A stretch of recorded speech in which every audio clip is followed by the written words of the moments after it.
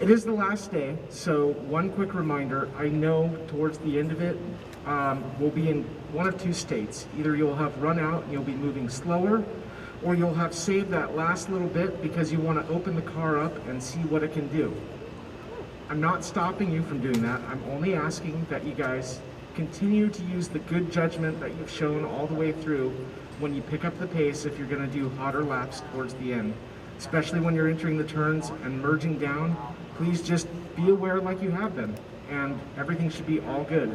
So thank you very much, everybody. I'll turn it over to William. Okay, for the non-track items, first off, we have a lot of water stacked up right there, which means you guys aren't drinking enough. Please, please stay hydrated. It's really hot out there. You know, I think we get used to the first day and we had rain and it was cooler, but it's getting really hot. So please, please stay hydrated.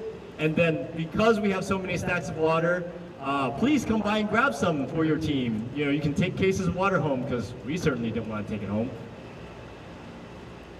We also have, as you heat up and you need to cool down, our medical tent up there, we do have these buckets that you can dip your towels in and cool down. So please make yourself, avail yourself to that as well.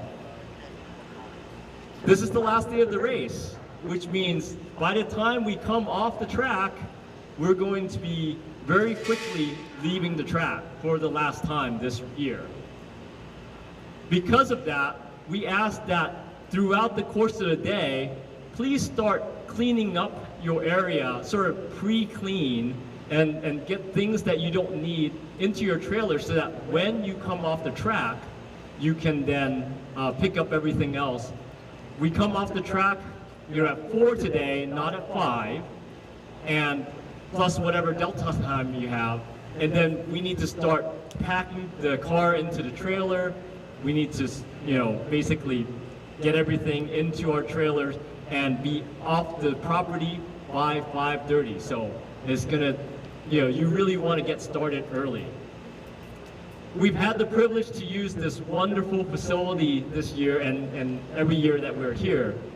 Please help us, you know, take good care of it, clean up your area to a place that's better than when you came here, okay? In the same vein, because of that, we are asking the electric solar teams to go and grab trash into a trash bag. I have trash bags for you, all equally sized, so it's all even. Please come here afterwards and we'll give you a trash bag. Please collect enough trash that you can fill it up, tie it up, and then show your judge, hey, is this full enough? Yeah, it's full, and then you can toss it in trash. You can start that task after the race starts, and of course it must complete before the race ends. And now the results of the day. As I looked at this, I was amazed at how close everyone was, and you will be too. In the Classic Division, a tie for second place in the day with 70 laps apiece. We have KCAL and North Tampa.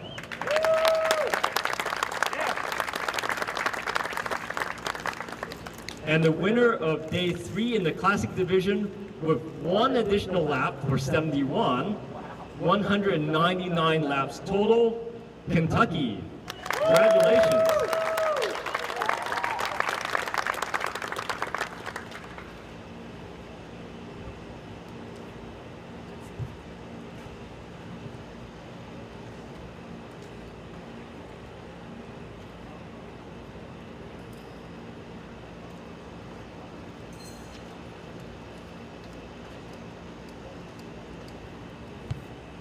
All right, in the Advanced Classic Division, in 3rd place with 75 laps, Prosper. Go Prosper.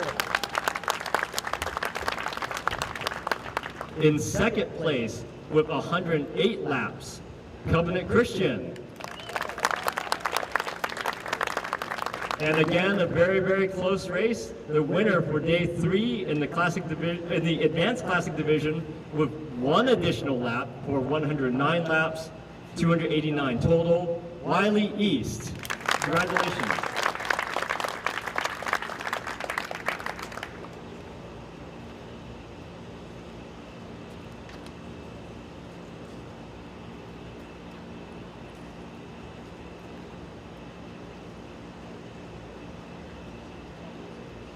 And the Advanced Division in 3rd place with 129 laps for the day, 393 total, Covenant Christian. Go, Covenant.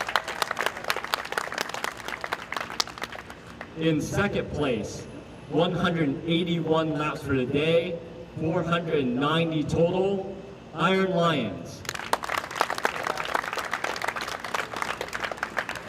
And the winner of day 3 in the Advanced Division with 184 laps, 482 total, Razorback Aviation. Congratulations.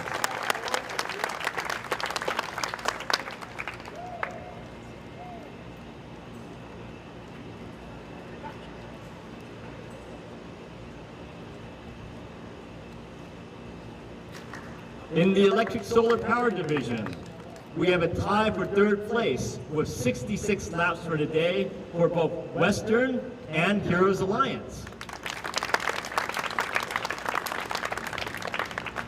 In 2nd place with 1 additional lap per day for 67, 119 total, KCAL. And the winner of day 3 in the Electric Solar Power Division with 97 laps for the day, 241 total, Iron Lions. Congratulations.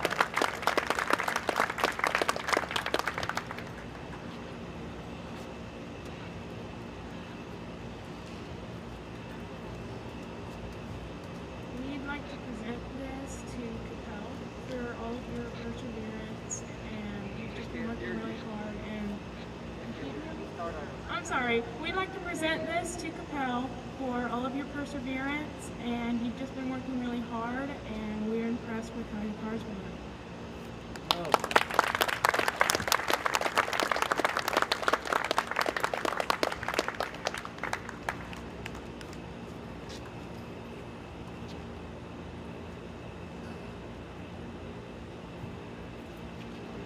And in our Cruiser Division, they got 39 points for the day, 105 points overall. Prosper, great job. There you go, Prosper. And now the start order. Razorback Aviation, 9 o'clock. Iron Lions Advanced, 9:01. Covenant Advanced, 9:02. Staten Island, 9:03. Wylie East, 9:04. Covenant Classic, 9:05. Iron Lions Electric, 9:06. Prosper Classic, 9:07. Kentucky, 9:08. North Tampa, 9:09. KCAL, 9:10. Shine Runners, 9:11. Holy Solars, 9:12. KCAL, 9:13. Heroes Alliance, 9:14. Western, 9:15. WASP, 9:16. Lisa Academy, 9:17. All Saints, 9:18. Prosper Cruiser, 9:19. Plano, 9:20. This is the last day. Let's have a great day of racing.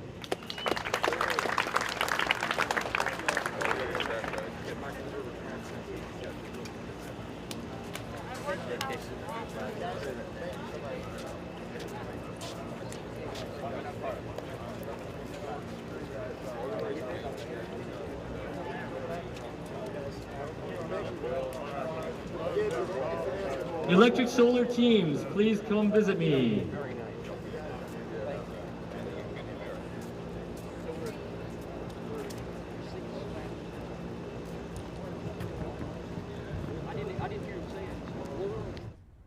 All right, so the day is beginning, day 4 of the 2021 Solar Car Challenge.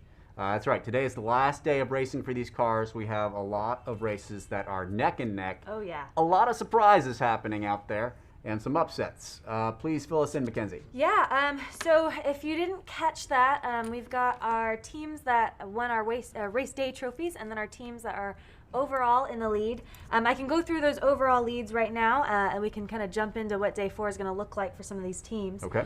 So first things first, we've got our Classic division.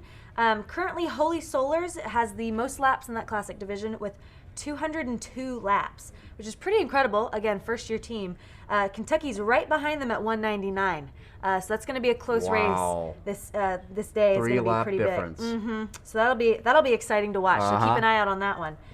For the Classic Advanced Division, we still have Covenant Classic coming in at 295, which is really impressive.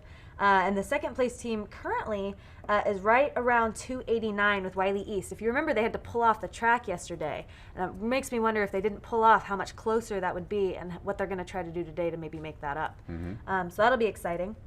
In our advanced division right now, we have the Iron Lions at 490 laps over the past 3 days.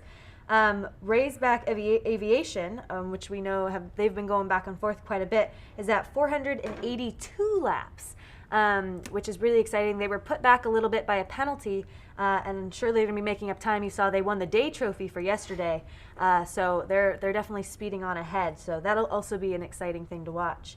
In the electric division, we have the Iron Lions with 241, holding that lead pretty strong. Wow, that's a clear lead. Oh, yeah. So they're going to be doing really well, but you got to watch for the second place in that division because the difference in the second place tie right now is 181 and 179 with Western and Heroes Alliance. So Iron Lions are at 241, but the second place is only at, what is it, 181? 181. So the first place looks pretty solid, but that second place fighting back and forth between third and second will be pretty interesting. Yep. And then our beautiful cruiser car is able to get up to 105 laps. Doing wonderful, making history. Wait, are those 105 real laps, or is that 105 multiplied by 4? 105 probably multiplied by their passengers. But remember, we are making history. This is the most laps a cruiser car has ever gotten at the Solar Car Challenge ever. So they are doing incredible, cheering them along as well. So today will be really interesting for a lot of these teams. We talked about how potential issues could really change the entire race, and we'll have to stay tuned to see what cars may be having troubles today. I mentioned this before, but day 4, by the afternoon, cars start to really pick up speed because they know that they don't need to save their battery packs anymore. It's the last day; they can leave it all out on the track. So we know it'll get really exciting by the afternoon for sure. Right. So there's a possibility that if you ran your car too hard and your battery packs down too low, they can be severely damaged. Is that correct? Yeah. These batteries are temperamental sometimes, especially when you're working with some of the fancier like lithium-ion batteries. They have a very specific range of which they like to operate in. So you got to be careful. You don't want to push your car too far, or you could really do some damage and really kind of destroy the way your vehicle performs. So it'll be a game to play, teetering on that line, and we'll have to see how the cars are doing when we get out on the track. All right, sounds good. So we're going to switch back to some live camera footage here of just the cars getting ready and preparing to get out on the track. Again, rolls at 9, so we'll see those cars getting in position soon, and we will check back with you soon. Thank you very much. Thank you. See you for a rollout. Good luck, racers.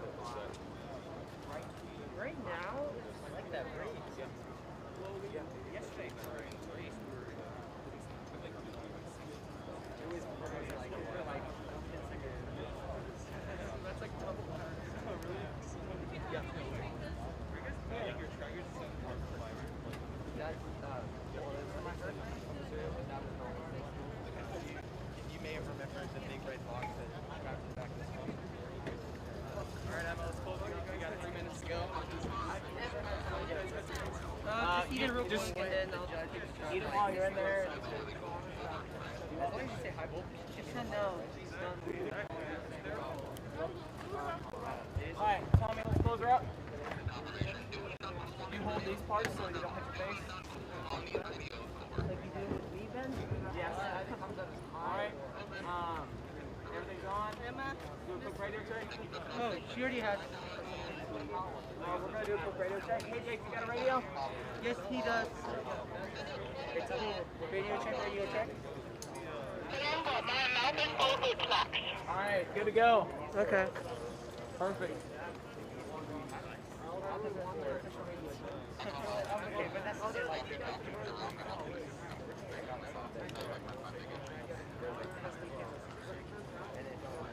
Ben, make sure you clean up your half page. Huh? Less than a minute, yeah.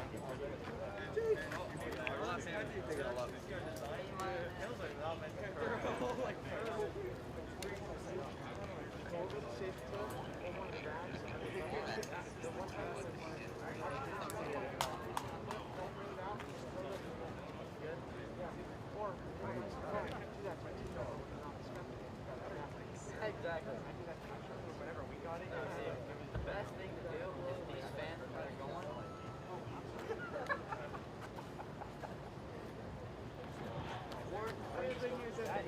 I was right here. Trying to get the water cooler. Yeah, see us seconds, guys. Very happy. Hey, Jake, get ready to go. Come on. Jake, get your stuff. Because usually we called it early. Where's the other chalk? Ben, where's the other chalk? Let's go, guys. What's up? Go! Let's unload the bag. You're a bet. I kind of had a feeling you would jump.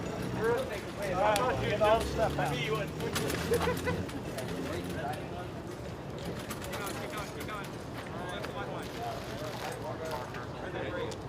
Good morning, Covenant. How are you?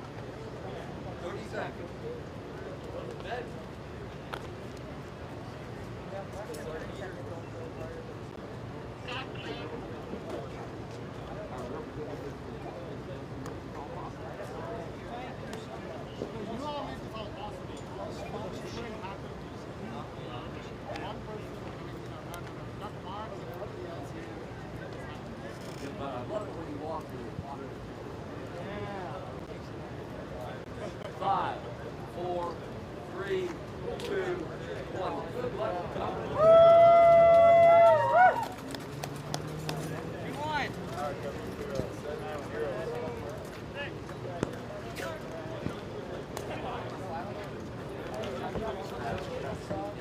That's right. Nobody ever appreciates that. I know. Right here.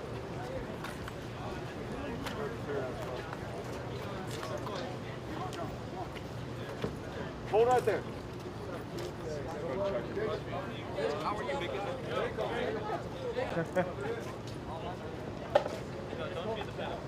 I'm sorry, I was distracting him. Yeah. My fault. Yeah, that's right. You got 8 seconds. Don't you love the call button?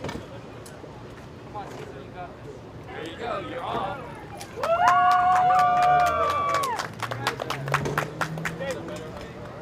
Come on up, please. Come on up. on, guys. Wylie. Get that. Run up, Wylie. All the way up to 100.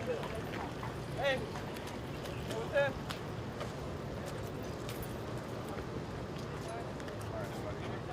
Come right up to the line, right here.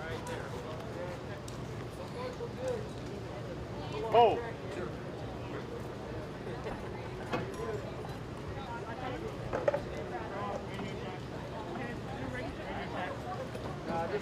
Check out it.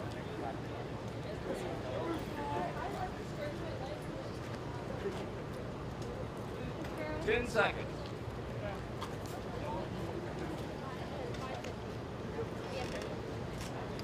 Three, two, one. Good luck, Wylie.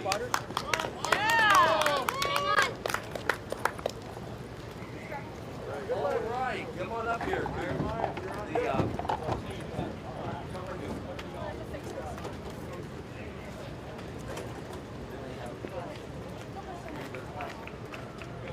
Right up to the guys, tell him no speeding. Who's got the radio? No speeding. And stop. 10 miles an hour. No speeding when you leave here. Y'all got your aux battery charged up? We hope. Ask him what aux battery voltage. Unintended consequences of that new relay. How are you doing? Good. You have a good day. You have about 10 seconds.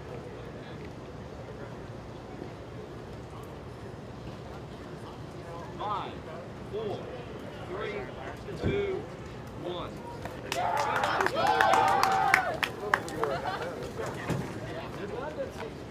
It is.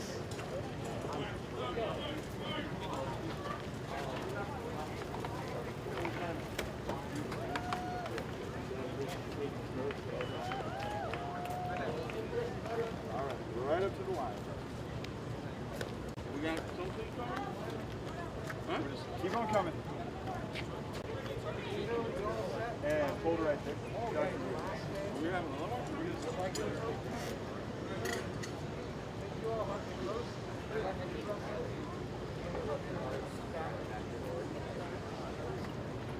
Hey guys.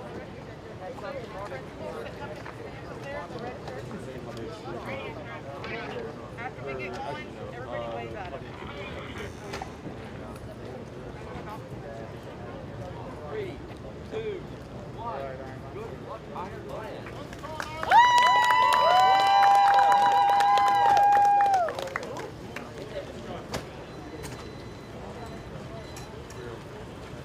Come on down, Gosper. Right up to the line.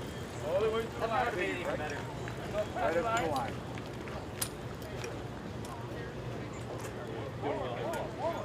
Keep on coming. Number 8. It's always good advice. Great. Advisor. Love that guy.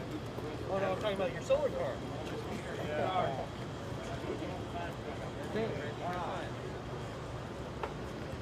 All right, property, you've got 10 seconds coming here.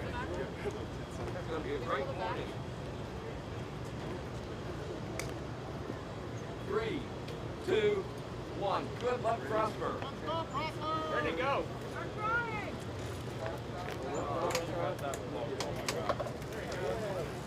Woo! All right. We're good. Here it is. I was like, Turn wait, this way. Come on up, Kentucky. There you go. Yeah. All right. Right up to the line. Try to hold right for me. Hold right. There you go. Keep coming. Straighten out. And hold right there, Dr. Beals. Yeah. All right. Hello there. How are you? Man, I can't see you. How are you, sir? Pretty good. It's going to be a great day. Great hot day. It's going to be a great day. All right, how we doing, guys?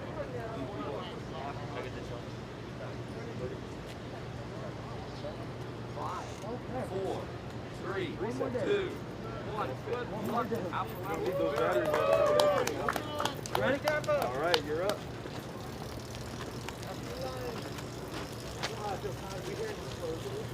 That was bad. You're all dead. Bring it on up.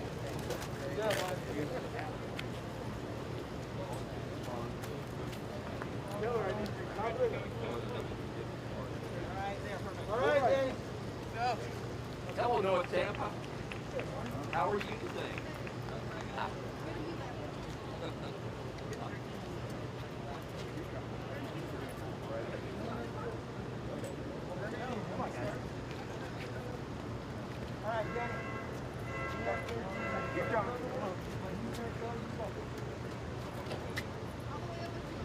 Right, to the right. 10 seconds. All right, hold right there. 4, 3, 2, 1. Good luck, North Tampa. All right, Joey, you are half that, up to the line. I need you in the center of the gate. KCAL, it's your turn.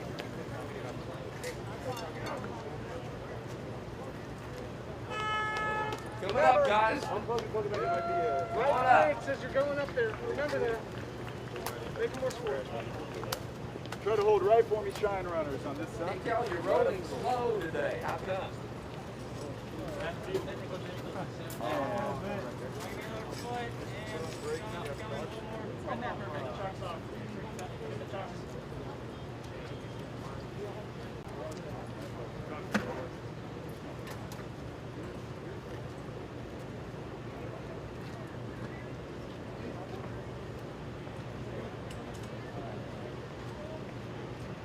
I've got about 5 seconds. 4, 3, 2, 1. Good luck, KCAL.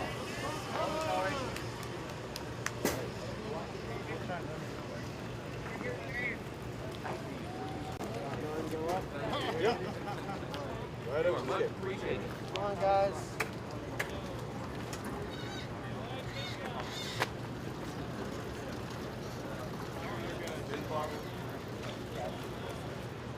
Right up to the line. Hold right there. Put on the brake and get started.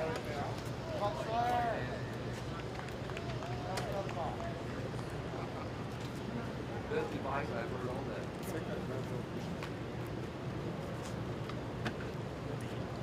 All right, shine runner, 15 seconds.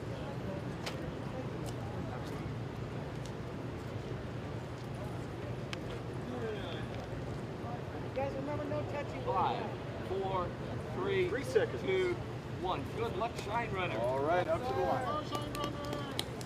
Try to hit the center of the gate.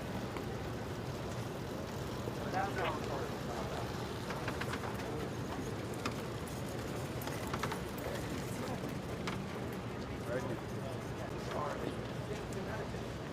The Holy Solars.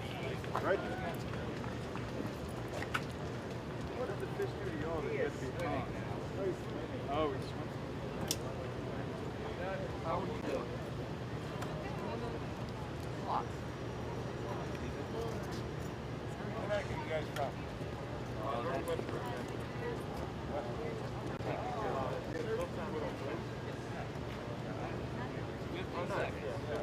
heard there was a Connecticut one here.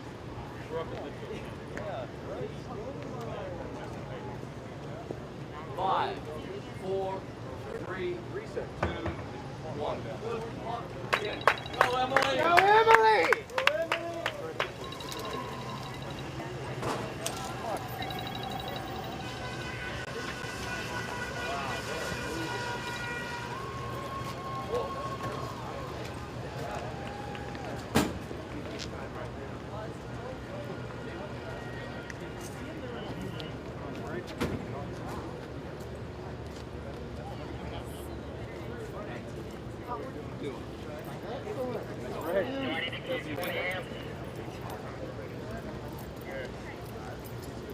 Copy, keeping 20 AM.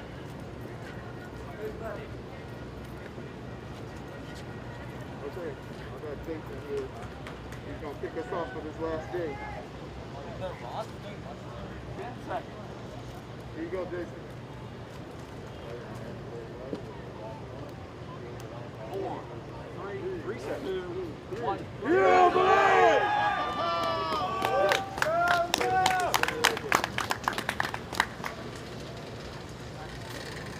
Now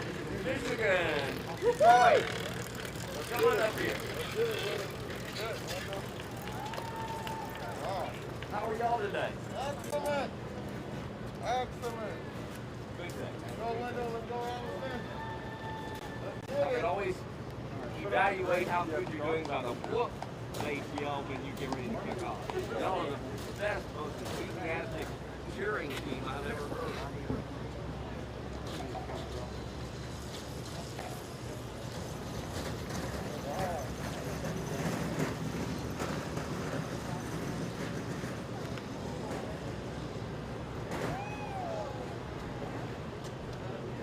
All right, Heroes and Lions. 5, 4, 3, 2, 1. Good luck. Go have a good day.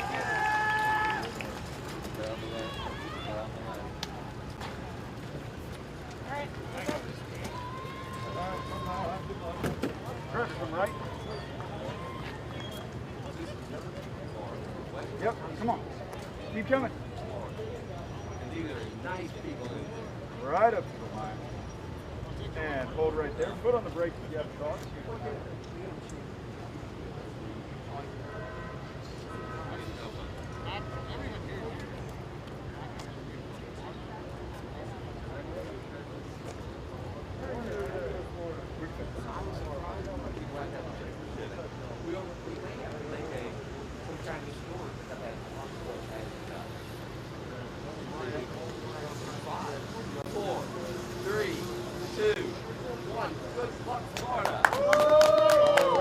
Up to the line, try to hit the center of the gate for me.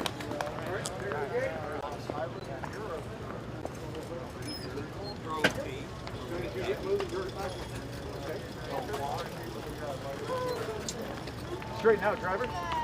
Well, you're quiet, young lady. Keep coming. All the way up to the line. And foot on the brake. Two teams that he was talking about. Good for Crusaders. Good for tires stuff. Sterling, you want me to turn motor control back?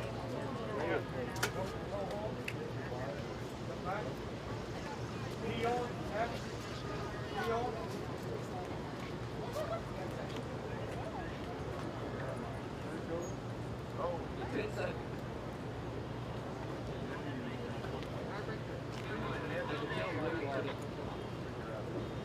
Two seconds. Ready to go. Have a great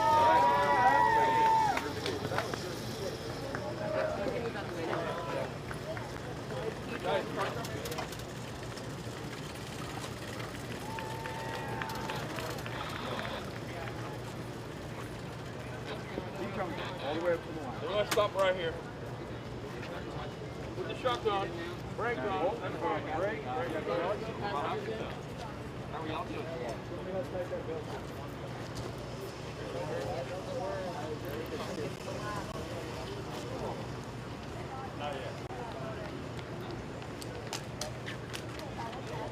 No. I think we need to go a little harder. That's important right here.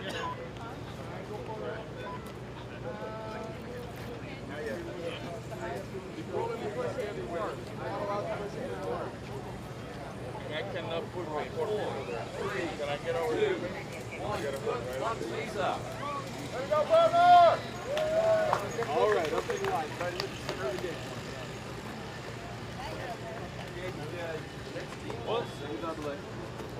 Pushers, keep going.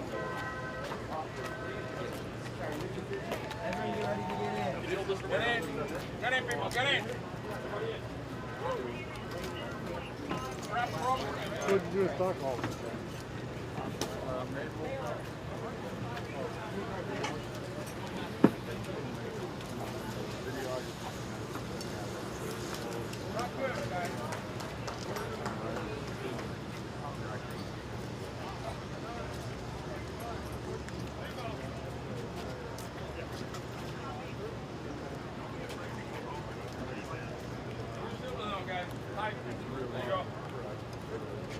I just wondered if you have the trees in there.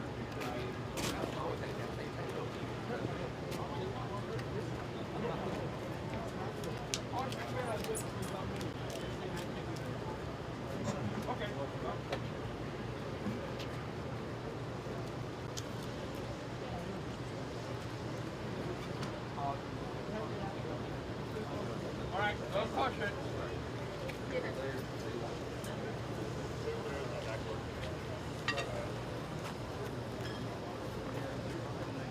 Congratulations, and I hope you have a very successful day.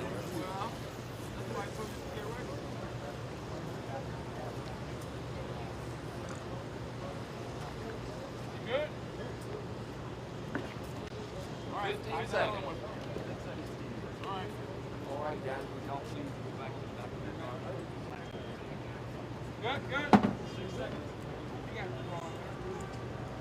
Put her on, and then drop it. Okay, it's time. You're on the clock. All right, go.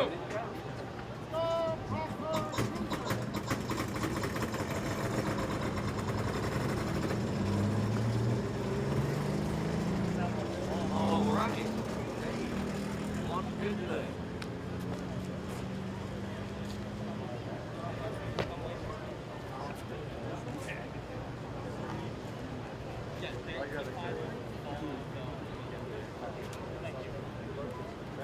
Yeah.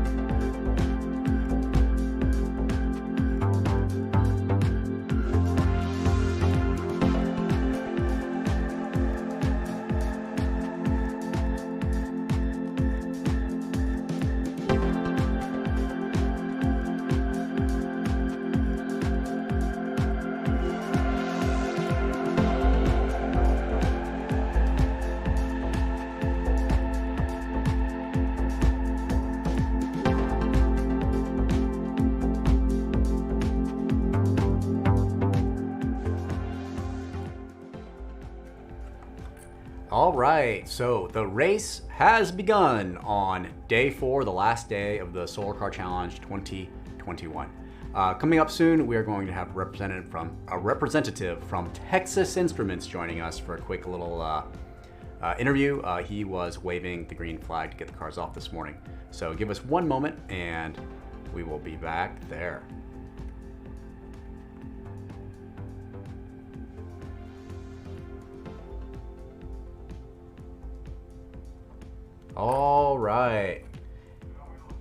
All right, and we're looking good. And Mackenzie, let's switch to you. Mackenzie, you are live on air. All right, and we're live. It is the last day of the race for the Solar Car Challenge. We're out on the green of the track. I'm excited to see these cars going, and we have a representative from Texas Instruments here with us today, waving the green flag, sending these students out on their very last day. Do you mind introducing yourself briefly and kind of share a little bit of your background for us? Sure, absolutely. Good morning, everyone. I'm so excited to be here today. I'm Harshil Chaya, and I work at TI, as you can see. I'm a systems engineer there, working on educational products for STEM education. So, we build various different products, the graphing calculators that maybe you're all aware of, but also some programming tools and some robots to introduce students to STEM and engineering and coding early in their school career, so they get to know and experience hands-on programming. Awesome. And I know I definitely had a TI calculator get me through most of high school and college so far, so much appreciated on that note. I just wanted to say, like, being out here, I'm seeing these obviously student-built cars, and what you were talking about with encouraging students to kind of get access into things that can really get them learning quickly. I'd love to hear a couple comments on your thoughts of how exciting it is to see students working on something like this that's so hands-on and early, such a, in my opinion, an engineering feat for what is relatively young at this time. So what is it like kind of encouraging these students, and how is it important?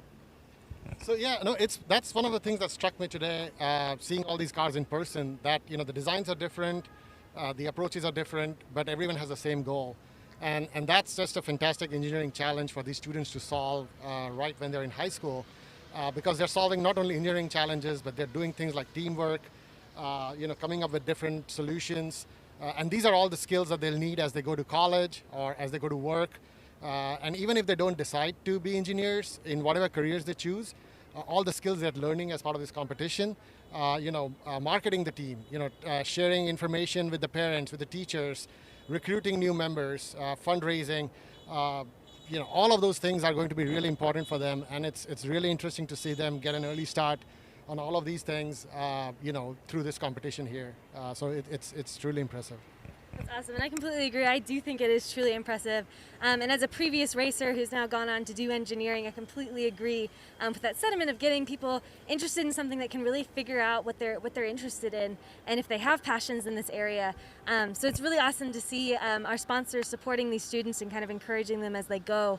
I did have a couple other questions for you. One was if you had anything you wanted to say, if you were going to give one piece of advice to students as they are possibly looking at starting this kind of project, or as they continue working on these projects. I know we had a lot of teams that couldn't make it this year, unfortunately, due to COVID restrictions and things, and we have even more teams out there that are inspired by this but haven't quite been able to get the grounds for building their own team yet. What would you maybe say to encourage those students as their pursuits, as we hopefully will be able to see them in future years?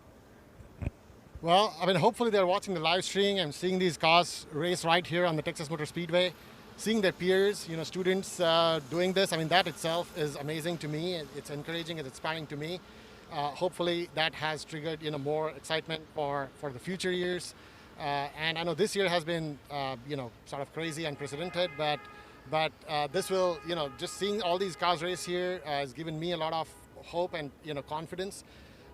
But yeah, just, if you're interested in doing something like this, ask a teacher, ask your coach, ask your principal, find out ways how you could be involved, and gather your tribe, get people who are interested in similar things as you, and just try it. And even it may take you a couple of tries to get it working right, but that's what engineering is all about. Is you don't always succeed on the first try, and just keep at it, ask questions, learn from people who have done this before, and do it better the next time.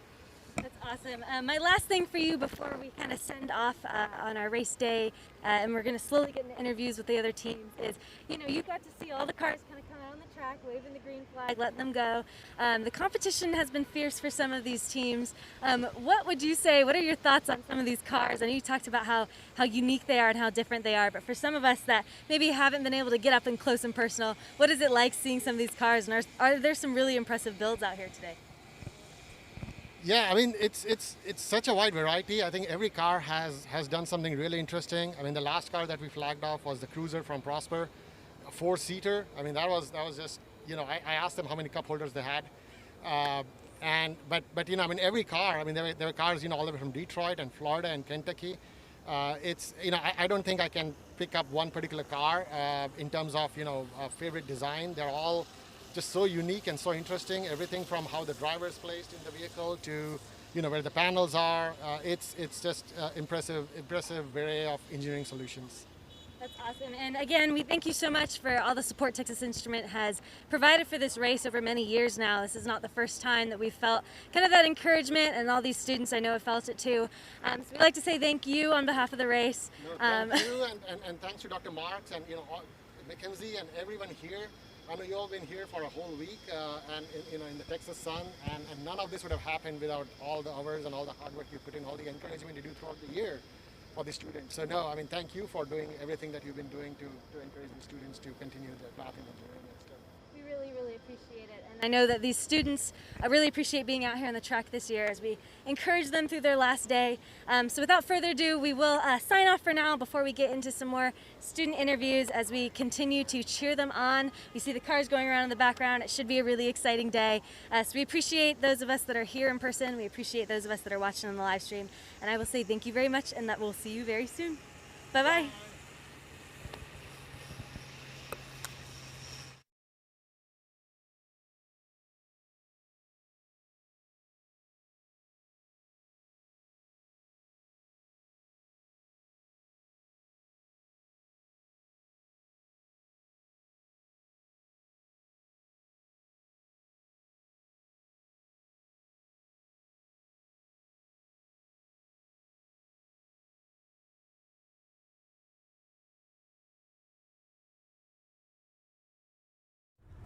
All right, now we just heard about that Prosper Cruiser, the 4-seater.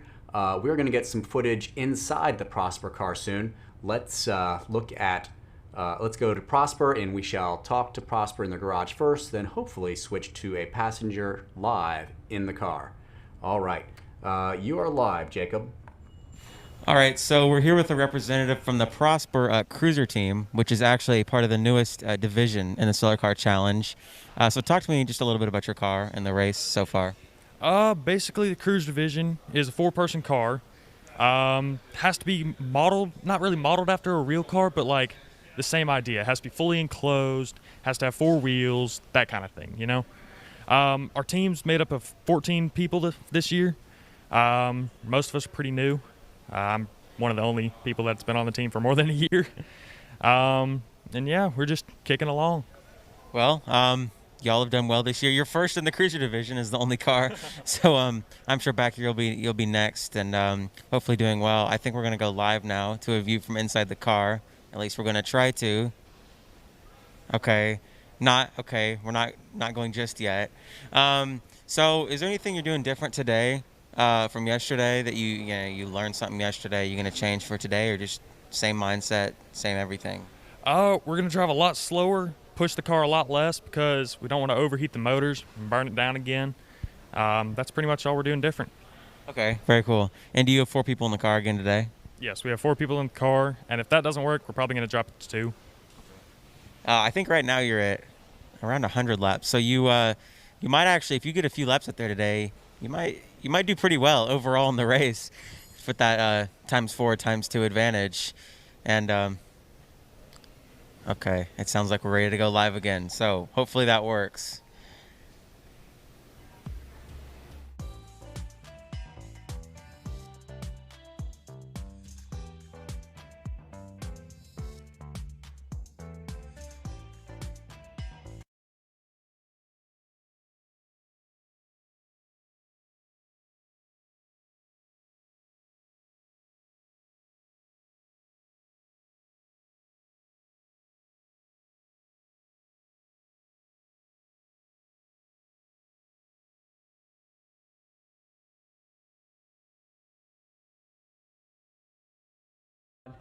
All right, so we have Elijah live in the car. I do have a little bit of an audio issue here.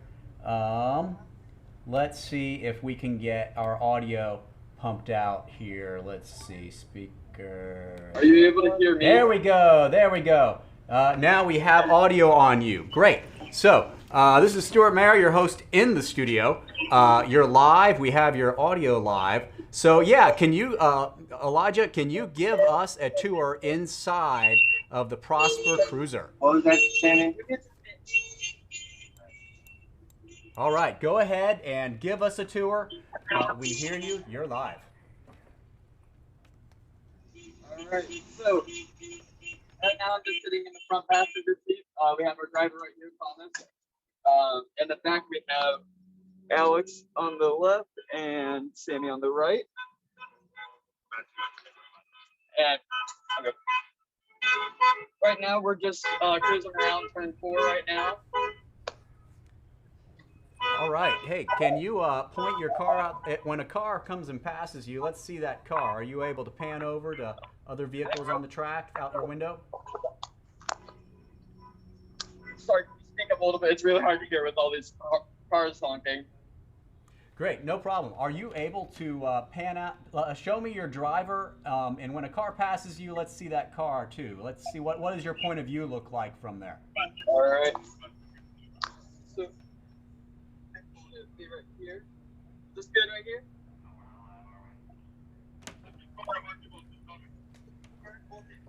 20. 11 miles per hour at 20 amps. Battery 75.3. Battery 76.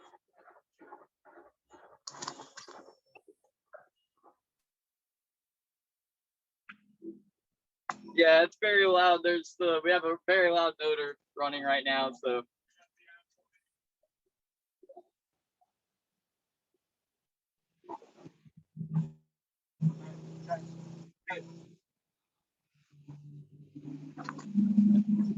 Yeah.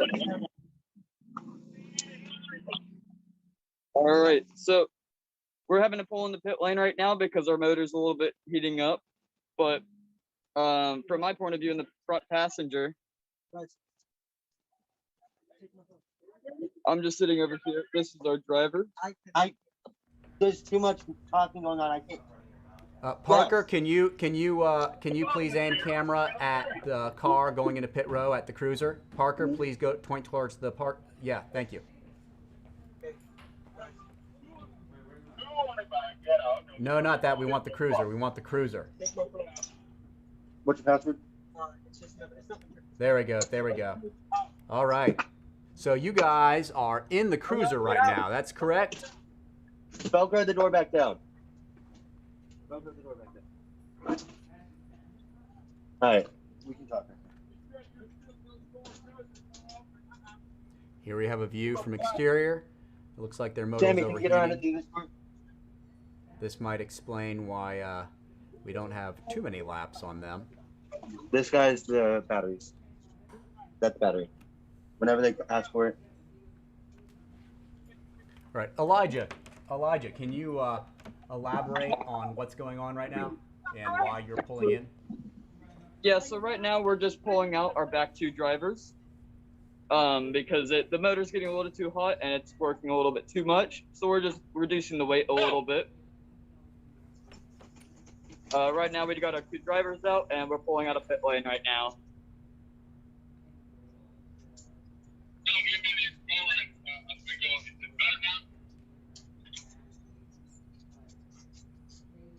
The clearance right now is 26. Nice, nice. We got you on camera here. We see you cruising along. How does that feel? Is that a significant difference in the performance of the car? Yeah, it's definitely a lot lighter in here. Once we accelerate and get up to speed, we'll check the temperature of the motor, make sure it's doing all right, and we can keep going on the track. So what is a temperature, a good running temperature of your motor, and at what point, what temperature do you know that you're overheating? Around 180 is when it tries to stop working. So we'll try to pull it in a little bit before that. Did you hear that?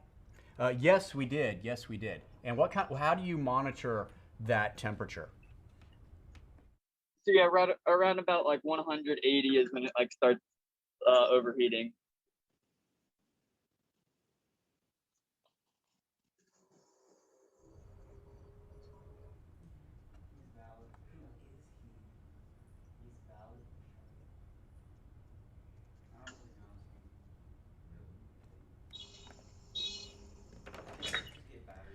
All right, so life in a cruiser.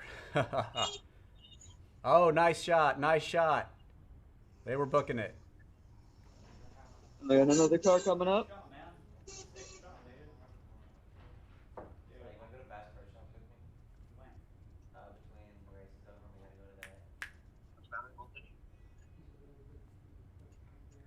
Nice, nice. 75. 75 volts at 13 miles per hour and 16 volts. 25 on both.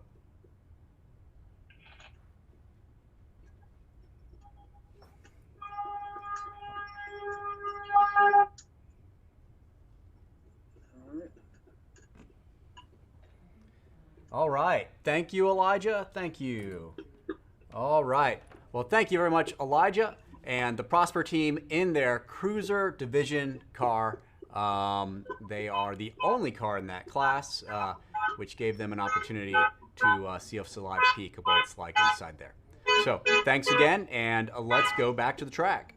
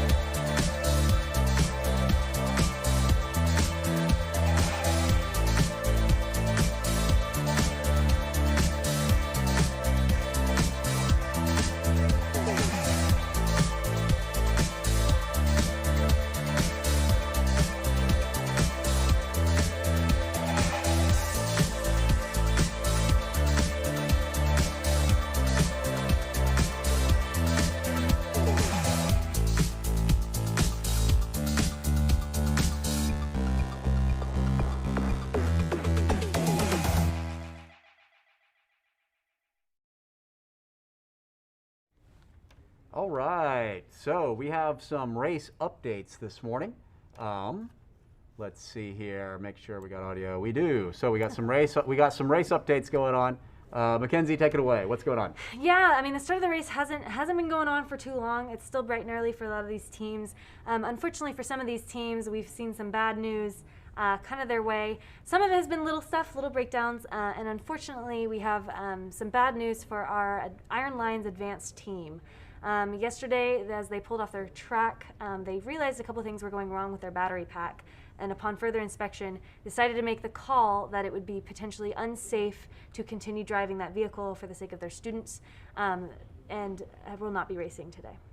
So to elaborate on unsafe, I had heard that they were doing battery measurements. They had run their batteries down pretty far, and some of their cells were running fine, but some of them were really low voltage. Now, in the solar cars and the solar packs, your cells should all have an even amount of charge. So for your cells to have uneven charges is a bad thing. And so if they ran that hard with those uneven cells, there is a high chance of starting a lithium-ion fire in their car. Again, they're advanced with the lithium-ion batteries. Right, and for people who are a little unfamiliar with lithium-ion, there's a reason that our advanced teams are the only ones able to use those, right? The classic teams have lead-acid batteries. Lead-acid batteries are a lot more forgiving. They're easier to, if something goes wrong, if there is potentially a battery fire or melted battery, they're a lot easier to mitigate.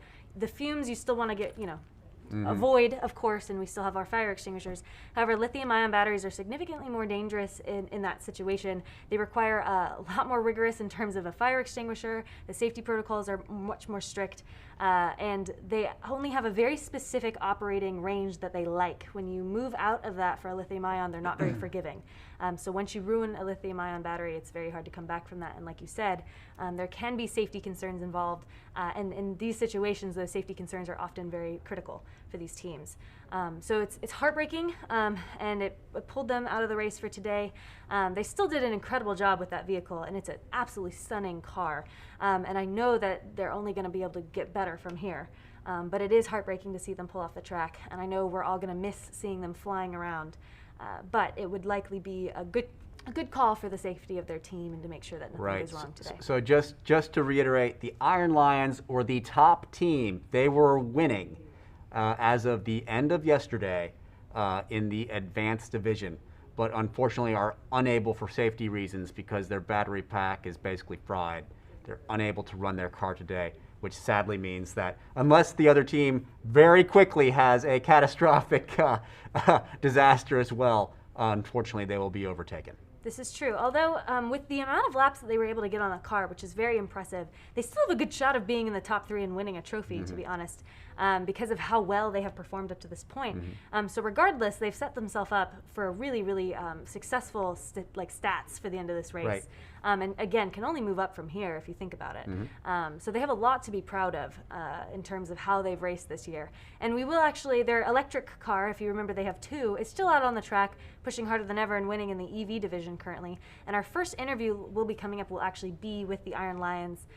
So we'll be able to check in with them in their electric vehicle. That's right. In about 12 minutes at 10 o'clock this morning, we're going to talk with the Iron Lions team, and we can get some first-hand reactions on their situation. So stay tuned to that, and we will talk to them. Now we are waiting for some action to happen in the pits area. There could be a battery change, and if so, we'll catch it. And if not, we will see you at 10 with the Iron Lions interview. Will do. Excellent. And back to track coverage.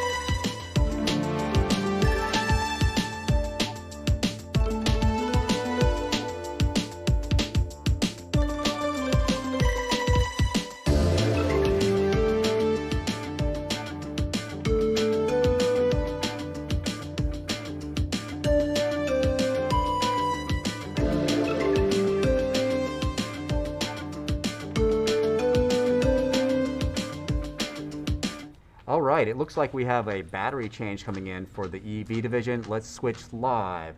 Again, we're switching live to Jacob Bell, who's going to cover that. Let's see how well they can do that, guy.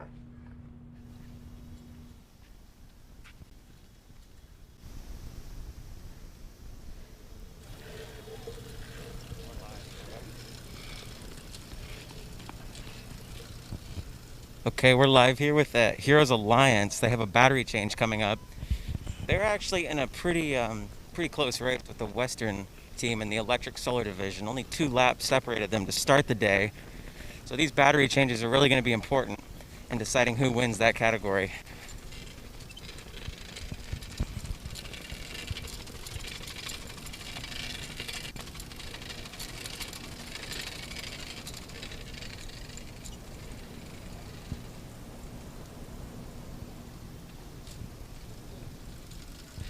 We're going to hopefully get some good footage of this battery change.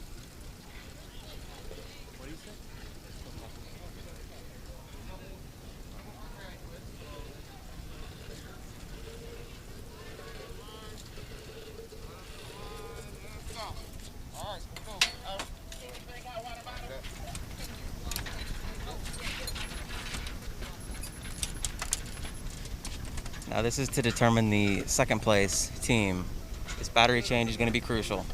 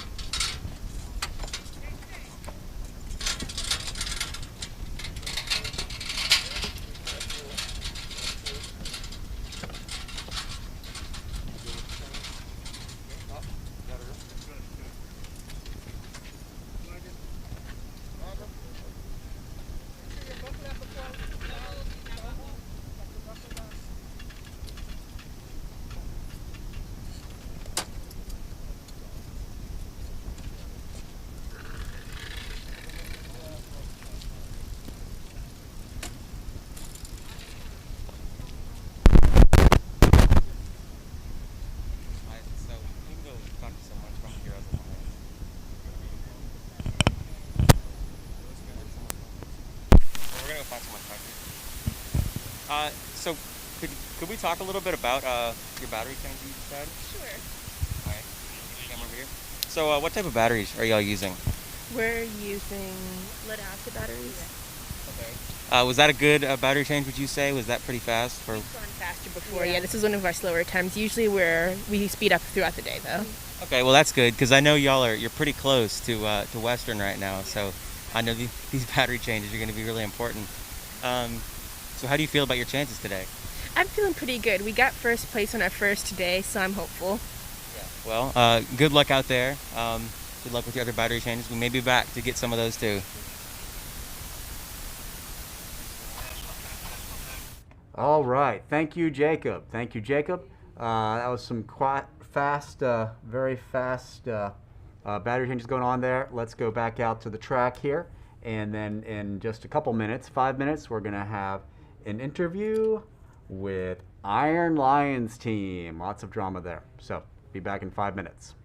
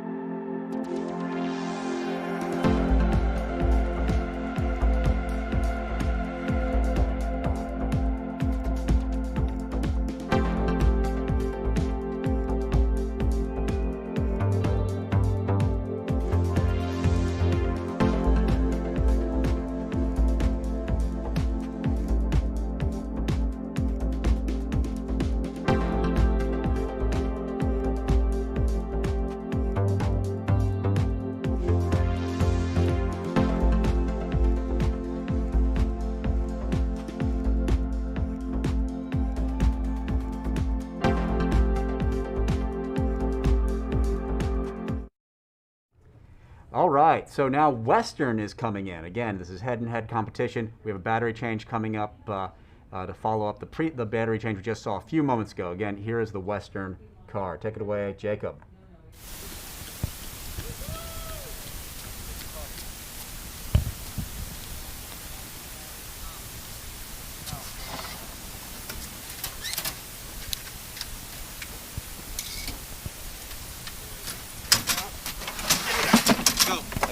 This is the Western Solar Cats battery change.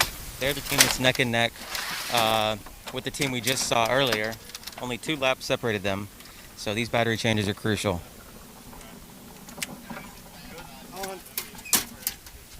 That looked like a pretty fast battery change. Definitely faster than the last team we saw.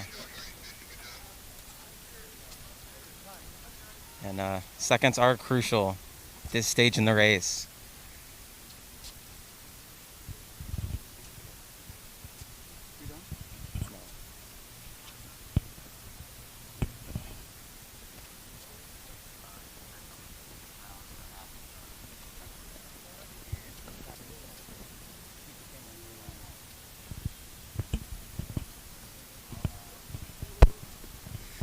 Okay, let's go hopefully find someone we can talk to with the Solar Cats and ask them if they were happy with that battery change. Gonna let them finish loading their battery into their solar charging station first.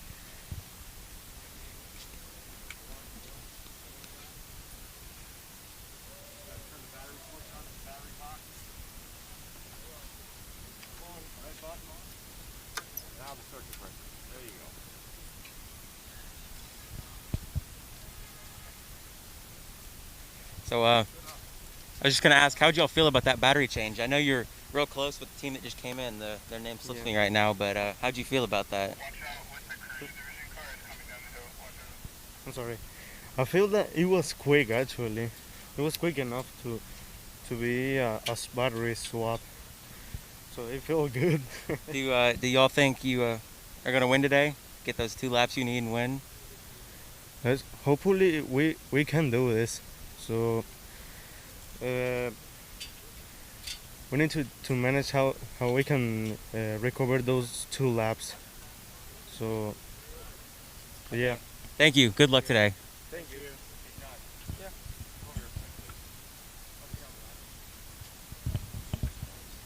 All right, thank you, Jacob, for that. We are going to return now to some track footage, and in just a few minutes, we have an interview with the Iron Lions.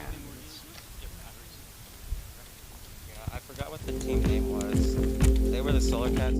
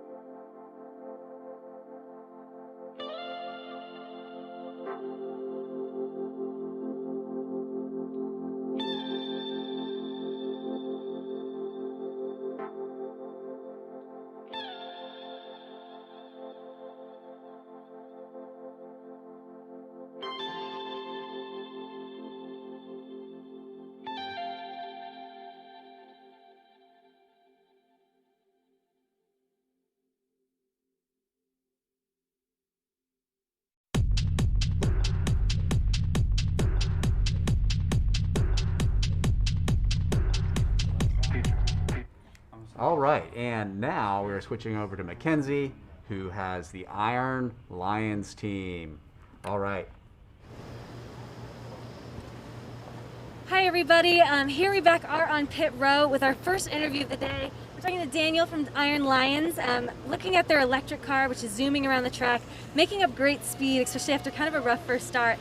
For those of us that may be new or joining the live stream, will you give us a little fill in on what happened on the first day and some of the difficulties you guys were having with your EV car so we can focus on how great you guys are doing now?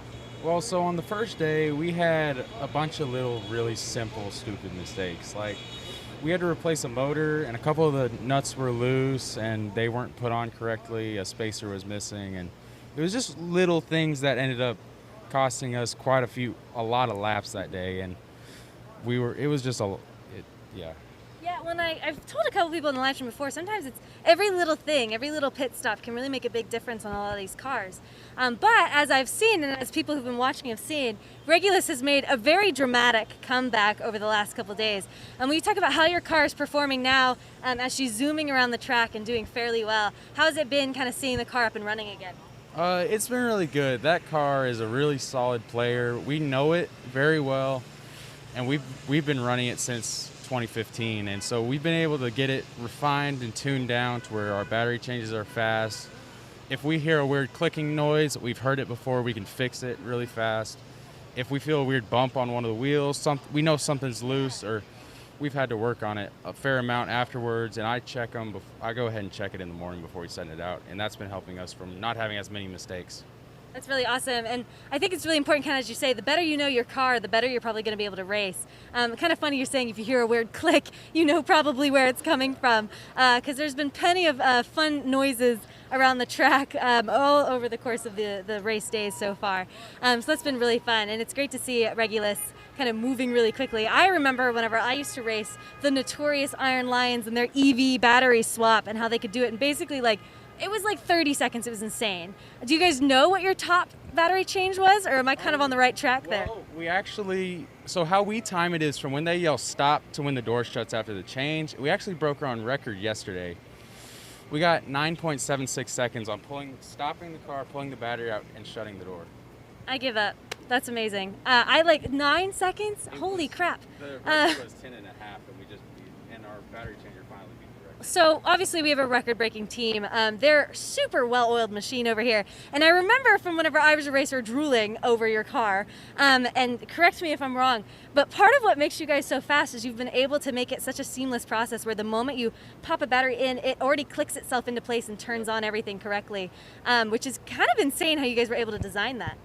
It's really simple. It's just an Anderton connector and a lot of measurements. Everything lines up. It's got a little deal to help line it up and help it click in. It's got a little drop pin on the back, so when the battery box goes in, you slap the pin, you pull it back to make sure it's locked in, and you shut the door and pull the disconnect, and it's done. So simple, guys. So simple. It's actually really, really amazing. And I've talked to a couple teams yesterday about how important it is to measure twice, cut once. So it seems like the Iron Lions must have measured about 50 times in order to cut once. That sounds awesome. That they measured a lot. They did. I believe it. That car is so beautiful running around the track. And if I remember correctly, y'all were able to kind of overtake, and you're now in a very significant lead upon a lot of the other EV teams currently. Is that correct? Yes, that is correct. It was the main first day. We know how many laps that car can do, and it was just the little mistakes on that first day that put us behind, but with the laps we know it can do, we were able to catch back up and get ahead. That's really awesome. And I know those of us that were on the live stream early this morning, we were able to see the day trophies being awarded. And I kind of wanted to point this out because I think this is a testament to the Iron Lions as a team and who they are. The Iron Lions did get the day trophy for yesterday, but they didn't do what most teams do. Will you tell me a little bit about what happened there and what decision you guys made as a team? So our decision to give out that trophy was based on the fact that we noticed that the first couple days KCAL had been dealing with issue after issue after issue. They just kept getting back up and fixing it and coming back and trying to fix it. They'd be on the track, they'd have an issue, they'd come off and fix it. And we decided, you know what, because of their persistence and how good they were trying to fix their car and get it going, they did good yesterday. We noticed it, and they were doing right behind us on a fair amount, but we decided to just go ahead and give it out because they were right up there with us. That's really awesome. So Iron Lions did award KCAL their day trophy from yesterday as a thank you and a congratulations to all that hard work. And I think that's an incredible thing. And again, a testament to the team that Iron Lions has and the heart that Iron Lions have. Maybe not all so scary as the car looks with that big lion on front of it. The heart of a lion for everybody watching. So I really appreciate that. I'm sure KCAL really means a lot to them. So it's really awesome to see. So we're on the last day. We're pushing it to the end. The finish line is in sight. We got a lot of hours to go. How are you guys feeling on this last day with that car, and what are you looking forward to with finishing today? We're looking forward to basically finishing with nothing in our pack. They made a decision to go ahead and just push the car to see what we can find out that it can do. Maybe do a couple. We did a couple hot laps at the beginning, and we're going to go ahead and do a couple more later. And we just want to see. We're a lot of new members to this team, and that car hasn't run in since 2019. So we're just curious what it can do. That's awesome. And I know we're all going to be excited on our toes watching that car go around to see what it can do as well. Like I said, I really appreciate you guys stepping out here and cheering all these cars on. We're watching some of our EV teams go around now, so it's been really great to see them, and really great to see the Iron Lions overcome a difficult day on the first day with some little stuff, and now just be back to that well-oiled machine that we all know that they are. So I really appreciate it, Daniel, talking with us. Before we go, it's the last day. Is there anything else you'd like to say to close out your race? Any thank yous? Any shout-outs to your team? Anything before we sign off and support you guys through the rest of the day? Well, I just want to say thank you to everybody who's on the team. They're all working. If there's a problem, at least a couple people stand up and we get it fixed. And it's going from one job to the next. We'll have a driver get out of the car and they're going to do something because we're a little short-handed, but we're trying to get it done very well. That's awesome. So thank you to their team. You heard it first, guys. The Iron Lions, such an incredible team, have done so much this year and so much in this race. Join me in wishing them luck through the rest of the day today, as they deserve all the encouragement in the world and all of the awesomeness that they've achieved so far. So thank you very much, Daniel, and thank you very much, Iron Lions. And we will see you guys out on the track. I appreciate it. Thank you.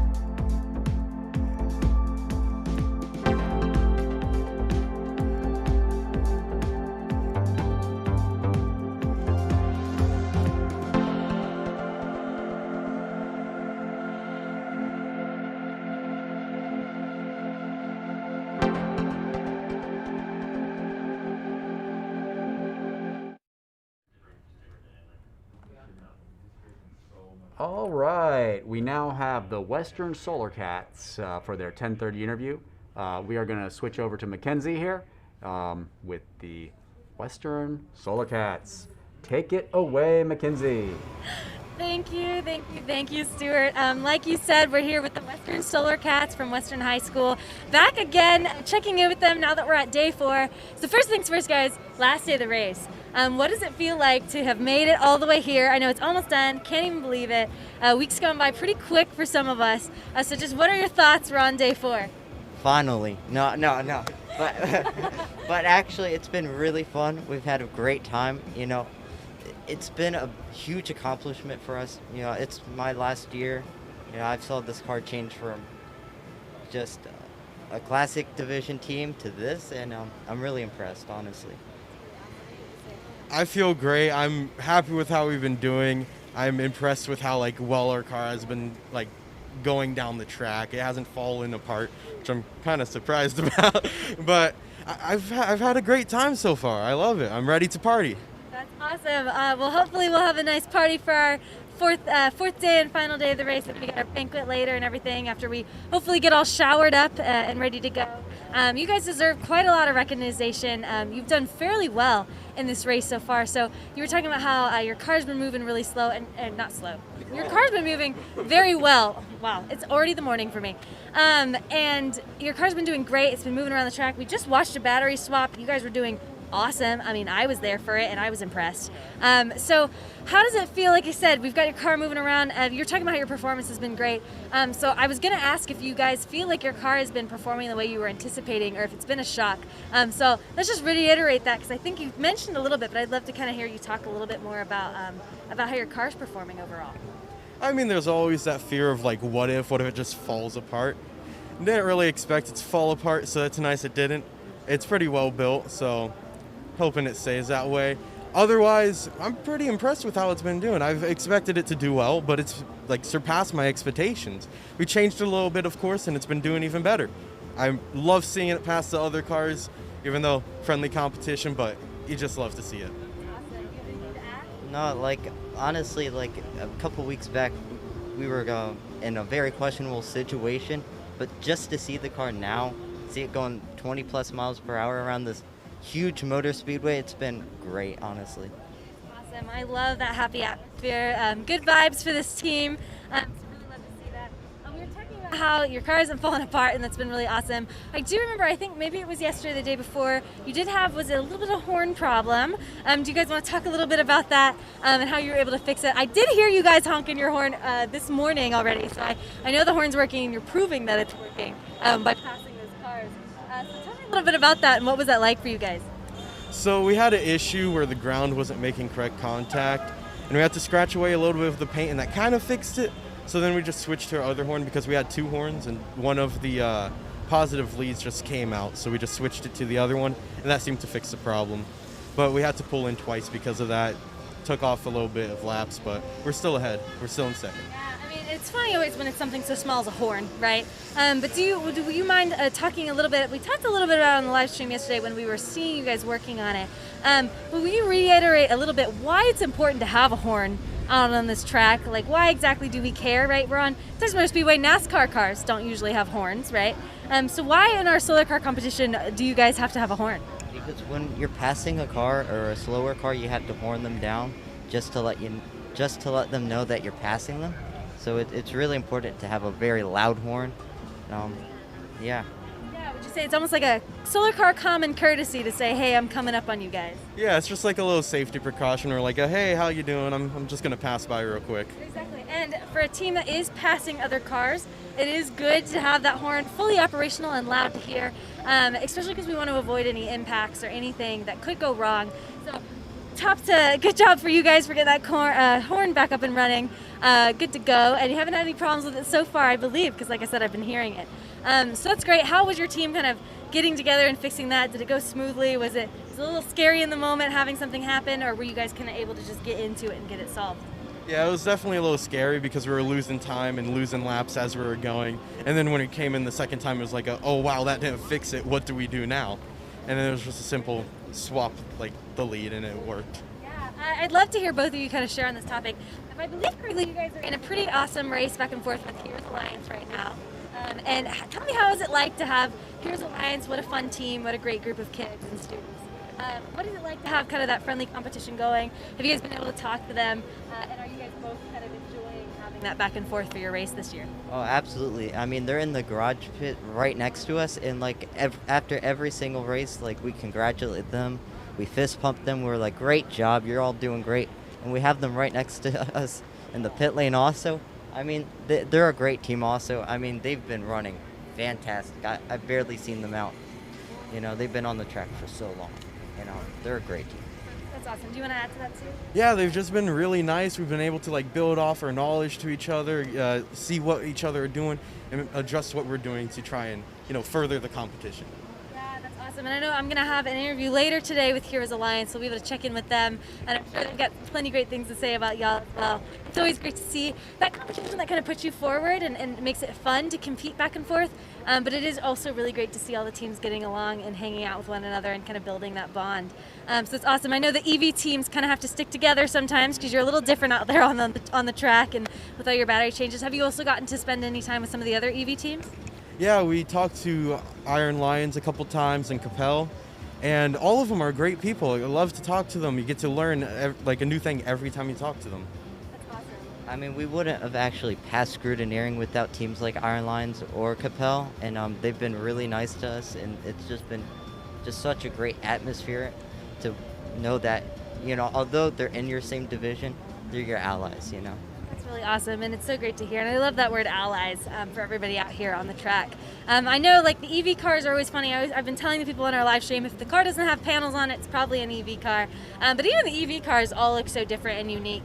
And it's always funny when I'm talking about Western's team, you know, it's got a bit of a tail fin on the back of it. It's all white. It's got kind of fun little buggy eyes on the front for your headlights, in a sense, and it's always really cool to see you guys.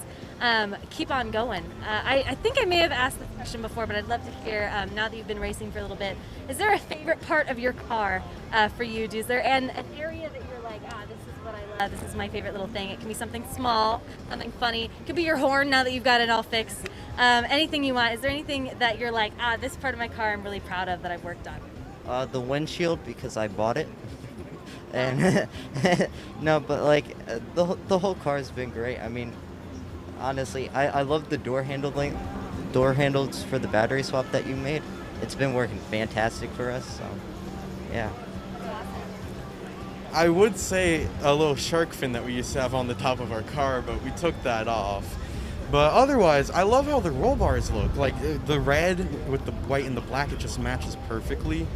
And honestly, the whole car, it's just amazing. I like how it looks. Awesome. I'm glad you guys are proud of your creation, and you should be, because it's well deserving of it. So that's really, really great to hear. And I like that you mentioned those battery swaps, because again, we did catch a battery swap by Western just earlier this morning. If you looked back on your live stream, you were here for it. And I remember Heroes Alliance cheering you guys on with how fast your battery swap was going. I saw a couple of their advisors clapping, really impressed. So if you haven't seen their battery swap yet, you should go back and check it out, because it was very impressive.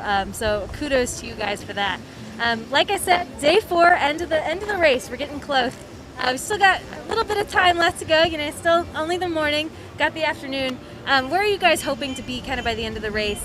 And where, when you pull the car off the track, what's going to make you guys proud of your team? And where do you want your mindset to be at the end of the day today? Well, I mean, to be honest, I'm already proud of my team. We made it here. We've been doing great. We've been working together.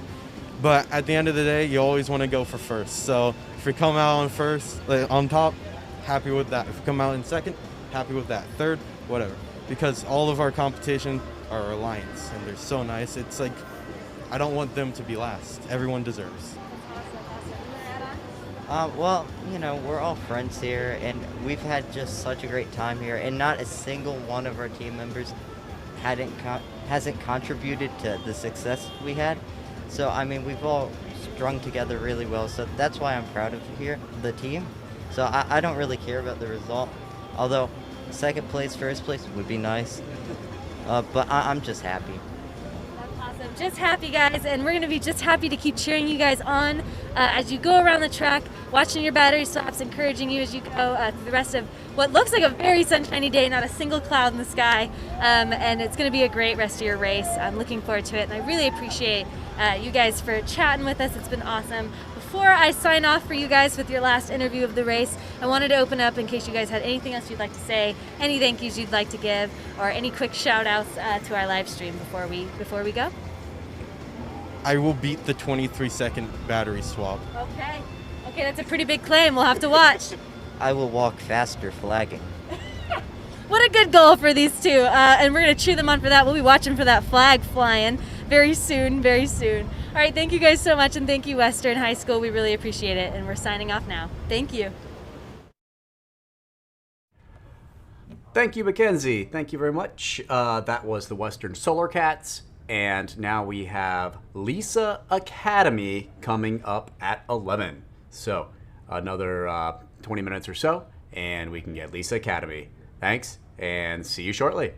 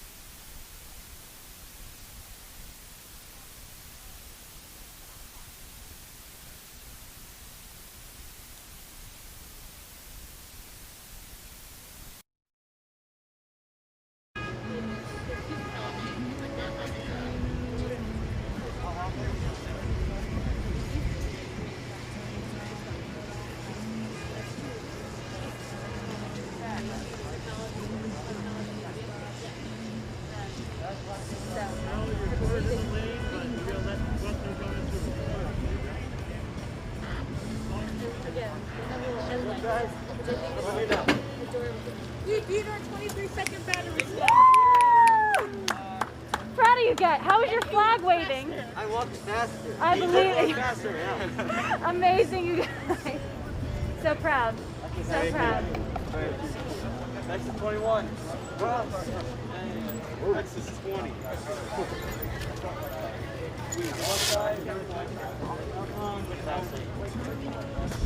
You know, it's Start the interview, guys. We could have gone faster.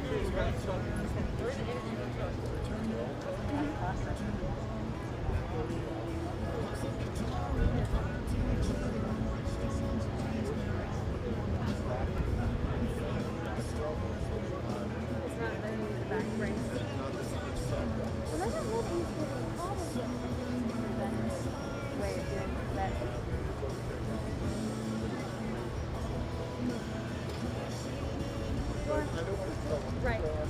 I watched. Right. No, I totally get that.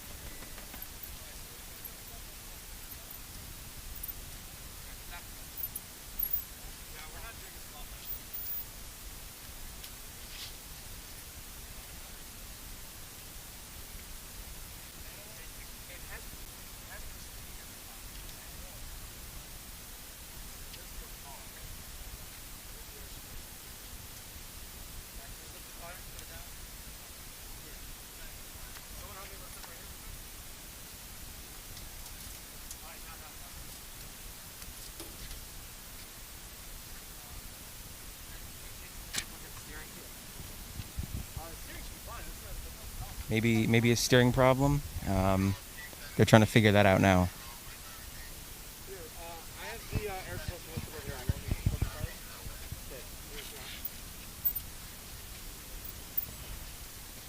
Well, it seemed like there was a bit of a problem on the front right wheel. They're not sure what it is. It seems like they're troubleshooting right now, and they're taking it back to their garage to maybe work on it a little bit. Still not entirely sure what is going on. We thought they might be coming in for a battery change, but that is not the case. Maybe a tire pressure issue. Compressor.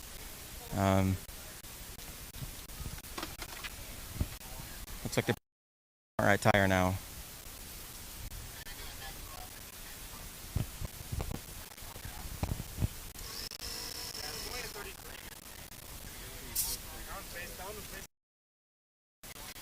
Okay, so front right is not.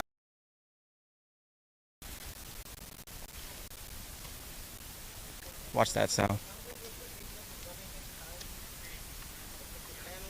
We're now going to the front left tire.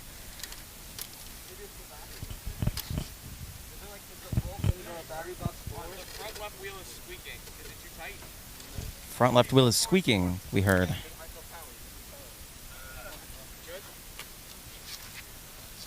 you guys lift the panel? Was the battery box door secured? Yes.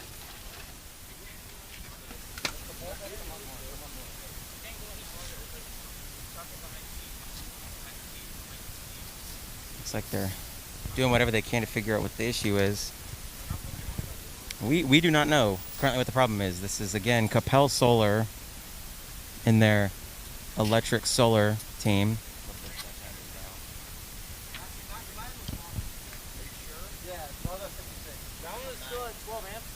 Now they're talking about swapping a battery, so we might get a battery change here in just a second, actually.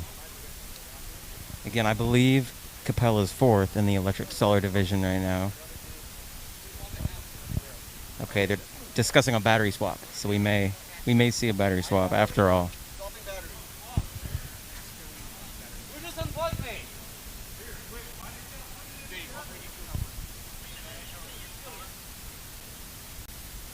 We are going to get a battery swap.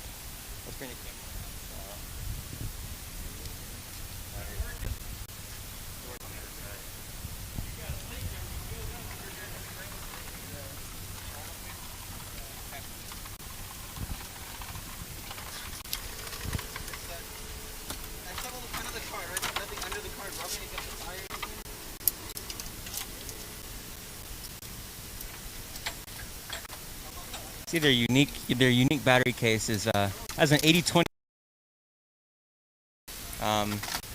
sort of a unique battery design. Allows it to be very modular. That's interesting.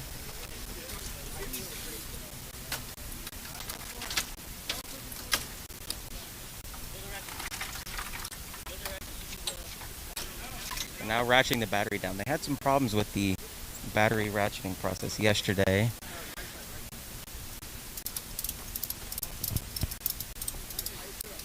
Seems like everything went well with this battery change though. No problem so far. Overall pretty good.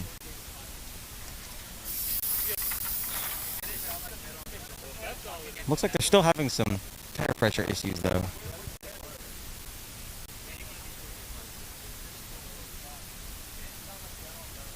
Hey, Seth. I'm filling up this tire. Why do I keep getting unplugged? What's getting unplugged? The tire's on. Who's unplugging? The wheel's on. So it can't. Here's the problem, man. Turn right. The tire is on and they're rolling backwards, so they're pulling on it. Turn right. I have no. Hey, where you going? You're trying to get the tire off. No, it's still on. Are we good? Stop. Go back. All right. I'm good. Let's go.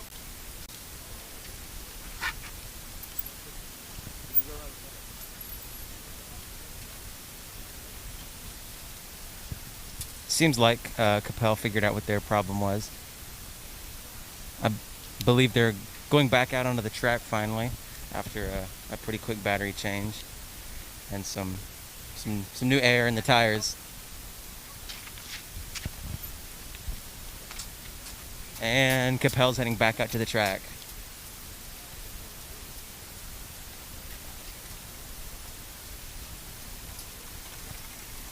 The battle for third is still anyone's game.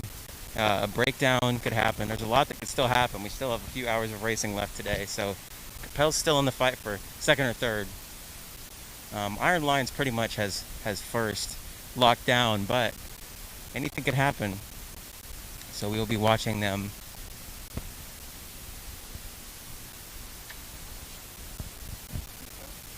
Oh, and it would seem that Iron Lions is coming in for a battery change as well.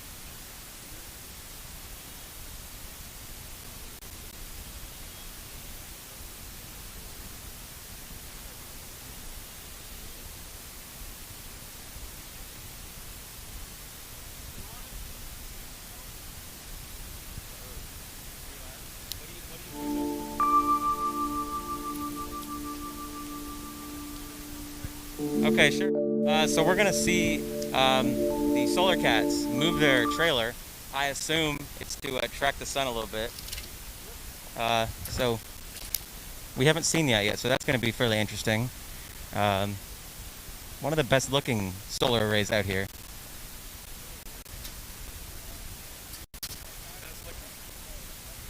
Back up.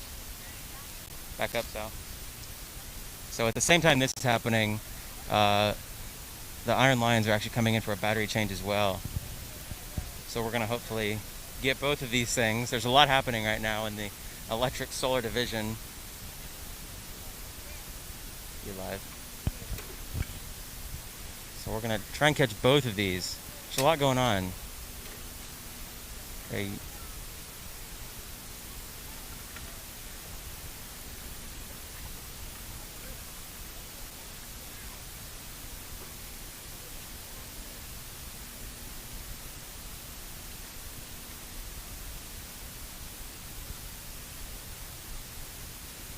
Okay, so here comes the Iron Lions electric solar car.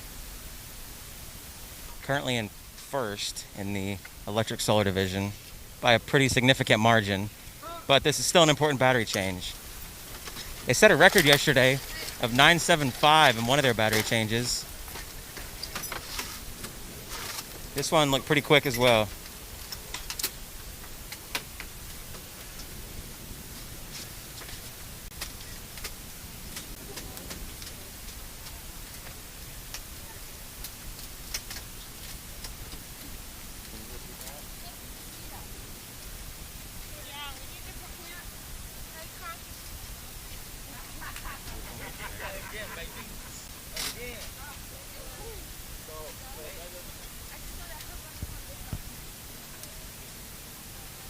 Looks like they changed drivers as well.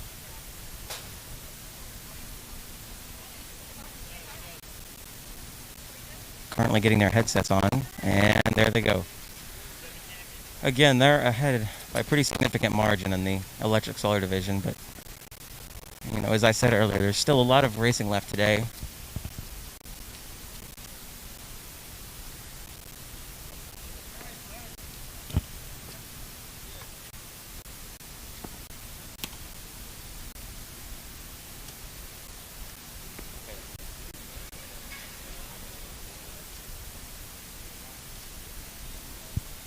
Okay, so to sort of recap, we just saw a Solar Cat's battery change, I believe, and an Iron Line's battery change. Solar Cat's had a bit of a problem, or sorry, KCAL had a bit of a problem with their tire pressure that they fixed that we saw over in the garages. And Solar Cat's adjusted their solar panels. So there's a lot of action over here in the electric solar division. And we'll maybe get some more of that later. But for now, either an interview or some more race footage.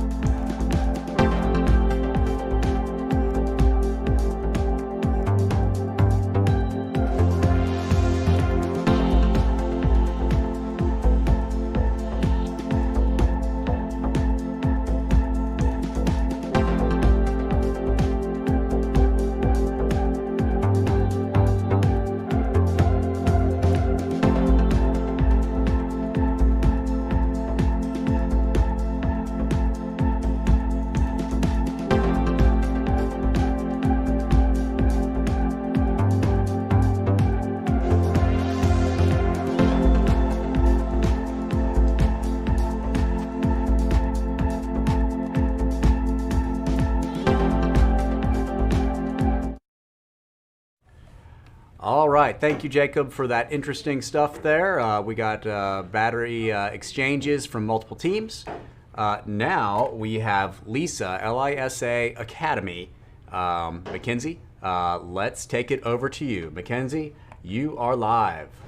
Alrighty, back live out here on pit row. It's actually feeling pretty good so far today, in my opinion. Still really pretty blue skies. Beautiful day for the last day of the race.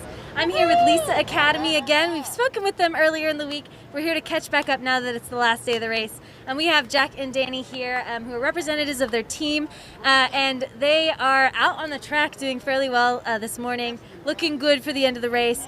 Just to kind of start us off, I'd love to hear a bit from both of you guys. Will you summarize what kind of has the car been moving? Has things been going well for the past couple days? How has the race been as a whole, especially for those of us that haven't been around to cheer you guys on and are cheering you on currently?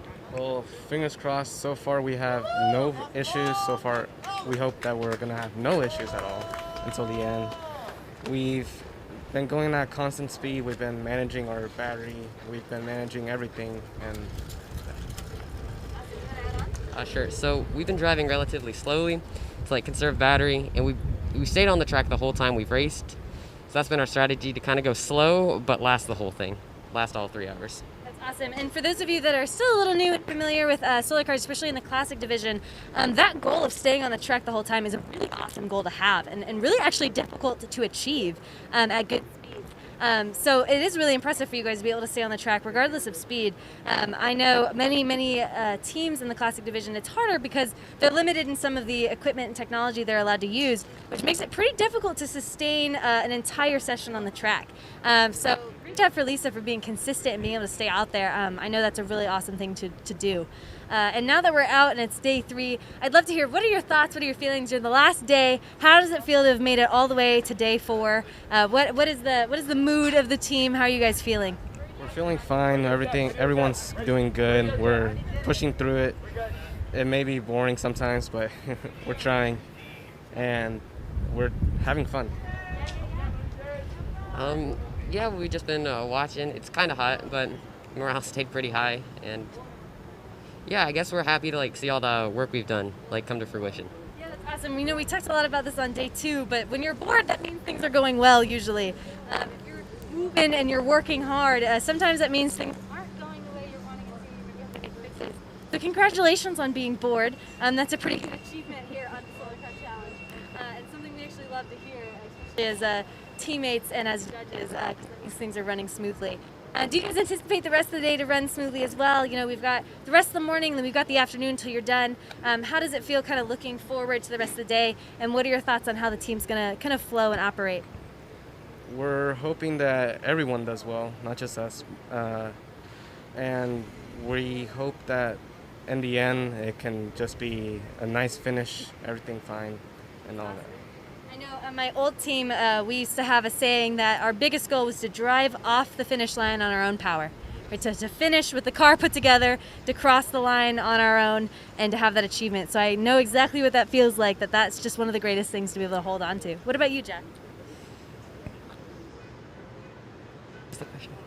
Any thoughts for the final day for you? Yeah. Okay.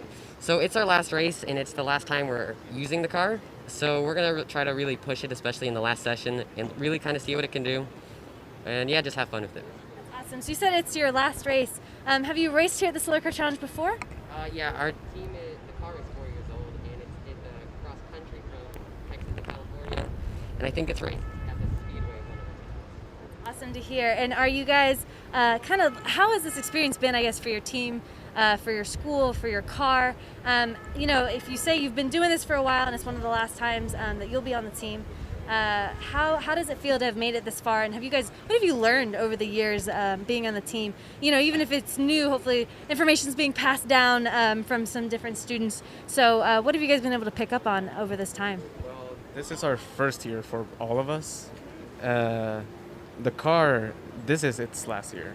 And we're going to try to basically improve on what we learned this year to improve the next car that we'll build. And hopefully that car will be successful enough to win us next year. Awesome. So what I'm hearing is you're building a new car. So your current Soul Eater is going to get a little retired, been a little old. That's awesome to hear. How exciting is it to be looking at building your own car? Are you guys looking forward to that process? And is it a little intimidating? Yeah, so we've been checking out the other cars here and looking at the ones who've been doing really well. And I guess kind of copy their success, but also like put our spin on it. Yeah, so we've been watching other cars. We've also been brainstorming while sitting in the pits waiting for the race. So yeah, it's a very challenging task, but it'll be a lot of fun. That's really awesome and really awesome to hear. I know your car notoriously is that beautiful red color. Do you think your new car is going to also be red? I know you might not know at all, but it's fun to see your own little spin on a vehicle. We can try for it. Try for it. I like it. I like it. Super awesome to see. And as you said, you guys are going to be continuing on the team. And a team that is fairly rookie in terms of experience can be a little difficult sometimes. And obviously you've made it this far. You're doing really well as you're running on the track. What have you two both picked up on from just being at the race itself, as kind of it being one of your first times out here? How's the experience been like? And have you guys kind of gotten into the groove of it now that we're in the 4th day? You get sort of an idea, especially with scrutineering, of what you should expect with your wiring, your entire car frame, and you also get an idea of what the steps you have to take. Awesome. What about you, Jack? Is there anything you've picked up on now that you've been here out on the race and out on the track? Well, you have to charge the car as much as you possibly can, and you've got to be really neat with all your wiring and your structure, and it's all going to be organized. And you have to have your tools organized and everything, so you can like get to it quick and be more efficient when you're fixing the car. Awesome. So I hear staying organized, a big deal and very important for a lot of these teams. And I think a very smart thing to carry forward as you're working on potentially building a new car and getting up and running. That'll be really awesome. Like I said, we're in our day 4. We're kind of seeping into that morning session, getting slowly but surely closer to that lunchtime break, where I'm sure we can all take a breather from the sunshine out here. Is there anything else that your team, you think that you're very proud of that you guys have been able to accomplish? Any challenges you've been able to overcome to be able to be here? Like I said, you're racing day 4, so you've already overcome the biggest challenge of being able to even just be here and to be able to pass scrutineering. But is there anything else you'd like to just mention on that you're proud of your team for being able to overcome to be able to be here this week and get to day 4? I would say that I'm proud of everyone for all the issues we've had. We've had quite a few, but we still managed to overcome it and fix it all. And also just the teamwork we had. Love to hear that. What about you, Jack? Well, this year we completely rewired the car, so we had to change every wire and map it all out, the schematics, and then even after that, we had wires burn and go faulty. So then we had to fix those again, and we just had to keep fixing it until how we have it now. I've heard that from a couple of teams. Sometimes you just got to keep fixing it. You got to stay dedicated and stay determined. That's really awesome. And I thank you, Lisa Academy, for spending a few minutes with me out here on pit row. I know you want to get back to your team and get back to the rest of your morning racing your car on the track. I did want to open this up towards the end of our time here. Is there anything else you'd like to say? Any thank yous that you'd like to give? We've got some people watching live stream. Hopefully some people supporting and cheering you guys along. Is there any hellos you'd like to say or any last things you'd like to say on behalf of your team? To everyone, hello to everyone. Everyone, of course. Well, my parents and my 2 brothers, and I think my neighbor's watching too. So. Oh, that's exciting. Getting the neighbors involved. It's really great to see you guys. Thank you to the wonderful Lisa Academy. Thank you to everybody who's watching. As we say, thank you to everyone, and we appreciate their support. And I'm sure that Lisa Academy appreciates your support. I will let them get back to their team and let them get back to the rest of their morning. So I will sign it off and send it back to our media crew. Thank you guys so much. Bye-bye. All right, thank you, Mackenzie. That was Lisa Academy. Now at 11:30, we are going to have Heroes Alliance. Again, Heroes Alliance will be interviewed at 11:30. All right, let's catch up with some trackside footage.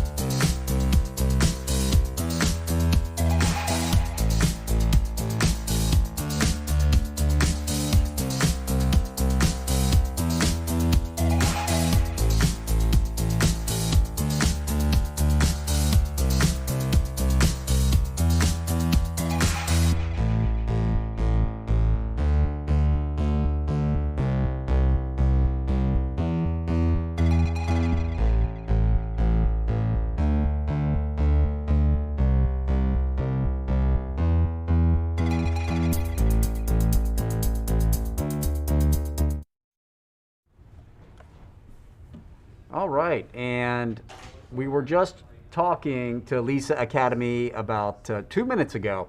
And one thing they were doing is boasting about how their car has been so consistent. consistent. Well, unfortunately, we jinxed them a we little jinxed bit. them a little bit. Hey, Parker, can you zoom in back on that car stalled out on the track? Parker, can you zoom in on that car stalled on the track that you had? But yeah, I was just out there chatting with him. I mean, I've still got my hat on from being outside. Earth to Parker. The car stalled on the track, please. Okay, Parker doesn't have his ears on. Yeah. All right. What?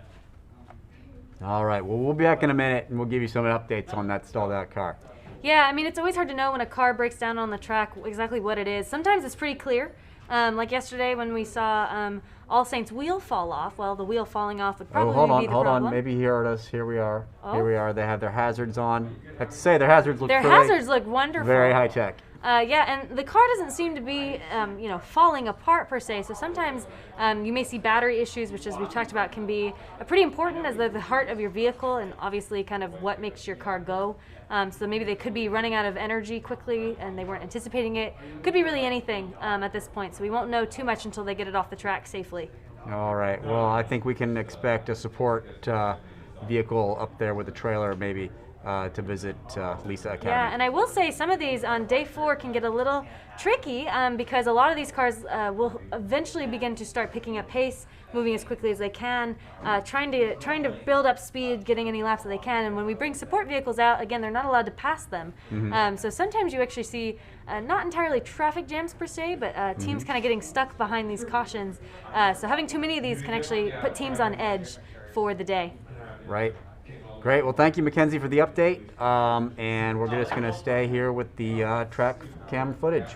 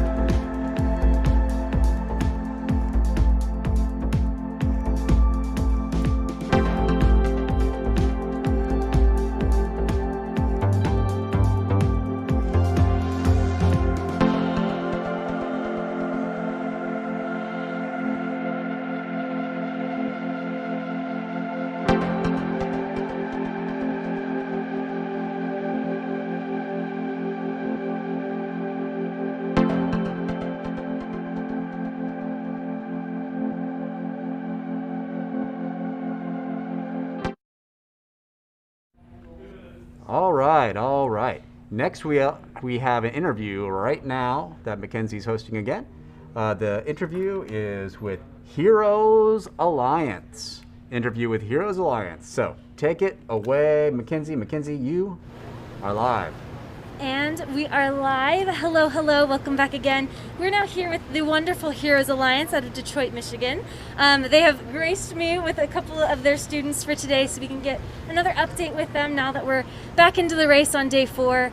First things first, guys, congratulations for making it here. It's the end of the race. You're running wonderfully. It's got to be a great feeling to see. And I'd love for you guys to kind of fill us in how the race has been for you, just kind of an overview. I did get to talk to Heroes Alliance a little earlier on in the race, but now it's been some time, so fill us in on some of our supporters and people cheering you guys on all the way back home and how the race has been for you guys. I'll start over here and we can hop back and forth. The race has been going amazing for us. I feel like this is an all-time high for our organization altogether, so it's been going great.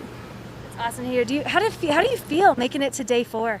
I feel like we have accomplished something that we haven't did like in the past couple years. We definitely have done better this year. Yeah, and I mean, I know that you guys have overcome a lot of things to be able to get here. Just in terms of even just making it to check in, a lot of teams have had to go through a lot with COVID and just the difficulty of building a car. Like, it blows everyone's mind to just see how you guys as students are able to kind of come together and do these things. Have you guys experienced any challenges since being here at the race? Has your car performed the way you were anticipating, or have you had some hiccups along the road you guys have had to overcome? I feel like our car has performed way better than what we were expecting. At first with scrutiny, we had a minor problem with our brakes, but after that, everything was smooth. That's awesome. And has it been smooth out there on the track so far? It has been. That's so great to hear, guys, and really an awesome testament to how much hard work you've put in and how great the team must be running to keep a car out there on the track. And for those of you that may remember, we were talking with Western team, just like Western, you are an EV car. And EV cars have a couple extra little tricks and turns to them with that 2-seater, with those battery swaps. Tell me, how has it been kind of learning those battery swaps, getting them down? We've been watching you guys do them. What's that like, kind of doing your pit car swap from NASCAR style battery changes? We're learning ourselves as we go. Our times are a little bit speeding up. We're just working together as a team to push through. That's awesome. And do you mind telling just a little bit why it's so important to be smooth in those, to be fast, but also to be safe and accurate? So we can, get more laps on the track. Yeah, it's always about getting back out there, right? Like, that's all that matters. And for a lot of teams, being able to be out there is achievement enough. So it's been wonderful to see not only you guys out there, but out there successfully. Like I said, I talked with Western team a little earlier, and they were talking about how much fun it's been to be kind of going back and forth with you guys pretty much since day 1.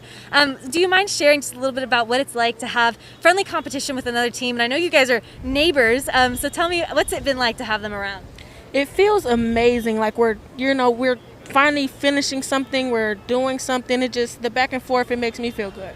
That's awesome. Do you have anything to add on how that feels? I feel like watching them do it, it pushes us even further to go harder.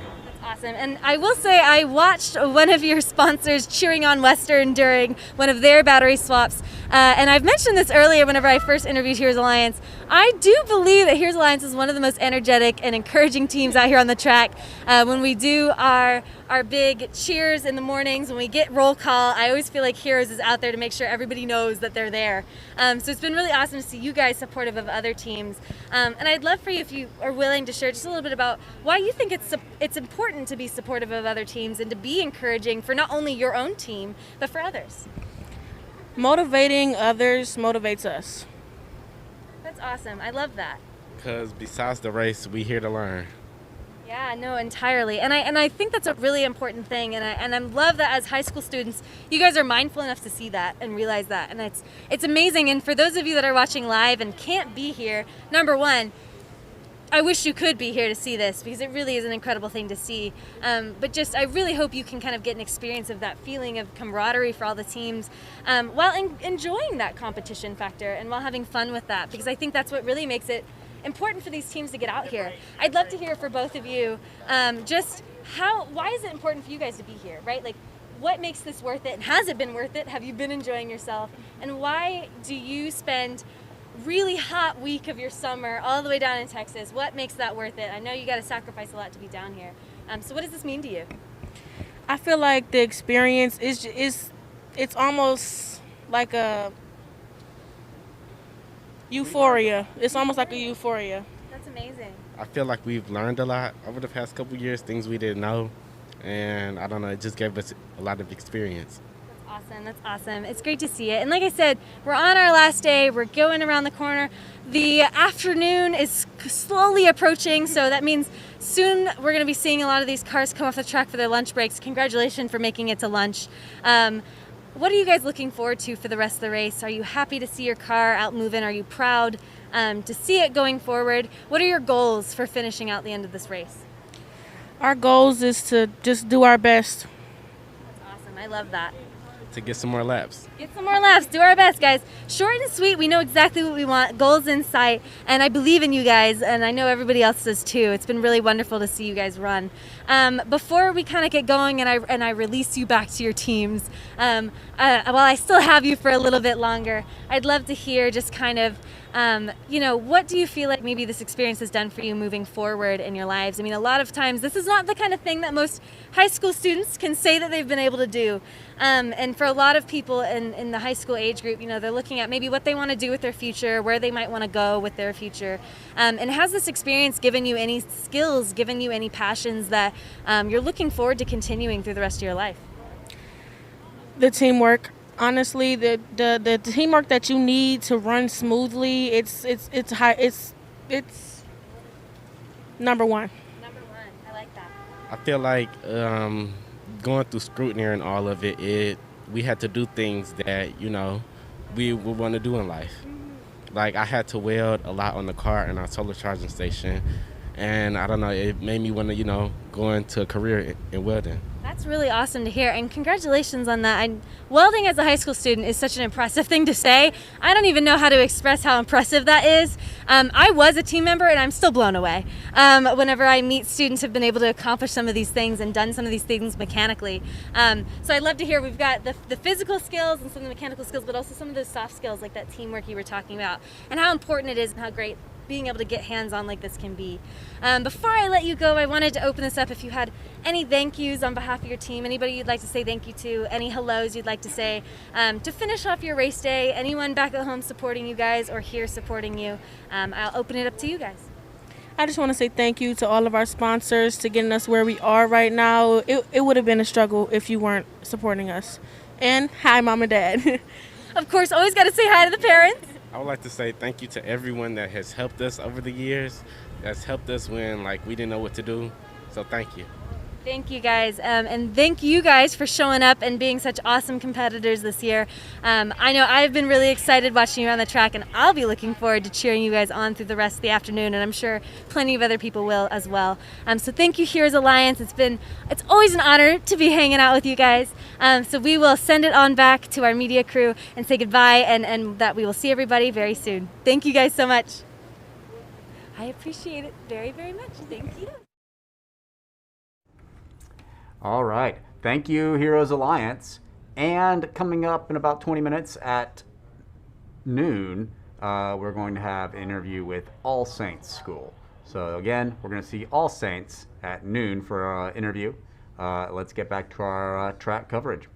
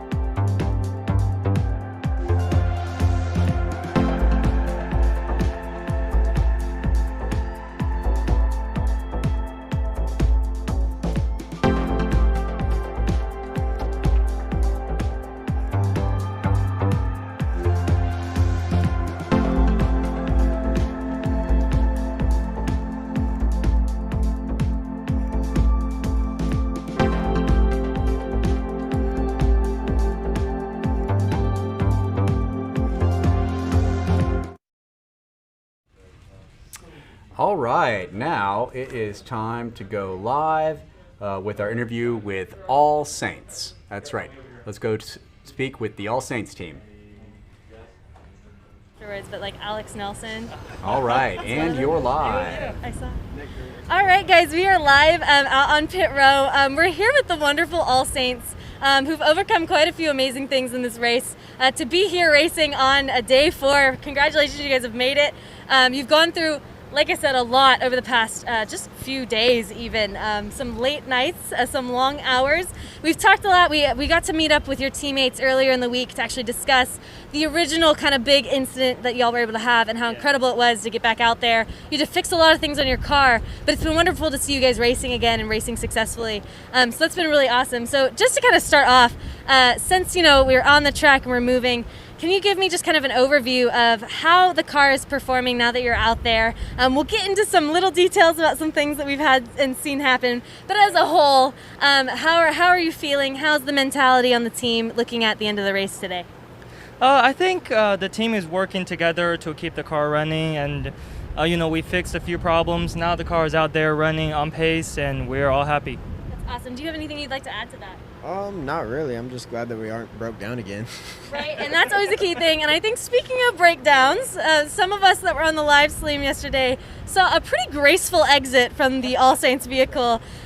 They were able to drive off on their own power and get that lap, but as they were getting it, we kind of had an interesting little happening going on, and we were able to catch it pretty wonderfully on the live stream. And you said you were actually in the car when this happened, so we have the official driver here during this incident. Will you walk me through, first off, what was happening? I remember me and my cameraman, we were standing out here, and I heard a big pop. And I looked over and I saw your car, and I was concerned something happened. So let's start there, and let's go into what ended up happening. So for our car, we're running the Junior Dragster tires for front. if you have ever seen those dragsters, they're really built for going in a straight line as fast as possible. So those tires are not made for turning. And we're on a speedway, we are turning, and the wheels are scrubbing. So it's really just wearing that outside front tires off very fast. So our right front tire is just, the rubber is all weared out. And so it finally just gave out on there on the grid, and it just popped. However, the tire wall and the rubber are just so hard that the rim is not actually touching the ground. So the car keeps rolling, it keeps driving, and I just didn't feel anything. And the guys on the pit wall, they're like, you don't have any damage, we don't see any damage, because they only see the left side. So I kept going, like I didn't realize anything till the something happened to our right front, our left front, which the other tire. So what happened is we had that tire on a spindle, and the castle nut did not have a pin in it, so it came loose. And I think the first thing happens was on the backstretch. The front tire starts to like shake a little bit, and I'm able to feel that on the steering. I was like, it's probably the road, because the line we're taking is really not that smooth. So when I was entering turn 3, it kind of got worse, and I really see that tire shaking and coming off. Then I was like, no, we're coming to the pit stop. And we're luckily I'm able to get the car in the pit stop, and we're just stopping right there. So we're like, we're getting this lap. It's too close for us to give this up. So I was like, last turn in, bam. Bam, straight down. Well, kind of incredible to hear the story of perseverance through a couple things. I have to admit, as someone who's probably sitting there, maybe pit row with the rest of the team, what was going on in your minds as he was out driving the car? Were you guys concerned? Were you expecting that little turn in to end kind of down into the ground? What exactly was going through your mind, starting all the way from the first pop noise? So on the first pop, we were like, John, did you hear anything? He's like, yeah, I heard a pop. He's like, did it sound like it was coming from you? He's like, honestly, I can't tell. So we're like, okay, well, does it feel weird? Nothing like that. So we kept driving, and 2 laps later, on the back straight, he just starts screaming bloody murder. And we're like, the batteries exploded, something happened, I don't know what happened, he's on his back, something. And I'm like, okay, John, where are you? And he's like, turn two, I'm coming, I'm gonna get into pit lane. Like, okay, turn 2, nice. And so we're thinking he is half the track away, 3/4 of a mile, and he keeps coming around, and finally we see him peeking out of turn 4, and we look at the wheel, and it is absolutely just wobbling. It looks like a little fish, and so he ends up getting all the way down, and on that final turn he just popped off, and the spindle was barely crossed the line, and we're like, does it count? They're like, yeah. So That's awesome. And obviously everyone was safe throughout this entire incident, maybe except for those wheels.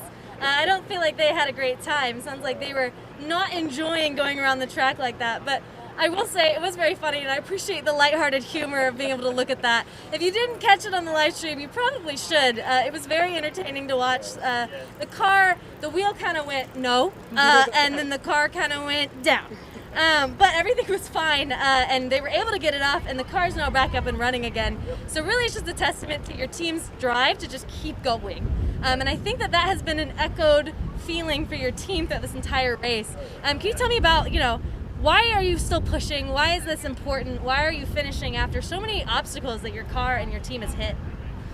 This year with all those, virus and all under these circumstances, we're just here to have fun, enjoy a good time with our team, with our friends.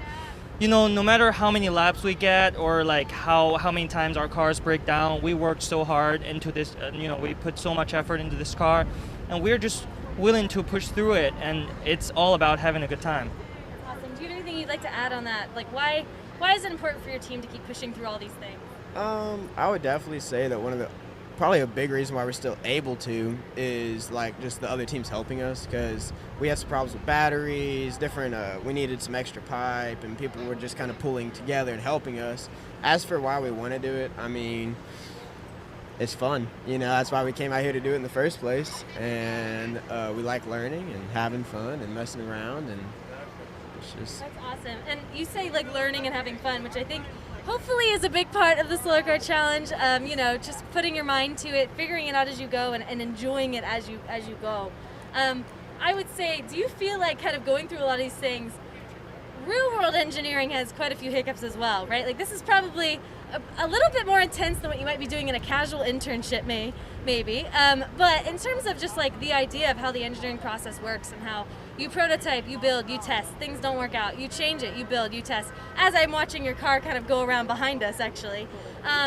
So tell me, do you feel like you're getting an authentic engineering experience? Do you feel like you're getting an authentic learning experience that maybe is unique from that in a classroom? And what is this, do you think, going to provide you in the future?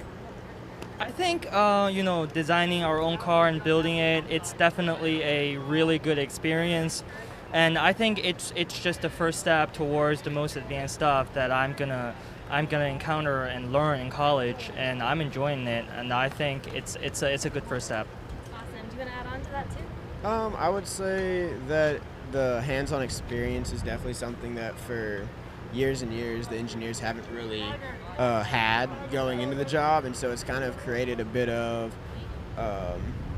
conflict between engineers and then actual like workers that are building the stuff. And I think by doing this, it's helping us kind of see different things that we never would have thought of, that by doing this we're like, oh, I forgot about that. That's not actually possible. Design's great, but it's hard to put two bolts in the same spot, Yeah, no, that's awesome. I think it's a really good insight that we haven't heard yet so far. And I've heard that a lot in terms of like why they make engineers do programming for the same reason. And I think that's actually a really cool way to think about it. And I appreciate you saying that because I haven't ever thought about it that way. So maybe I'll have to do some thinking in the future whenever I'm designing and keep in mind other people that are impacted by what we do. That's really cool. I appreciate that. I know that I, on occasion in college, when you're talking about the things you're going to do more advanced, when I hit something that's really difficult, I look at myself and I say, Mackenzie, you have built a solar car and raced it in a national competition. I think you can do this homework assignment, right? Like, I think you can get through this. And with all the things you guys have gotten through, if I can get through a homework assignment, maybe you all can go to the moon. I'm not really sure, but I know y'all are pushing really hard. I wanted to know kind of what does, being able to be here this year after not being able to be here last year mean for your team? And has your team kind of had a hard time with experienced people maybe graduating and kind of rising to this occasion, and what does that look like? I think this year we definitely have a much more smaller team. It's only 7 of us.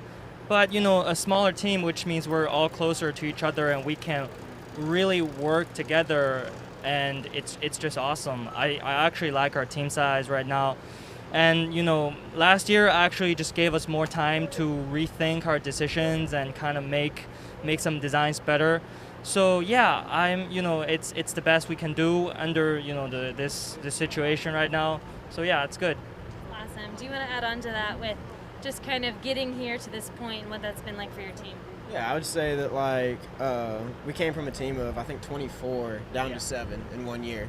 And of the 7 that we have now, 1 kid has actually been to a race before, and the rest of us have never done that. So scrutineering was a big kind of obstacle for us to overcome in the first place. And we ended up doing pretty good.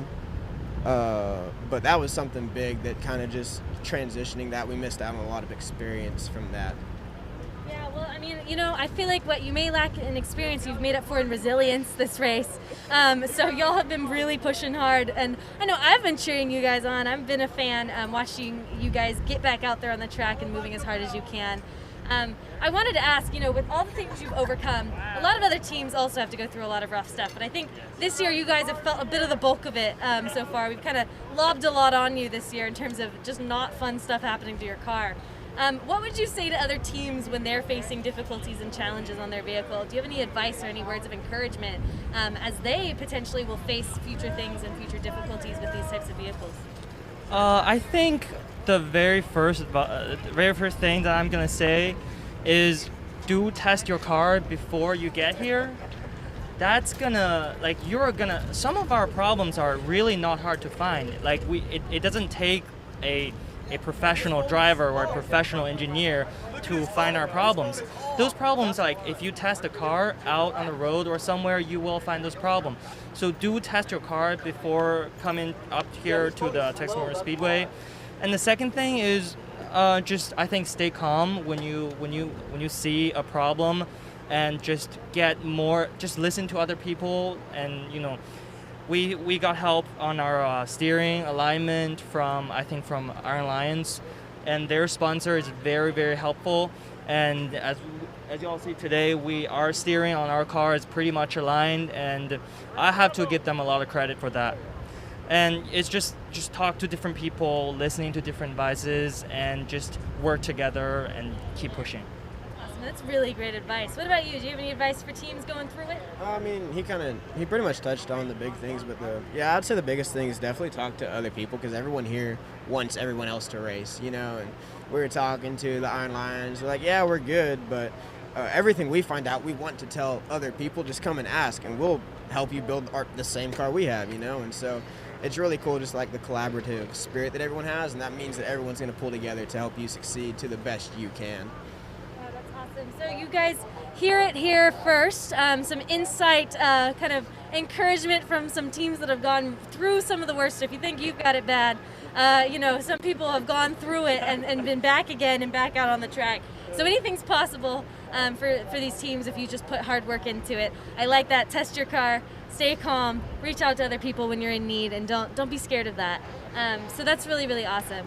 And again, really, really great to see your team out there. And now that you're on the track, it's day 4, you're almost to the end. We're now pretty much seeping into that morning session. We've had cars in the classic division and the electric division kind of being pulled off for their lunch break. Y'all are still running in the advanced division, so you're gonna be still going around the track. How is the team morale today? Going towards the end, seeing the finish line. We're coming up on afternoon. We're almost to the banquet where we can just shower and be done for the year. So tell me, how does it feel to have been able to do this? How's the team feeling, and where are you guys at now? I think, with the little hiccup yesterday and our battery problem, I think being able to have a car running outside on the track, I think the team is very grateful. And for all the help we got last night, and I think we're just happy and glad that we have something running out there and everybody's having fun. And in terms of racing, we're approaching the noon, and the weather should clear up, so we should see some speed runs coming up. What about you? What do you think? Where are you at now that we're entering the countdown has started and you see it in grass? I would say that we're just happy that we can still race, because we made it out here, we made it through scrutineering, and we made it through a lot of hiccups, and so now there's not really any expectations anymore. We kind of are just like, yay, we're moving. Yeah. So being prepared for anything that could happen at this point. I really, really love to see you guys out there, and it's been really awesome to watch your team and your sponsors and the people supporting you kind of keep up the attitude and push through, because I know that's been a rough time. So kudos to you guys, especially being in high school and still putting in so much oomph into something you're passionate about. Before I let you guys get back to your team, I wanted to know kind of, now that we've done it, now that we're good, now that we're moving forward, has there been some things you guys have learned that you're ready to prepare and hopefully pass on and bring back for future years? Anything that you've picked up on since we started racing? I know that one of yours might be, we're just going to keep on driving even if the wheel's wiggling. So what else do you guys have? What have you picked up? Whether that's personal, right? Like things you've learned about yourself or your car. I think so, because I kind of lead the design for our suspension and steering during the design and building phase of our car. Something I learned is how to do a 3-wheeled alignment instead of a 4-wheeled alignment. It's really different when you have one last wheel on the car, and that really makes a big change in terms of how you align the wheels and how to turn smoothly, and it's just the wheel alignment. I really learned how to do that on our car, and yeah, that's something our team has been struggling with, I think, last year and a little bit this year. So I'm just glad to learn, how to do that. And moving on, I think it's gonna benefit me. Awesome. What about you? I would say that the biggest thing that I've seen like throughout the team is I think everyone on Solar Car, no matter the team, is going to be intelligent. But something cool that I've got to see every single team member develop is learning how to think, like how to problem solve, think through a solution. Because initially it would be kind of someone tell me what to do, and then I'll do that. And now it's kind of like, okay, I see the problem, bam, we'll do this, this, this, this. And it was just awesome getting to see the transition from intelligent to smart, and they know how to think through a problem. It's something that a lot of people without the hands-on experience don't have. That's awesome. I love that. That's a great note to have with you and to carry on, and something I'm sure will stick with you moving forward, regardless of breakdowns and cars going crazy. I know it's going to be great for you guys. Again, it's great to see you out here. I'm sure that checkered finish line is going to be a big blessing just to be a part of, and I know you're going to drive through it no matter what's going on. You're ready to power through that checkered line, even if the wheel comes off right afterwards. So it'll be great. Again, I really appreciate the resilience of your team. I appreciate the ability to kind of look at what you've done, laugh about it, and fix it. It's been amazing to see just the spirit of All Saints, and I think you guys are an inspiration to everybody else out here. For if you're going through something, man, you can keep going, and don't stay stuck. So that's been really awesome. Before I let y'all go, I wanted to open this up in case you had anybody you'd like to thank coming into the end of this race. Any thank yous for anybody listening or for anybody here? Anything you'd like to say? Any hellos that you'd like to give? I just want to thank everybody who supported us during this journey, our sponsors, our parents. I know they're probably watching right now, so hello. And I just want we met a lot of people and who helped us. And yesterday actually we met. Our tire blew up, so we took the tire to a shop. They heard about the Solar Car Challenge, so they only charged us for the parts. They didn't charge us a dime for the labor. So I just want to give a shout out to everybody who supported us through this journey. Thank you all. I would like to, I guess a big thank you is like the seniors from last year who didn't actually get to see the car in action, because they were big people that helped design everything, and they never actually got to build it nor see it in action or be part of that. And so kind of thank you to everyone who was in that design process the initial year but graduated before you're able to do it. And then also just thank you for my family and the people who have supported us to get here, and the donors, sponsors, our teachers, because none of this would be possible without the teachers. So Awesome. Well, thank you so much, All Saints, and I know we thank you guys for persevering through everything and sticking to it. Again, super exciting to see your car out on the track. I know I for sure will be continuing to cheer you on, and I'm sure everybody else watching is excited to see it too. So best of luck as you guys continue the rest of the race. Again, the end is in sight, and then we can come off and get showered and smell pretty for the banquet. So it'll be great to see. So I really appreciate you guys. I will send it back, and we're going on a nice lunch break ourselves. So good luck as you guys are continuing to race, and I really appreciate it. Thank you so much, and bye-bye for now.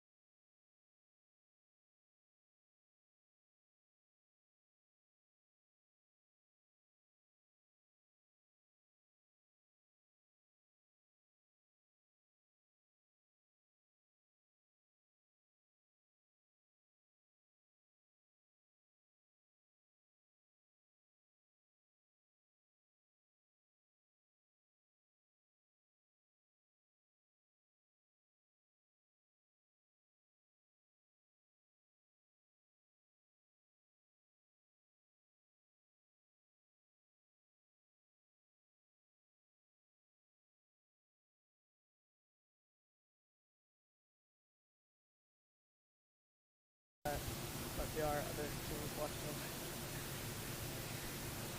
Yeah, switch audio to 2 to see if you get Trust me, I would love to tell you, but you know. You don't have to do anything too specific. Yeah. Just like. Let me know. Yeah, okay, I go. I don't want any secret strategy or anything. Yeah. Just. Yeah, it's basic. Okay. All right, switch video to 2 as well, and have you start. Okay. Like, have you enjoyed the competition Oh, so yeah, far? Has it okay. been- We're live. Okay, we're live again. We're here with Mo from Wylie East in the Advanced Classic category. They're currently down by 1 at lunchtime to Covenant Christian. So it's a very close race today for first place, actually. And so we're going to just talk a little bit about it. So how have you felt about the race so far, about yesterday, Tuesday, and Monday's racing? Have you been performing how you wanted to? Yes, we've been performing how we want to. And it's been an amazing competition. You know, we love having someone to be neck and neck against. It's amazing. We're going back and forth. We're on our toes the whole time. It's making us think of different strategies to use while we're racing, and just helping out in the overall process of learning in general.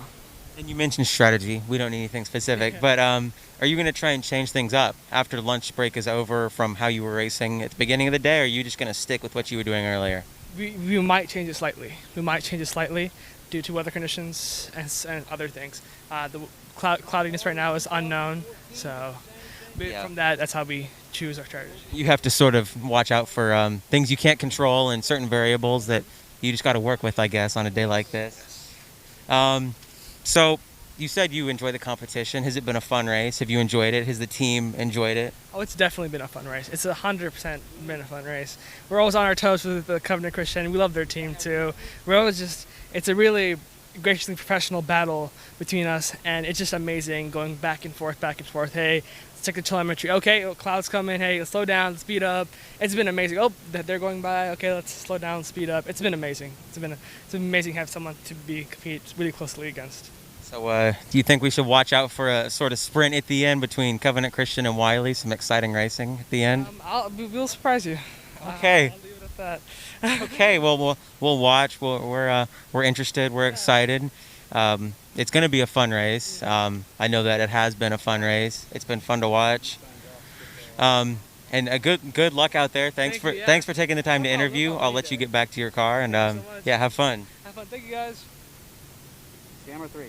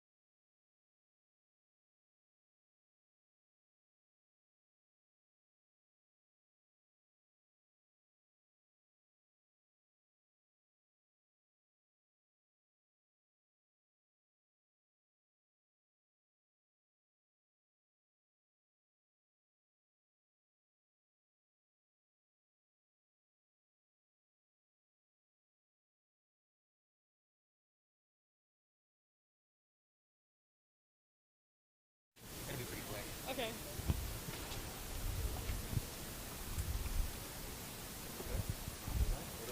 Okay, so we're here with a representative from the Covenant Christian team in the Advanced Classic category.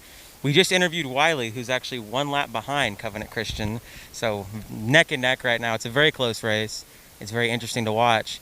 So how have you felt about your performance today, and how are you feeling about the rest of the day going, into the final laps? I feel like we don't really have anything wrong with our car at all.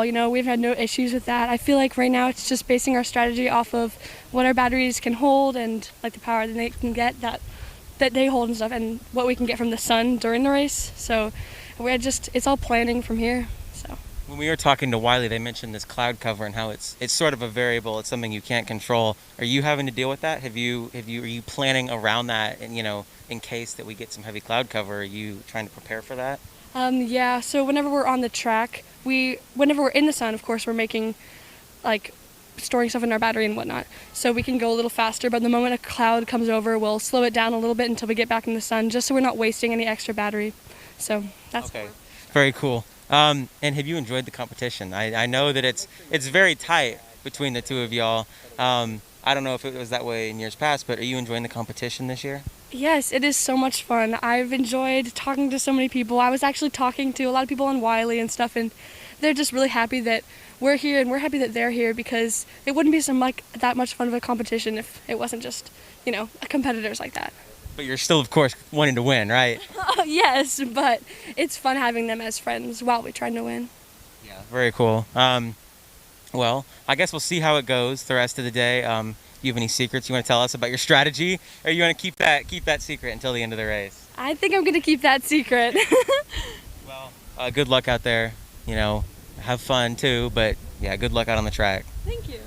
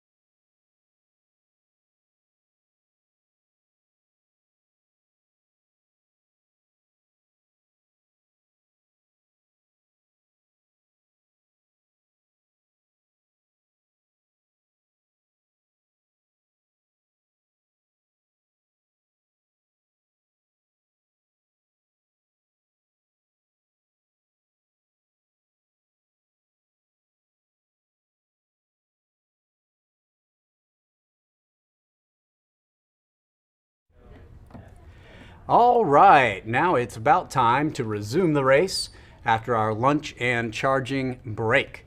Right now we have an interview that Mackenzie is hosting. Mackenzie is talking to KCAL, the team out of Keller, Texas. All right, and take it away, Mackenzie. You are live. All right, and we're live. Hey, KCAL, all the way over from Keller, so a local team, not too far away. It is still your lunch break. You got the car behind us, charging up the sun before it's time to start afternoon session, the final session of the race, which may be surprising to some of us. I don't know about you guys, but to me, I feel like it's gone by pretty quickly. A lot of work, a lot of hard work being put into your car. We're finally here. So first things first, how does it feel, right? Like, how does it feel to be on the last day? The end is in sight. The checkered flag will be there when you're there. And what does that feel like to be able to know that you've made it this far? Honestly, it feels pretty great. I was a little skeptical at first. I didn't think we were going to make it through scrutineering, but we are doing pretty well, and I'm excited to see how we perform.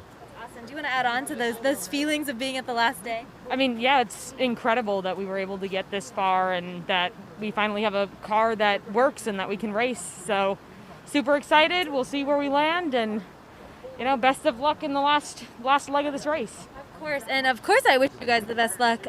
Y'all have been performing fairly well throughout the race so far, and I know it's been a battle in some places, but it's been, moving around, trying to get laps on the car, doing what you can. You mentioned how scrutineering sometimes gets a little intimidating, and I feel like a lot of teams can echo that sentiment. Since scrutineering ended and we've been racing, have you guys had any complications or difficulties that you've overcome over the course of these past 4 days while we've been racing? Yeah, so first day, I think the other people you interviewed talked about how we had our master chain link come off on our car. So that was our only major mechanical, but we have had some issues with telemetry. But luckily, our driver Harrison has been able to fix that stuff on the fly. So we've been doing pretty well. That's awesome. And it's important you brought up telemetry. I had a discussion with a couple other teams yesterday about why telemetry is important and what telemetry really means for a team. Because a lot of people who maybe aren't familiar with driving solar cars, right? Like when you're in a gas car, telemetry isn't, you don't think about it, right? You're just kind of shown how much gas you have, you're shown your mileage, all these things. But on a solar car, you have to kind of coax it to tell you what it wants and what it needs. So will you guys elaborate a little bit? I'd like to hear from both of you on what exactly is telemetry for you guys and why is it important to track it and why could it be like an important thing for safety and also performance? Yeah, so I've been running the spreadsheet for us for the past couple days, and we basically track the power going into our battery, the power coming from the arrays, and how much power is left in our battery. And we basically use that to gauge how fast we want our driver to go. The sun's giving us a lot of power. We can give the throttle a lot of power, and if it's not, then we have to dial it back. It all depends on where the battery's sitting, how much the array is pulling in, and the balance between that. Awesome. Do you want to add on to a little bit about why telemetry is so important to have? Yeah, so telemetry really does make or break a team. Like our car is 1,000 pounds. It's definitely one of the heaviest out here, but with our telemetry and paying attention closely to our battery voltage and everything like that, we've been able to really balance and juggle all the things that are coming in that we're getting from our data and maximize the amount of laps that we can really get in our sessions per day. So Awesome, and awesome to hear. And kind of like how you were saying, it's a consistent flexibility that you have to have, especially when you're talking about weather changes and different things going on. In a lot of other kind of car races, you've strategized and you've kind of figured out the track, you know where to turn and how to turn it. But with solar car, it's kind of an active battle, something you're constantly having to adjust and tweak. And batteries are sometimes finicky creatures and don't always love to get along in the way that we want them to get along with. So it's really important to have those types of things. And a lot of teams out here utilize telemetry, and what I've heard from a lot of other teams is pro tip, use telemetry, right? Like get on that and try not to leave it on the back burner because it can be really important. So that's really awesome to hear that you guys are progressively getting that and going for it and figuring it out. I will say, like, since we've been racing for a couple days, how has the experience of racing been like? Is it what you expected? Like, how is it sitting around with the car going around? Have you guys had any kind of unsuspected, like, oh, wow, we have to pay attention to these things that we weren't looking for in the beginning? Well, we've been, from the beginning, playing it pretty conservative because this is a marathon and not a race. It's a 4-day event, right? 24 hours of actual track time. So we've been pretty conservative from the beginning, but we are definitely monitoring things very closely and have started paying more attention to that. But racing in general, it's definitely intense being out here. You think about it all year, you're like, oh yeah, we have that race coming up, right? That's why we're building this car. But then you get here and you get really competitive really quick. I've started taking a lot of notes and stuff too. So awesome. What about you? Is there anything you've picked up on since the race has started? I've noticed that there's a kind of a balancing act between the competition and the cooperation in here, because we are cooperating with one another and helping each other out, but there is also an element of competition in there. So it's figuring out how to balance that, being respectful of your competitors and cooperating with them while also, participating in a race like this. Right, and I'm sure part of that's all part of the excitement, right? Like, it's more fun to have competitors because it gives you something to work for. But I completely agree with you. Where having that respect for each other and encouraging each other to get up and running is always really important. And I know with a lot of the classic and advanced classic divisions, stuff has been tight. So which is really exciting to see, especially because sometimes we'll see teams really spaced out in terms of performance, which is always good and it's very solidified. But this year I've noticed that a lot of the top performing teams are in clumps where sometimes there's only 1 lap difference between some of these great performers. How has it felt to have that kind of, both pressure but also excitement being surrounded by it? And how does it feel to be surrounded by so many great performing teams? Well, it's fantastic being surrounded by a bunch of teams as close as us. Like I said, I didn't think we were going to get as far as we did. And having people push us, like especially the Tampa team, they've really nailed it to us. They're like, oh, okay, you're going to go this pace? We're going to keep right with you. So it's a good competition, but they're really friendly people too. So we've been sharing ideas and talking about what we've been doing. So it's going great. Really awesome, and it's so fun to hear and explore that. I think it's a bit of a unique experience for a lot of competitions. I don't think football games usually feel the same way, so it's really cool to kind of see you guys doing that. As we're entering in the afternoon, like I said, we're getting really close to kind of feeling that end, that round out. I want to know, how are you guys with your performance of your vehicle? I know you said you're excited that you've gone this far, and it's unexpected in some cases. But how do you feel? Are you proud of how your team is doing? Are you proud of your vehicle? What do you feel about being actually out here to do this? A lot of high school students out there in the world can't say the same thing, right? Can't say that they've built their own car and raced it on a world famous NASCAR track. So really kind of what does that mean to you overall? It's super duper exciting, and I'm really proud of how this team came together, how the car came together. The finishing touches just absolutely made the car. It looks really nice. It races really nice. I wasn't expecting to get as far as we did, and then we did, and it's been an amazing race. So regardless, I think that it's a great experience whether we win or lose. That's really awesome. Do you have anything you'd like to add about that? How are you feeling? I'm feeling great. Honestly, our car is performing very well.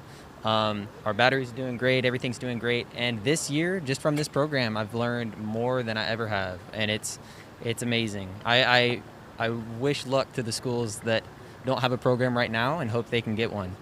Yeah, that's awesome. And I'm glad you kind of brought that up. A couple things I've been asking some of the other teams is if you had to send out a piece of advice, a pro tip now that you've gone through it, what's something you would share to teams who maybe have never been a part of the Solar Car Challenge or maybe are working on getting their team here in the upcoming years? Some insider knowledge now that you guys have been racing. So a big thing would be having a plan in advance. So for our car, it was kind of, okay, we can get this part and we can get this part, but really make a decision about what you want to use for your car and commit to that. And design ahead of time, and it'll make your life 10 times easier. You won't have to redesign. That's awesome. What about you? What do you think? Also keeping a structure on your team, delegating out tasks, having team captains, and then even sectional captains that will communicate with each other so that you're both one cohesive team and the work is also spread out amongst different teams so that everybody has something to do and you're all working on the car in different ways. Because a big thing that happens is if you have too many people on one team, you've got people who are sitting around, they don't have anything to do, and then you're losing time and you're losing efficiency. So it's best if you can delegate tasks, spread out what your people are doing, and get the best efficiency you possibly can out of your time. That's awesome and really great to hear. And I like kind of how you're talking about team delegation and knowing each other well, right? Like working as a team and knowing who needs to be what and where and making sure that person is on top of that. Because I do agree that can really kind of make the entire team atmosphere for a team, which is really important. I think kind of on that note, I was curious if now that you've been racing, now that we're at the end of the day and we're doing well, what would you say is something, if you could go back and do it again, is there anything that you would do differently now that you've been through it, now that we've done scrutineering, now that we've been through it? Don't say, oh, I wouldn't have made this one mistake, but maybe what would you maybe have done kind of looking back before getting to the race? Well, absolutely aluminum, because our car, like I said, is definitely one of the heaviest out here, if not the, which it worked great for us in the beginning. I didn't know how to weld until this year, and now I'm pretty proficient at it. But for the next car, definitely aluminum. Okay, interesting insider background tip. Yeah. I like that. Also, getting the designers more integrated into the team, because a big thing is that we had a team of CAD designers, but they weren't really communicating very well with fabrication. So we had fabrication doing their own modeling sometimes and CAD sitting around sometimes. Like, being able to forge that connection is going to be a big thing. That's awesome. And I really like that insight, especially for teams that maybe haven't started working on a car or looking at it. I think a lot of times, and we've said this a couple times today already, but like, feel free to reach out to a lot of these teams and ask them questions, because they've obviously got a lot of really great tips and knowledge. So utilize people out there in this community. All the teams are listed out on the website. Everyone's got their profiles. Feel free, and I'm sure y'all were talking about how all the other teams have been really kind of fun to be around and helpful in many cases, and you see a lot of that. So always remember that that's a resource for people, and I think that those types of tips are the kind of things you can pick up for your team. So that's really cool. So I know it's getting closer and closer to 2, which means you're getting closer and closer to getting back out there on the track. I'd love to hear, do you have any goals for your team, for your car, kind of finishing out this race and this afternoon? What do you guys want to see for your car, for your team? So just finish the race, right? But we're going to push our car a little bit, kind of see what our boundaries are. We've been charging for a while. We're doing good. So our goal is just to keep the pace we're going and see what happens. I love that. Nice and consistent. I mean, just push it as far as we can, get the last bits out, the last few laps, and then, finish strong. Get everything out that we possibly can and leave nothing else on the track. All of our regrets, they're on the track already. We're not going to leave anything behind. I love that, and I wish you guys the best of luck in doing that. I know, like I said, it's coming close to getting everybody back out there, and I'm sure it's going to be an exciting afternoon session, especially with, like I was saying, a lot of the teams being very close between one another in terms of competition, and it's very exciting to see a lot of these teams out there and performing well. So I wish you guys the best of luck along with all the other teams that are out there. I don't want to keep you up too much before you guys have to get your car back out on the track. So I just have a few more questions before I release you back to your racing session. So I really appreciate you guys taking the time to chat with us. One thing that I think a couple of the teams have talked about, and you started hitting on some of those skill sets, and you're talking about teamwork and talking about different things. And I think for a lot of people, they hear solar car racing, they hear high school students, and number one, it's like, what is that, right? But then after that, it's, what does this really do with high school students? Because I would argue that there's quite a bit that it does. As a high school student, you're able to get, kind of what you said, from that hands-on experience. Is there any other skills you feel like you've picked up through this experience that you maybe wouldn't have gotten in a classroom? Or do you feel like this is comparable to what you would get in a classroom? I feel like this is honestly greater than classroom experience, especially for me. Like, I personally, after high school, I would like to go work on cars for a living, hopefully in motorsport. And having experience doing a large-scale project like this with a team and having to work with a team, and going from not knowing anything about welding to being pretty proficient at it, I've learned a lot this year, and it's a great program. It's really awesome, and best of luck as you continue to pursue that. I think communication and doing it yourself is key here. So this is a great experience, and this can be, as Ben said, and as I've experienced, way greater than a classroom setting. However, you have to want that. You have to push for it, because if you don't drive yourself to go look for the jobs and to go find things to do on the car or to work on, you're gonna sit there. You can't hide in this class. You can skimp by if you really want to, but that's not really the point, and you're wasting a huge opportunity there. Awesome. So get after it and get in it. Commit if you want to be a part of it. I love that. And as your car is trying to wheel out on the track, I will get ready to wrap this up so you can rejoin your team as we get to see kind of her take off and running behind us. Before I let you guys go, I wanted to open this up as it's the last day of the race. It's the last big interview for you guys. Is there any thank yous you'd like to say, either of people supporting you here, people supporting you back home, maybe on the live stream, any words of just hellos, encouragements, or anything of that nature? So I will open it up to y'all. Anything you'd want to add? I'd like to say a big thank you to my parents, my mom and dad, all them, and big thank you to my auto teacher, Mr. Stanley. He's helped me out a lot with getting me the skills I need and stuff. And then even Gopfarth and Mr. Gibson and all of our team helps, Big thanks to the team, man. We wouldn't be here without everybody, so. Awesome. Yeah, I'd like to thank our helpers, Mr. Summers and Mr. Gibson, who have come in pretty much every class period to help teach us things, to teach us the electrical stuff, and to teach us how to use the machines as high schoolers that don't really know what we're doing. So having these experts there is incredible. Also to my parents, specifically my mom, who has supported all the way through and made sure that everything is ready to go, that we have space and the time to do it, and just in general, the team and everyone that's put all of this hard work into this final product that is now leaving for the track. That's awesome. Well, as your final product is leaving for the track, I will allow you guys to leave for the track as well. I really appreciate you taking the time to chat with us, and I know the people on the live stream really appreciate it too. Like I said, I wish you guys the best of luck. Get out there, leave it all out on the track like you said. And with that, we will wave and say thank you very much and good luck for the rest of the day. Thanks, guys. Bye. Thank you, Mackenzie. Thank you. Great interview there. The cars you might have seen were lining up in the track. That's right, the cars were lining up, and you could see all that action behind Mackenzie in her interview.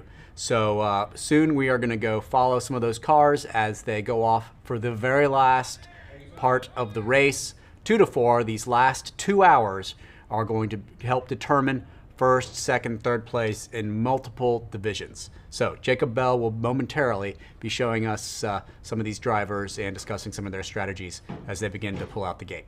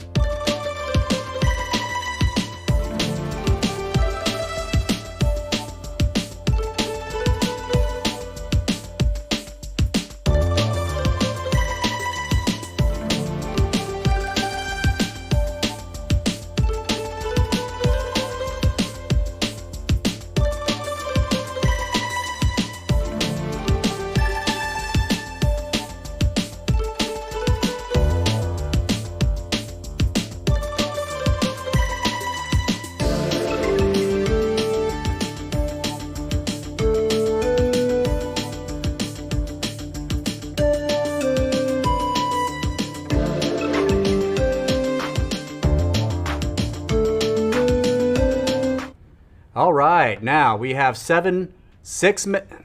All right, we now have 6 minutes till the start of the last portion of the race. It's like the very last 2 hours. Let's go to Jacob Bell, who has one of the teams who's queued up to go to the starting point.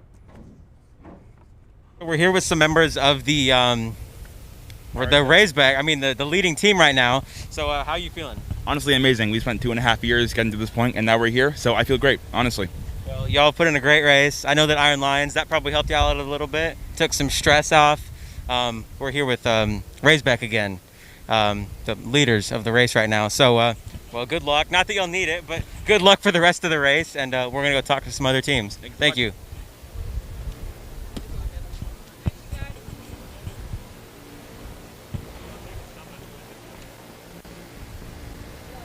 All right, thank you, Jacob. Okay, we're going to walk over to some other teams. Talk with Razorback. Over here, it looks like we have and let's keep following team number Jacob. 3. I'm not sure what team that is. As you can see, they're all lining up for the 2 o'clock race start. What team is this? Let me check to see what team this is. I'm not sure. Okay, this is the Holy Solar's team right here that we're seeing. If you want to show the car.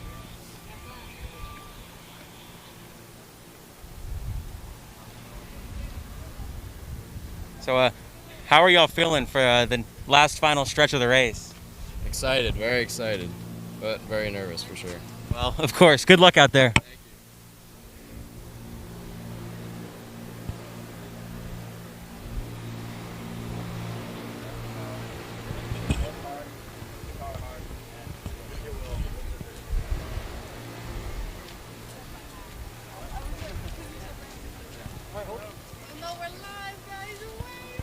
Yes, we are live. This is the North Tampa team. We're gonna get in here and ask some questions. How are you feeling about the last stretch of the race? Good. We're gonna do great. Well, I bet you are. How would you feel about the performance earlier today? It's doing pretty good so far. I think at the end we're gonna try and push it a little more and see how it does. So we're gonna see a little bit of speed out you at the end of the race? Hopefully, yes. That's the plan. Okay, good luck out there. Okay, now we have the next car up. Number 6 is the Kentucky Solar Cats, I believe. Yes, the Solar Cats. Not sure what category this is. I'm going to go up here. So how are you feeling about the last 2 hours of the race? Excited. Excited? Yeah.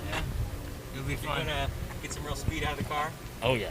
Oh yeah. I mean, that's the point of the end, isn't it? Yeah. Well, we'll be watching for you. Great. Keep going up. You can also ask, hey, does your strategy change now that it's last end of session? I asked one team that. So, now they're closed. All right, keep going a little bit. All right, next up is the Iron Lions. They're currently in the lead in the electric solar category. Maybe they'll want to answer some questions. All right, Sal, let's bring the camera up here. So y'all are currently in first place in the electric solar category. Are you feeling pretty confident for the last bit of the race? Yeah. Wonderful answer. It's so eloquent. Thank you. Has your strategy changed, or are you going to just push the car as hard as it can go? Yeah, I mean, this last day, especially with what happened to our other car, we're just having fun with it. We're pushing it as hard as it can go. Going to try and make a name for the Greenville Solar team? Yeah, I'd say we have quite the reputation, but we're carrying on the legacy. Yeah. Well, you got good battery changes. I know that. So are y'all going to be making another battery change before the end of the race? We will, yeah. Okay. A few more. Well, I think... If we kill the batteries, then we kill the batteries. No, I think y'all are going to do great. You already have a healthy margin, so good luck. What team? We have 14. Covenant Christian. We talked to Covenant Christian earlier a little bit about their car. It looks like Wylie. All right. Looks like Wylie and Covenant are about to go back on track one after another. These two are separated by just one lap. As we went over earlier, we interviewed both teams. It's a very tight race. It's going to be fun to watch as they push the cars to their max.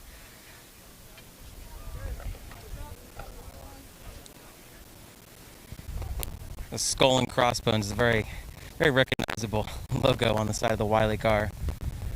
Maybe they're trying to strike fear into the hearts of their enemies. I'm not sure. But it seems to be working because so far they're in the race for first in the advanced classic category. Currently only down by 1, so it's still anybody's race at this point.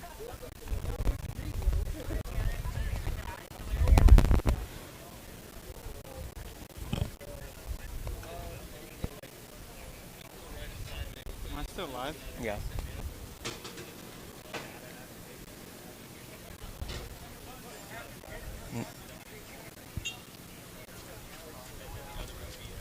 Now, when we talked to Wylie earlier, they didn't want to tell us their strategy, but they said that we would have an interesting race to look forward to. So there should be some action in the last couple hours. Now we have, I believe, about 2 hours left.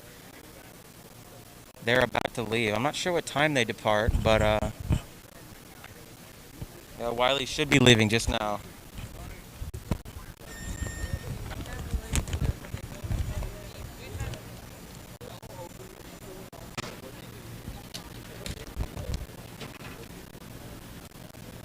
Yes, they should leave at 2:04, so we have about 3 minutes until Wylie gets onto the track for this final stretch of the race.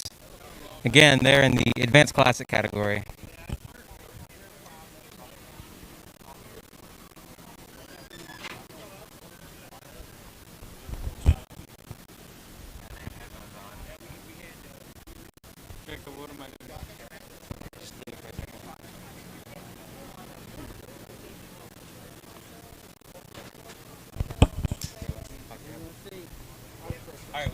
We talked to you a little bit earlier. Are you still feeling confident to get that one lap you need? Well, yes, we are. Confidence is key. It is key. It is the most important thing. Are these clouds hurting you at all, or are you still feeling pretty good? Well, they're not in front of the sun right now, so far so good. They may hurt us later, they may not. Well, I think if they do hurt you, they're probably hurting Covenant too. So it's all about which one can deal with the cloud cover better. So, well, I'll get out of your hair. But yeah, thank you. Good luck. Yeah. All right. We can go look at some of the cars down here we didn't talk to earlier. I see car number 12. I gotta go get my cheat sheet out so I can see what team that is.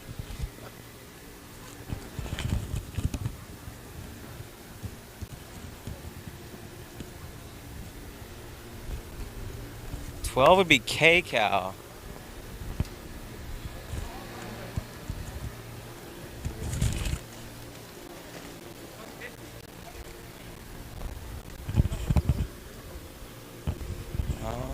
All right, we're gonna go find someone to talk to.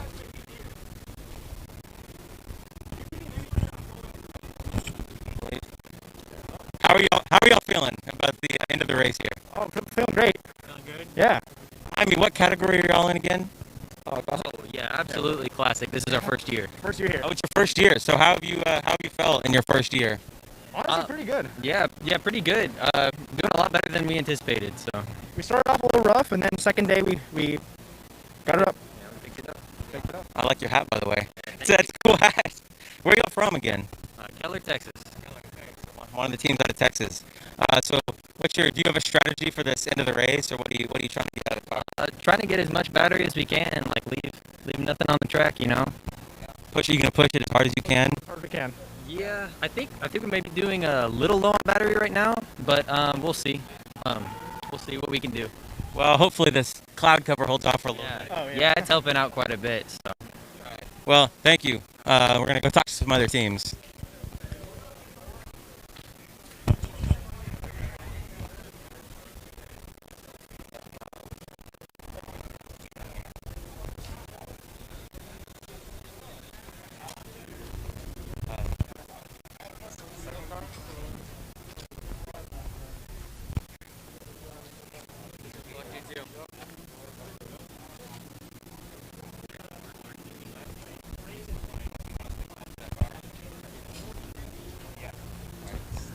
All right, we're gonna go back to the track entrance, where I believe Covenant is next up. Wylie just went out. Covenant's next. Again, Covenant's 1 lap ahead of Wylie for first place in the Advanced Classic category. So that's probably going to be the battle to watch. And there goes Covenant onto the track. Next up is Iron Lions, who's currently first in the electric solar category.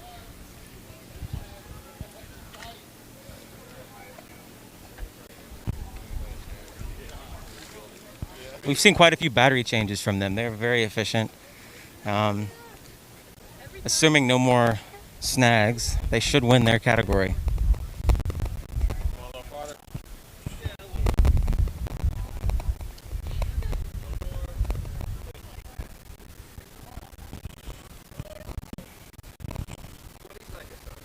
Now, if you'll recall, Iron Lions started with 2 cars. They had one in the advanced category, but that one had a little bit of battery trouble, so they're down to just the 1 now, but it is in the lead, so they're feeling pretty confident about their odds.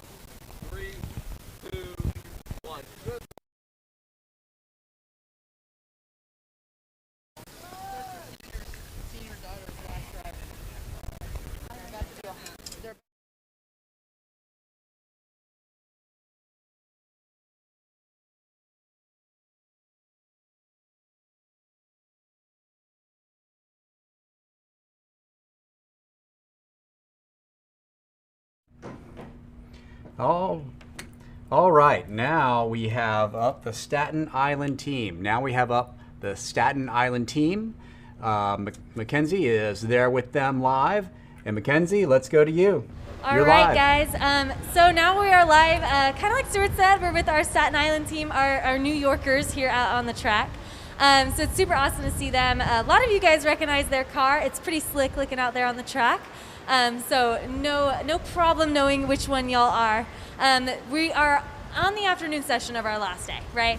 Pretty crazy. You've made it this far. I can't even imagine what it must feel like to be out here after everything over the past even 2 years for a lot of teams. To be here, the checkered flag is coming very soon.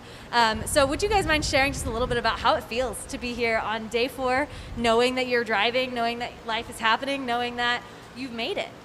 It just feels great. After all the challenges of the past couple of years, it's great to finally be on the track and actually just enjoy our last day. We're just kind of sending our car as fast as it can go now. We're just kind of draining the battery. Sounds fun. Just got to leave it all on the track, huh? Exactly. Yeah, pretty much. I was driving most of the week today, and like we were trying to conserve as much energy as possible to keep going the most laps and stay efficient. And today we just like started around full, and now we're just draining as much as we can. I think I hit like 50 miles an hour at one point. Okay, 50 miles an hour in a car you built yourself. It's got to be exciting, got to be a little stressful, making sure the car works well. But so far, y'all have been doing very, very well. And I know I always enjoy watching Staten Island fly around the track. So that's kind of an interesting thing. And I've highlighted this a couple times on the live stream today about how different the atmosphere is for teams on the 4th day, right? Because I'd imagine like leading up to each day, and I remember back when I used to race, it was similar, you know. It's a conservation game, it's also a speed game, but you don't ever want to push her too far. But then in the afternoon, on the last day, things change a little bit. Do you guys mind like highlighting a little bit kind of what goes on there between that strategy, and why do you decide to just send it on the last day in the afternoon? Well, we're not really conserving anything for the next day. Essentially, we're rewarding our drivers for being so patient. Like we'll call in, just go full speed, and you'll hear them say thank you over the radio. That's awesome. And as someone who has been driving, is that true? How does that feel? Yeah, it's pretty good to actually let loose and hit the gas, because we've been conserving it around like half speed, and then as soon as we hit today, we were like, okay, the last few, like for me, I went in the morning, so like the last 10 or so laps, I just went full speed, and it was pretty good. And now we're letting our driver like go maximum as much as possible. That's really awesome. So those of you watching the live stream, you better keep an eye out for Staten Island, because maybe if you blink, you'll miss it. So that'll be really exciting. I know for a lot of teams, kind of like what you said, after today, there's not really anything to conserve for, right? Like, I remember on my team, we would joke sometimes, it's like, well, if we pull the car off and try limping, we got a whole other year to go. So it's all right, as long as we're able to pull it off the track and like, drive off. Do you guys have any goals for the end of the day with that in mind? Like, I know you're just like, let's just have fun, let's just go. But is there anything else you guys are just looking forward to with finishing out today?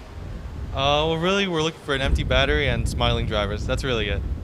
I love that. What a great little you should get a bumper sticker that says that. That'd look great. Anything for you? Do you have any goals for yourself? I just want to see us do as much laps as possible and as fast as possible. That's awesome. And I know it's been sunshiny and good for solar cars today. I know the week started off a little rocky, scared us a little bit with that rain, but we've been getting a lot of sunshine since then. Have you noticed that your team has been able to kind of get comfortable as you've been racing longer, figuring out how the car works, knowing how it is, and gotten kind of more into the rhythm as the race has gone on? Have you noticed that, or has your team, the moment you hit the ground, do you guys feel like you knew everything they needed to know? We've definitely taken some time to get used to the heat, but in general, we're getting used to how the car's performing under these conditions. The Texas sun is crazy. You're not wrong. You're not wrong. No, yeah, because in Staten Island, the max amperage we were getting in was like 8-ish, 9-ish. Now that's about the average. So we were able to push the car pretty fast, able to take as much as the solar panels gives us directly, and not having to go through the battery as much. That's awesome. And on behalf of the Texas Sun, I say you're welcome. As a local Texan myself, I will say, being from Staten Island, that's very exciting. You're our only New York team that we have here. So while you are from Staten Island, in many ways, you're kind of representing all of New York for everybody out on the track.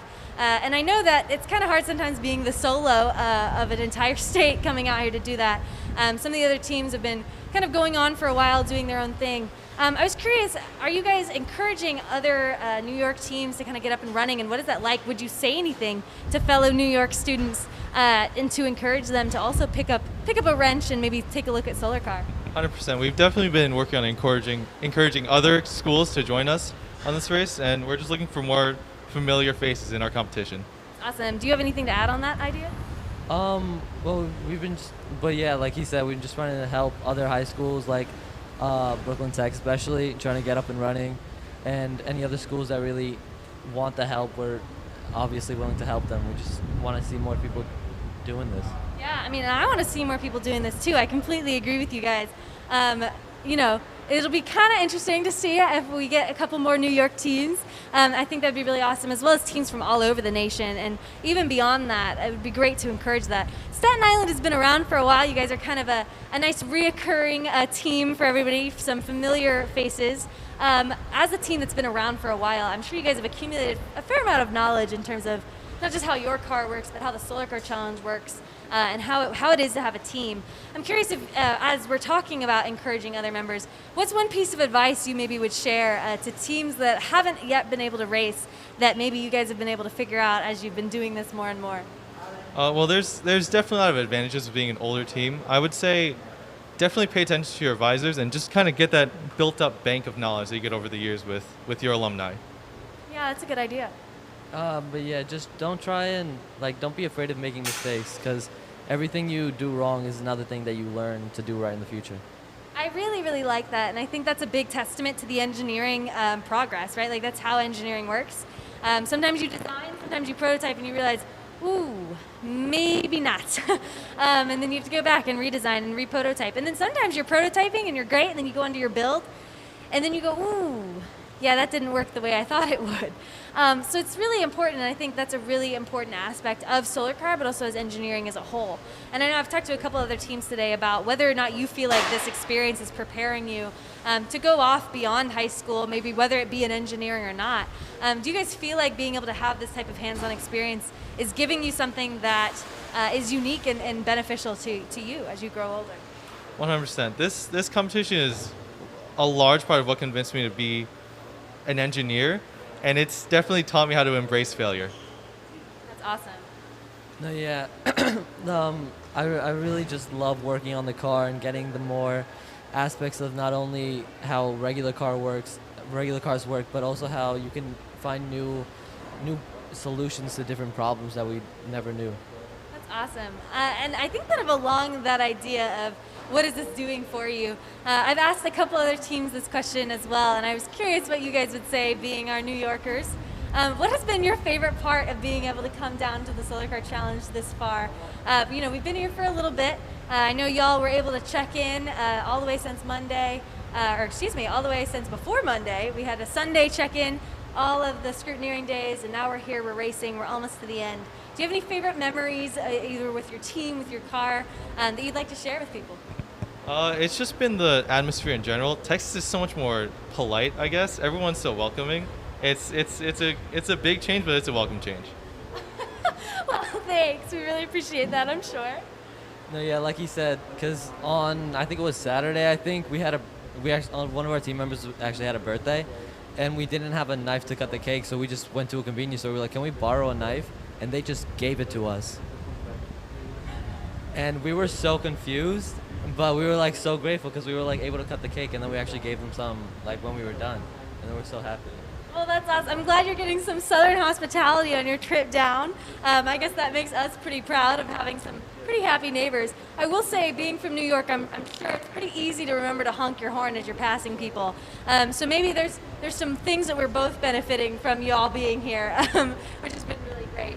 I know that, again, your car's out on the track. It's been doing well. It's been very pretty. I know I've enjoyed watching your car go around. And there's been a lot of people that have been able to tune in live and see you guys progress, which has been really awesome. I know that for me, that's kind of a surreal thing to know that you're out here on a NASCAR track. It's a world famous track, and you're able to do this, and you're just in high school, which is kind of incredible. And I know you've been driving because we've talked about it, but I would love to hear just kind of what is it like to, number one, be in your car, be on the speedway? How does it feel? But then also just being at Texas Motor Speedway in general. I mean, it's huge for those of you that have never been here before. What is it like being able to drive up here in the mornings, get your car ready in a NASCAR garage, be out on pit row? How does that feel? It's honestly pretty surreal because you think about all the cars that have been here, all the races that have happened, and it's just amazing to think about like we're actually here and doing this. And once you get on the track and start going, it's really fun. It's just so enjoyable being able to go around the turns and up the bank sometimes, and just enjoying how fast your car goes and how you're able to actually be here and doing this. Awesome. What about you? How do you feel being out here? It is surreal, honestly. If I had told 8th grade me that this is what I'd be doing, I would not have believed myself. This is a crazy experience, yeah. That's awesome. And I know that crazy experience is, we're getting closer and closer to the end. Hopefully soon we'll be able to get showered and smell a little better and get together for the banquet. And I know we're all hoping we all shower so that we can get out there, because it's been nice and hot for the past couple days. So we're all kind of hanging in there to the end, but excited to see it happen. I know that you guys, as you're kind of mentioning, you've overcome quite a few things to get here. I know your car has been kind of pushed, like you said, you're pushing it to the limit, trying to see where it is. I'd love to know if you guys are hoping for the best the rest of the day. If you've had any problems up to this point that you guys are working on, if there's anything that you've had to overcome to be able to get here at this point, and kind of what you're looking to for the future.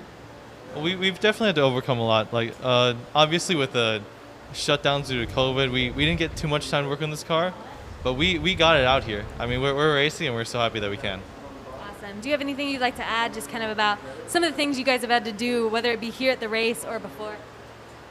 Just the ability of our team to be able to come together and not only work on the car, but get to the position where we can trust ourselves and know what we're doing, and just be a team, honestly. Awesome. Speaking of your team, how's everybody feeling?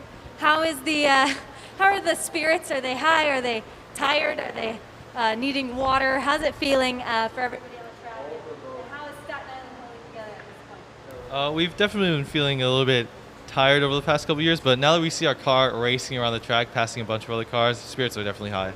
That's awesome. Do you feel the same way? Yeah, definitely. Especially this last day when we're pushing it to the limits. Spirits are definitely higher than they were before. That's awesome. So spirits are high, speeds are high, doing well, sun is nice and high, feeling good about it. That's awesome. Before I let you guys back out onto the track with your car and with your team, I'd love to open this up if you guys would like to say thank you to anybody, shout outs, anyone possibly watching the live stream or that might be here. Anything you'd like to say, some hellos. I know that a lot of people have had a lot of work into getting everybody here, so I'd love to leave this open to you, as it's the last big time I'll make you guys be interviewed before the end of the race today. I just want to say thank you to my family for motivating me to get here, and thank you to my advisors for allowing us to get here in the first place. Yeah, just big thanks to all the teachers that have helped us along the way, all the parents that have let our students do this and encourage them, and just thank you to my mom and dad and my family at home. Yeah, that's awesome. All right. Now I know the big mean, person over here that's asking you all these questions will finally let you go. Thank you so much, I know, for entertaining me, and I will let you guys get back to your team and steal you away no longer. So I really appreciate you guys. I wish you the best of luck through the rest of your day, and I know a whole bunch of other people out there are too. So go represent New York, do it well. Don't be afraid of us, happy little Texans down here. And I really, like I said, really appreciate you guys being out here. And best of luck through the rest of the race. And hopefully for next year, we'll look forward to it. Alrighty? Awesome. All right, we're going to say goodbye, and we'll stay tuned for some more interviews later. Thank you, guys. Bye. All right. Thank you, Mackenzie. Again, that was the Staten Island team. At 2:30, we'll have an interview with the WASP team. Now let's get to the track and see how these cars are doing in the very last leg of the race.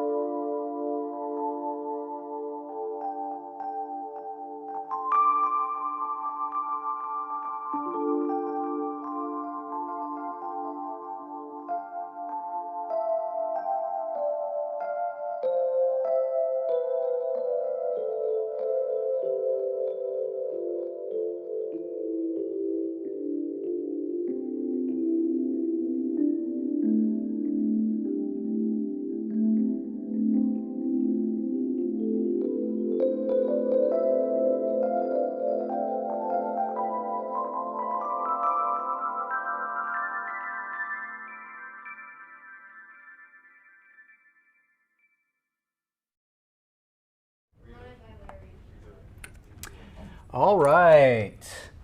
Now, let's talk with the WASP team. WASP, the WASP team. Here we go to Mackenzie. Mackenzie, you're live. All right, we are live. We're back in the garage area right now because it is just so dang hot outside. It feels a lot better right here. And I'm standing with some lovely ladies from WASP team, which we have talked to earlier in the week, but we're here back again on the last day of the race, here to check in with them and see how they're doing. First things first, guys, you've made it to the end of the race. I've been talking to a lot of the other teams today, and I just want to know, how does it feel to be at the last day? You've made it, your car's been running this whole time, you're doing awesome, and you're finally out there. The checkered flag is so close, right? So how does it feel to have finally made it and to be so close to being done? I am so ready for this to be over, ready to go home, because it is hot. Nice and hot, but are you proud of your car? Yes. Things are going well? Most definitely. How about you? I'm very ready to get home, but to say the least, it's been exciting and a pain all on the same. Sounds a lot like an engineering project to me. So it sounds like y'all are having a good time. You're talking about some of the pain, some of the things you're overcoming. How has your car been this week? Has it operated the way you've wanted it to? Has there been any surprises? Have you guys had to kind of work around some things you weren't expecting over the course of the race? Well, our car really hasn't had any major problems, just maybe having to change our auxiliary battery because we'll have to swap out batteries so it doesn't die. But other than that, we haven't really had any major problems. Which is really, really awesome. How about you? How do you feel? Any challenges you guys feel like you guys have been working through? I feel like since we're the only all-girl team, we were kind of like looked down on, like, well, we don't expect it to pass scrutineering, or we didn't even expect to get this far even in the race since we haven't had any malfunctions. So I'm very proud, but it's been a journey. Yeah, I'm sure it's been a hard-fought battle to get to where you guys are. And you mentioned being an all-girls team, which is really, really awesome to see here out on the track, and a huge inspiration, I think, to a lot of other people out there, especially other possible girl teams that need to get up and running. So it's really glad to see you guys here. I know we were talking a little bit about this before we started our interview, but I know that there's a fair amount of history attached to your car, literally attached to your car. And I'd love to hear just a little bit more about that and what makes your car special. Well, we have a piece of the original bomber plane, which our boys' car is called the 6052, and that was named after a World War II bomber that crashed, and one of our very own from the state of Kentucky was in that wreck, and he was held as a prisoner of war. And his sons and his oldest son taught in the very shop where that car was built. So we took, his grandson went to the site where the plane had been wrecked and excavated it and recovered 7 pieces of the plane, and we have one of those pieces of the plane attached to our car. Which is really, really cool, and what a unique thing to have a vehicle that kind of makes you guys special, and something to carry with you from back home, a nice little piece of support to bring along. And I know, like I said, you're WASP, you got a lot of kind of oomph to you guys in your name, which has been really awesome. And for those of you that have been watching, I can recognize your car because visually it's very, very fun, and I know you've decorated a lot of things. Can you walk me through some of the things you guys have put on your vehicle? What makes it look visually your car? What kind of things have you done to trick it out a little bit? So our car is called Miss Fifanella, and we have Miss Fifanella on the front of our car. And on the side, we have the 6052, which is our school mascot.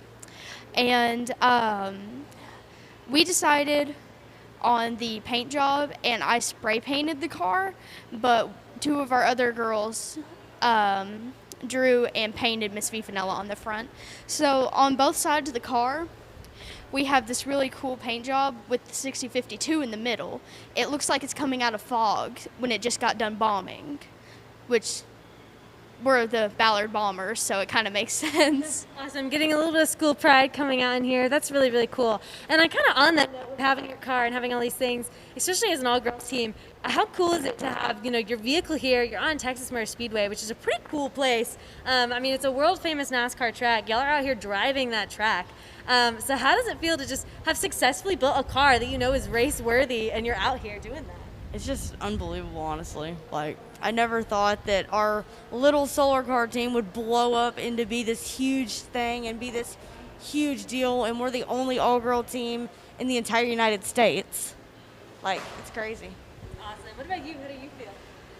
I'm confident because our boy team didn't make it, so we most definitely have girl power, although all of our school is pretty much guys. Awesome. So you're running on solar power and you're running on girl power. That's what I'm picking up. That's awesome. And I remember talking to your other members of your team earlier in the week about how you're actually able to beat out the boys once when you guys went head to head. Which congratulations, by the way. Super cool. And now to have you guys here is really, really awesome.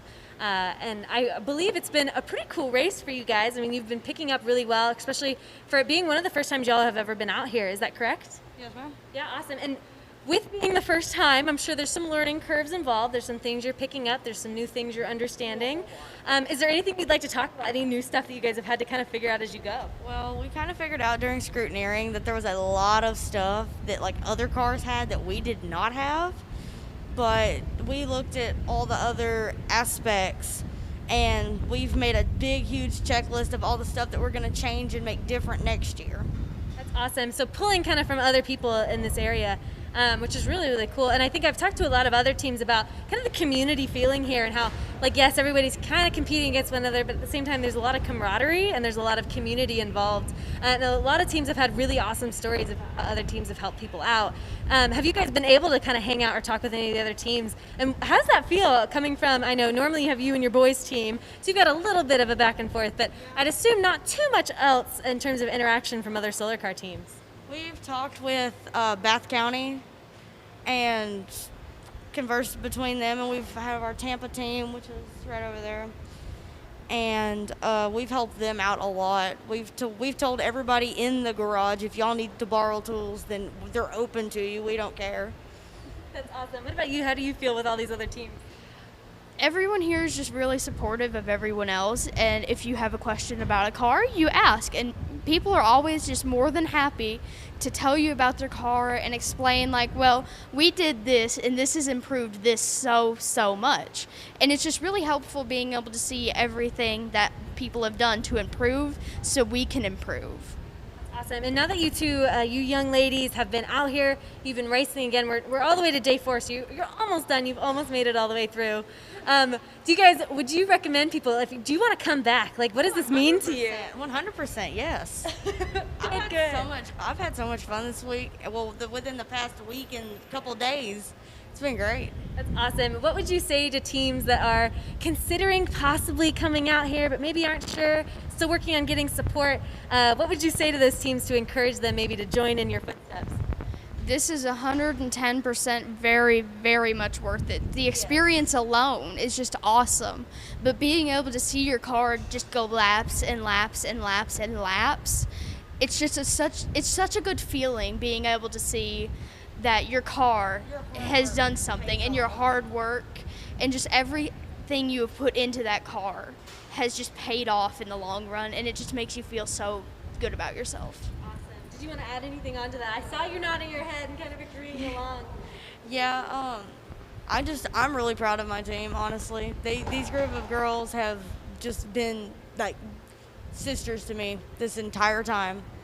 That's awesome. And it's so glad to see you guys. And I just know for a fact that you have so much more moving forward. I mean, you're already doing something that's so incredible for young women at your age, for anybody at your age, regardless of gender. And there's only up from here at this point, right? Like, you've now done this. Goodness knows where you'll go next. So I know I'm looking forward to seeing WASP to continue to grow and attract more people. 2.0 next Oh, year. WASP 2.0, you heard it here first, guys. Inside scoop over here. So it's been really, really awesome, and I know it's been really fun to cheer you guys on. And again, we're into the afternoon. We're almost done. We're almost there. We're almost ready to get showered up and to get ready for that banquet. And I hope you guys are proud. Do you feel that way? Do you feel like you've really accomplished something? And I do believe you should feel that way. I feel like no matter what place that we're in, we come out here and we built this car and we've got it on this track. We made it through scrutineering, so we're winners. That's great. And I really love that. Do you want to add anything on to that thought? A lot of teams, especially first-year teams, usually don't make it through scrutineering. So when we made it through scrutineering, it was just so much weight off our shoulders. And I mean, honestly, making it through scrutineering was already a win in our book, but being able to go on the track and not having a breakdown so far, it's awesome. You're entirely correct because, I mean, especially as a first-year team, you've been running really consistently in terms of not having those breakdowns and stuff. So you have, I mean, all the world to be proud of that. I mean, that's a really incredible thing, and you're totally right. That's a huge deal. And as someone, I've been racing for a while now. My first race was in 15. And as a team that had been around for a while, we still constantly had breakdowns and things happen to us. So huge kudos to you gals as you're out there doing your thing and honestly doing it so well. So it's been really awesome to see you guys. And again, I want to release you back to your team so you guys can keep cheering on the cars. We're getting slowly but surely into the afternoon hours. We're at 2:41, and we only raced till 4 today. So there's not very much time left to go. Things are getting down to the wire, and it's been really awesome. Yeah. Well, and like, y'all will have so much awesome time to be able to share more about your car. And then now that you're growing, goodness gracious, you guys better have news reporters knocking down your door because you guys are going to have so much fun stuff to share. Just for the sake of time, I will say if you guys want to have any last thank yous, any other things you'd like to say on behalf of your team or to your team, just because this is one of the last times we're going to be wrapping up our interviews with y'all as we continue to encourage and cheer for you guys as you go around the track. Is there anything else you'd like to add? I'd just like to say thank you to everyone who supported us, our team, our school, like just everything. We couldn't be here without the support of our school, without the support of just all of the businesses around us. Thank y'all. That's awesome. Do you want to add on? She pretty much said it all, but once again, thank you to everyone that helped us get through this and all the support, because we barely made it down to Texas until we got some more donations and some more help from bigger companies and even little like mom and pop stores from where we are. I mean, thank you to everyone that helped us. We wouldn't be having this experience and this atmosphere if it wasn't for y'all helping us. Thank you guys so much, and I hope Mom and Pop are able to tune in and hear you guys because you've been a huge help. And I know the race would be down a really awesome competitor if we weren't able to have WASP out here this year. So I really appreciate it. And like I said, without further ado, I will send them off to continue being awesome rock stars. And with that, we will say thank you and goodbye, and we will stay tuned for some more awesome stuff later. Thank you guys.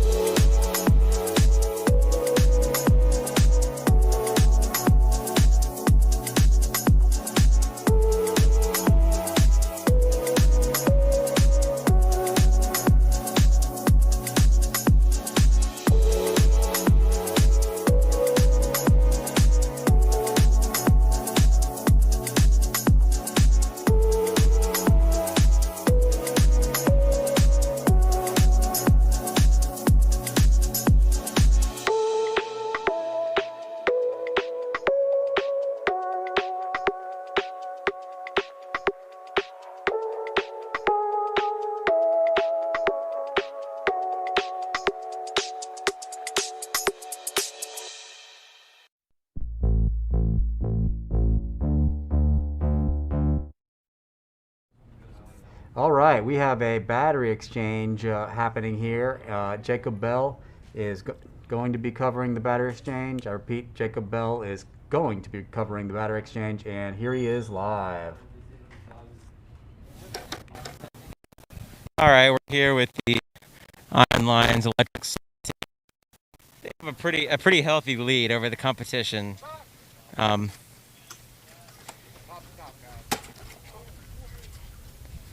little bit of a trouble getting the battery out, but still very fast. Even with that, they're still much faster than some of the other battery changes we're seeing.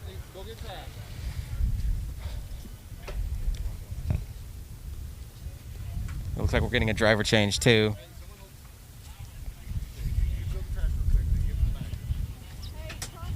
I don't see too much of a sense of urgency, which makes sense. They have about a 70-lap lead, I think, over Heroes and Solar Cats, who are still battling it out for second place in the electric solar division.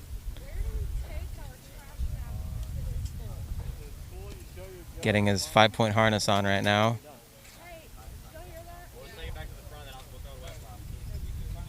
We do have a little bit of cloud cover right now, which may make the end of the race kind of interesting. We may see some slower cars than we had earlier. A little bit of trouble right now. We're not sure what's going on. We can make a couple laps with it if we need to. Hold on. Not yet. Hold on. We got to carry it with us? Do we need to carry it with us for like a lap or two? Well, I mean, when you guys brought it down, when you guys filled up your trash bag, you guys were in the car and moving it in and out of the trash bag, right? Or of the car, right? Yeah. Oh, You're fine. You drove all the way down? Yeah. I drove and got out. So did you do anything with it or were you good? No, you're fine. Oh, we just threw it away? Close the top, let's go.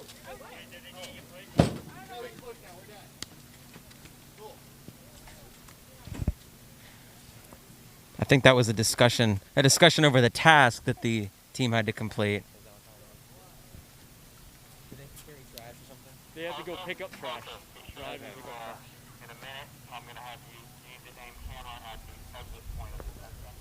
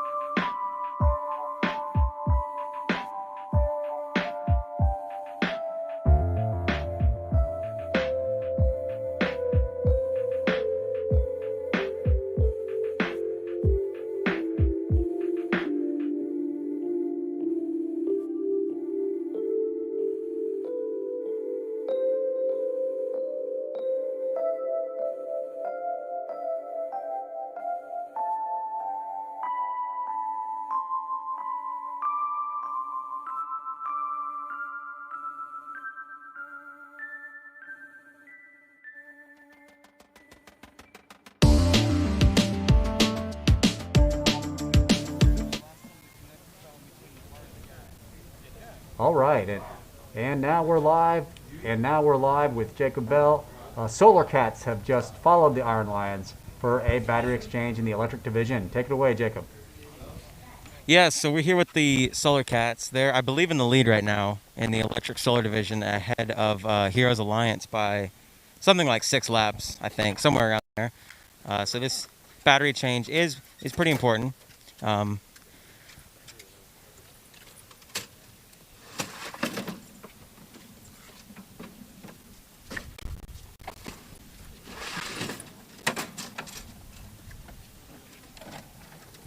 Looked like a pretty quick battery change.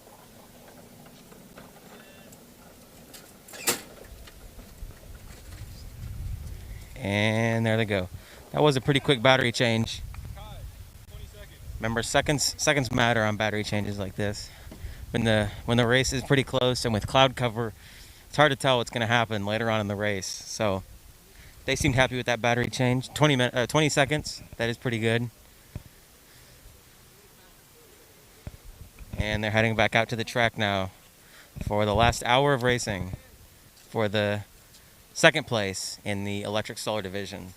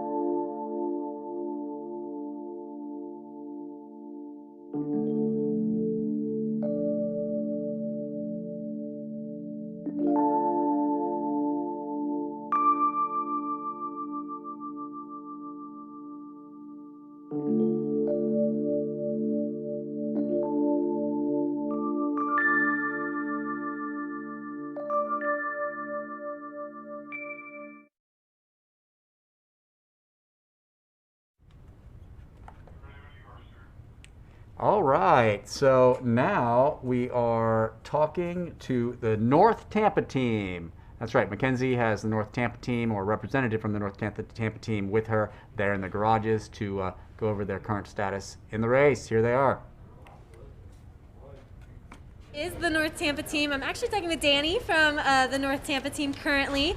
They've traveled a pretty good way to get all the way here, and have traveled quite a long way out on the track to get to the point where we are now, almost the end of the race. I mean, it's already now 3 o'clock, so there's only an hour left of racing, and I know the anticipation is high, and y'all have gone through quite a bit. So just to start off, how are y'all doing? What's the status of the race right now? I know you're kind of neck and neck with a couple of teams. How is that feeling? It's definitely nerve-wracking. We are right now competing with KCAL, which we're like, I think 3 or 4 laps ahead of them. Hey, Parker, and you they're are like back still to back live. to We're us, doing so we're picture really in trying to picture. stay Parker, ahead you're still and live. secure that 3rd place. Has it been fun to be able to compete with a team like KCAL and have that back and forth going on throughout the race? Has it kind of been encouraging and something fun to fight for? It definitely has. We're keeping right at their neck, so I can hear them Parker, because do they're you right need next a to us water in or our anything tent, run out to and you? they're just like all like freaking out, keeping our score and how much we're doing in our laps, and so are we, honestly. That's awesome. And I know that a lot of teams got have it. that fun Running out to competition you. going back and forth. And I mentioned this a couple times earlier in the live stream that there are quite a few teams that are really close for getting those 1, 2, and 3 spots for each of their divisions. So that's very exciting for a lot of these teams. And again, I know y'all are out there on the track, you're going around, you're doing your thing. And North Tampa, you're in a classic division and having a good time. So that's really awesome. You know, right before we were going live, we were actually just talking about your car and some of the things. You were talking about how this is the second time your team has competed in this race.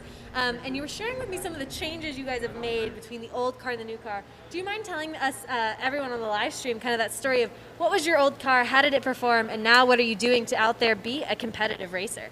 So one of the main things that we had to change to our car was definitely weight, because our car was weighing way too much, and it wasn't as efficient adding also another person to it, which was like adding pounds.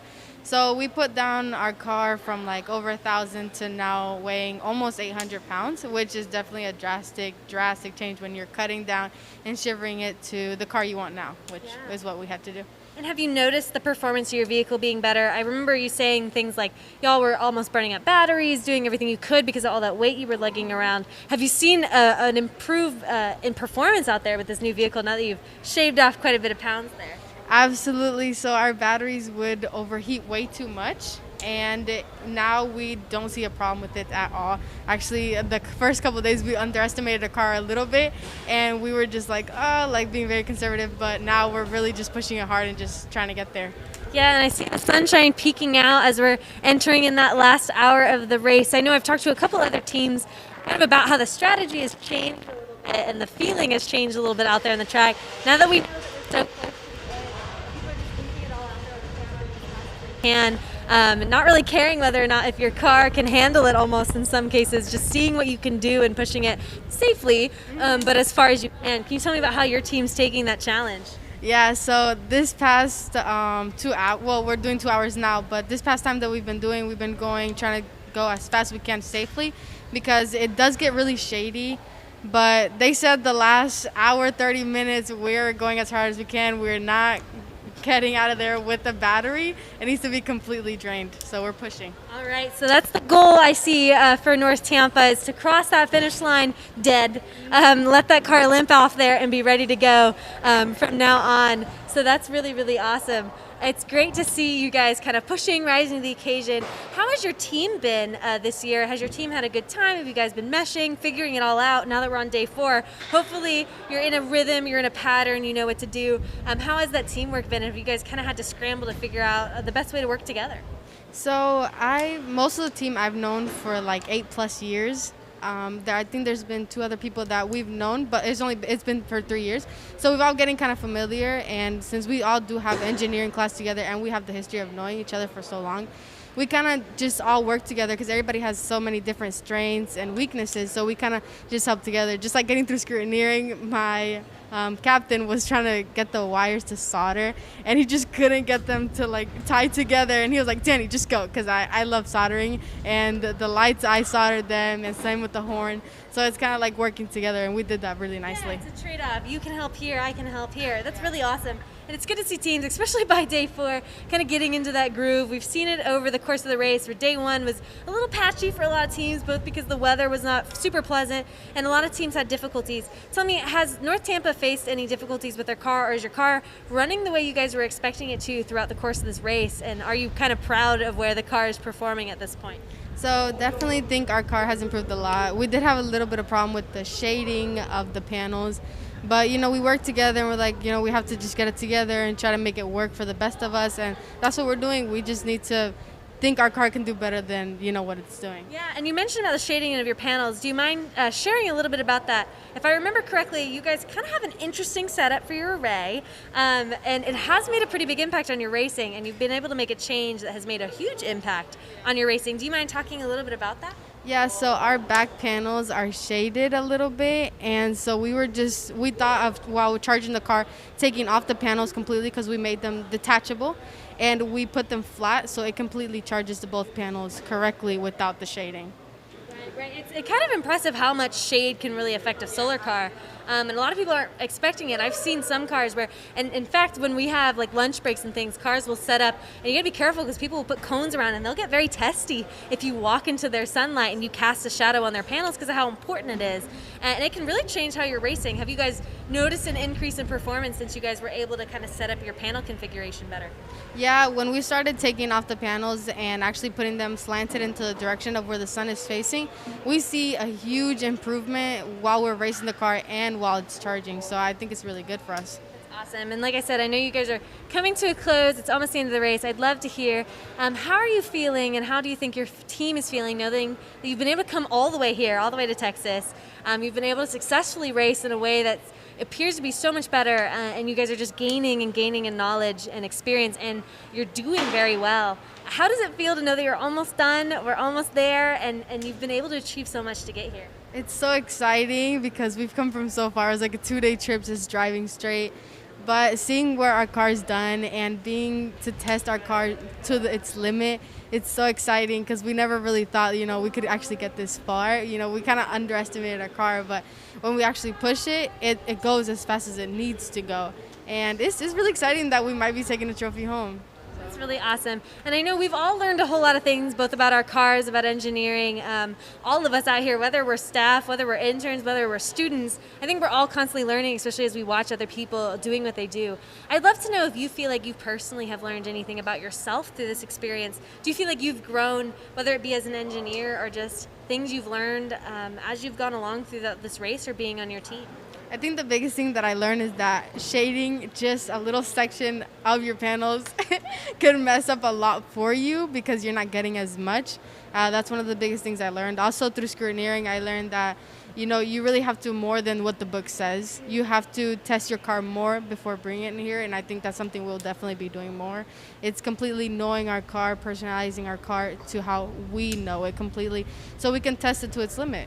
I think that's what we need to do. So great, and I definitely think you guys are getting to know your car out there on the track as you're sending it in to the afternoon hours. Like I said, we're so close, and it'll be a really close race for a lot of teams out here. So I know we all wish you luck in doing that, and we wish all the teams out here in their efforts. And I'm sure it'll be a fun race to see how it ends. Of course, our unofficial results are posted. We're watching those. We're excited to see the official results at the end of the race later tonight at the banquet. So that'll be really, really awesome. I do want to let you get back to your team sometime soon so that you guys can keep going. So before I let you go, I wanted to open this up, just like I've done with the other teams so far, to any thank yous you may want to say, any hellos you may want to say. There's people watching, hopefully back home, supporting you and cheering you on. You obviously have your team in your pits. What would you like to say on behalf of your team or for your team? So we want to say thank you to all the judges and everybody that puts water out there for us, because sometimes you're coming in and you're just like, oh, I got to get water, because, you never know, your body's just going. Thank you to all the judges that were with us through scrutineering. Thank you to everyone that gave us advice on our car, how it could be improved, honestly. Hi to my parents. I love them. And our team is really happy to be here, and we're happy that you guys are having us here. And we are happy to have you here. Thank you so much, Danny, and you've been a wonderful representation of North Tampa, and I can't wait to see kind of how everything ends up, and I know you can't wait to see how it all goes down. So join me in cheering on the rest of the teams for the next 30 minutes or so, a little bit longer than that, next like 50 minutes or so, hopefully, right? And have as much time racing as we can. And thank you guys so much, and join me. We have one last interview after this before we're ready to watch the end of the race. So thank you guys so much, and we'll go ahead and wave bye until we see each other again. Thank you. Thank you, Mackenzie. Again, that was North Tampa. Now we're going to return to some racing, and we're going to have our final team interview at 3:30 with Wylie East. So we'll return to some racing. Maybe we'll capture some more battery changes, and then see who comes across the finish line to win the Solar Car Challenge 2021 around 4 o'clock p.m. today. So again, we have about a half hour racing, and let's check it out.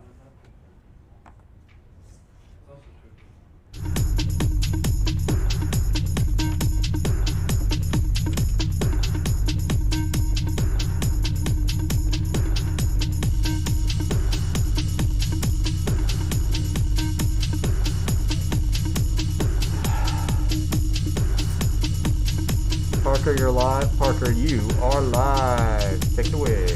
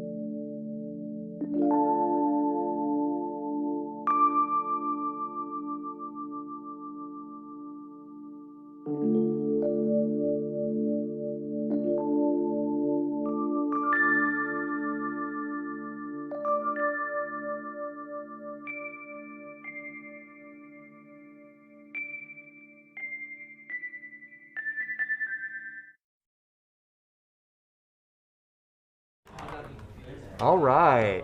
Now we have Mackenzie doing our final team interview with team members of Wylie East from Wylie, Texas. All right, again, our final team interview with Wylie East. And All right, I am taking it away, guys. And as you said, I'm here with Wylie East. Last interview of the day, last day of the race, last 30 minutes of the race. It's been down. If you guys have been watching the track, cars have been flying. It's kind of really impressive. I can tell everybody's just ready. They're on it. They're done. And Wylie, you guys have been kind of locked back and forth in a really awesome battle with Covenant, which has been super entertaining.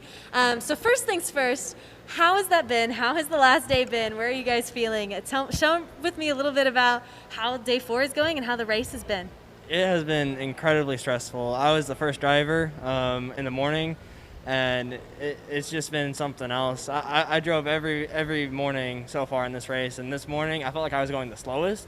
In actuality, I was actually going the fastest out of all of our mornings. So it's definitely been stressful, and definitely seems like everything's slowing down, even though everyone's picking up. Yeah.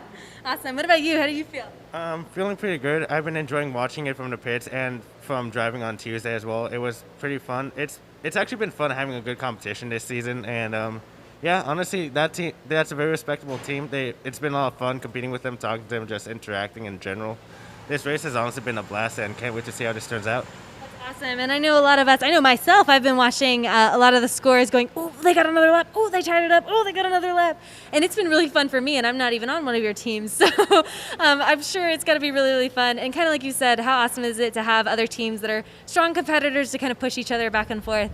That's got to be wicked fun. As people who've been driving, what's it like knowing that you've been driving on a Texas Motor Speedway NASCAR track? You guys are a competitive team out there in your division. You're some of the best, and you're coming out here having a great time. How does that feel for you, and is that something that you ever expected to be able to accomplish?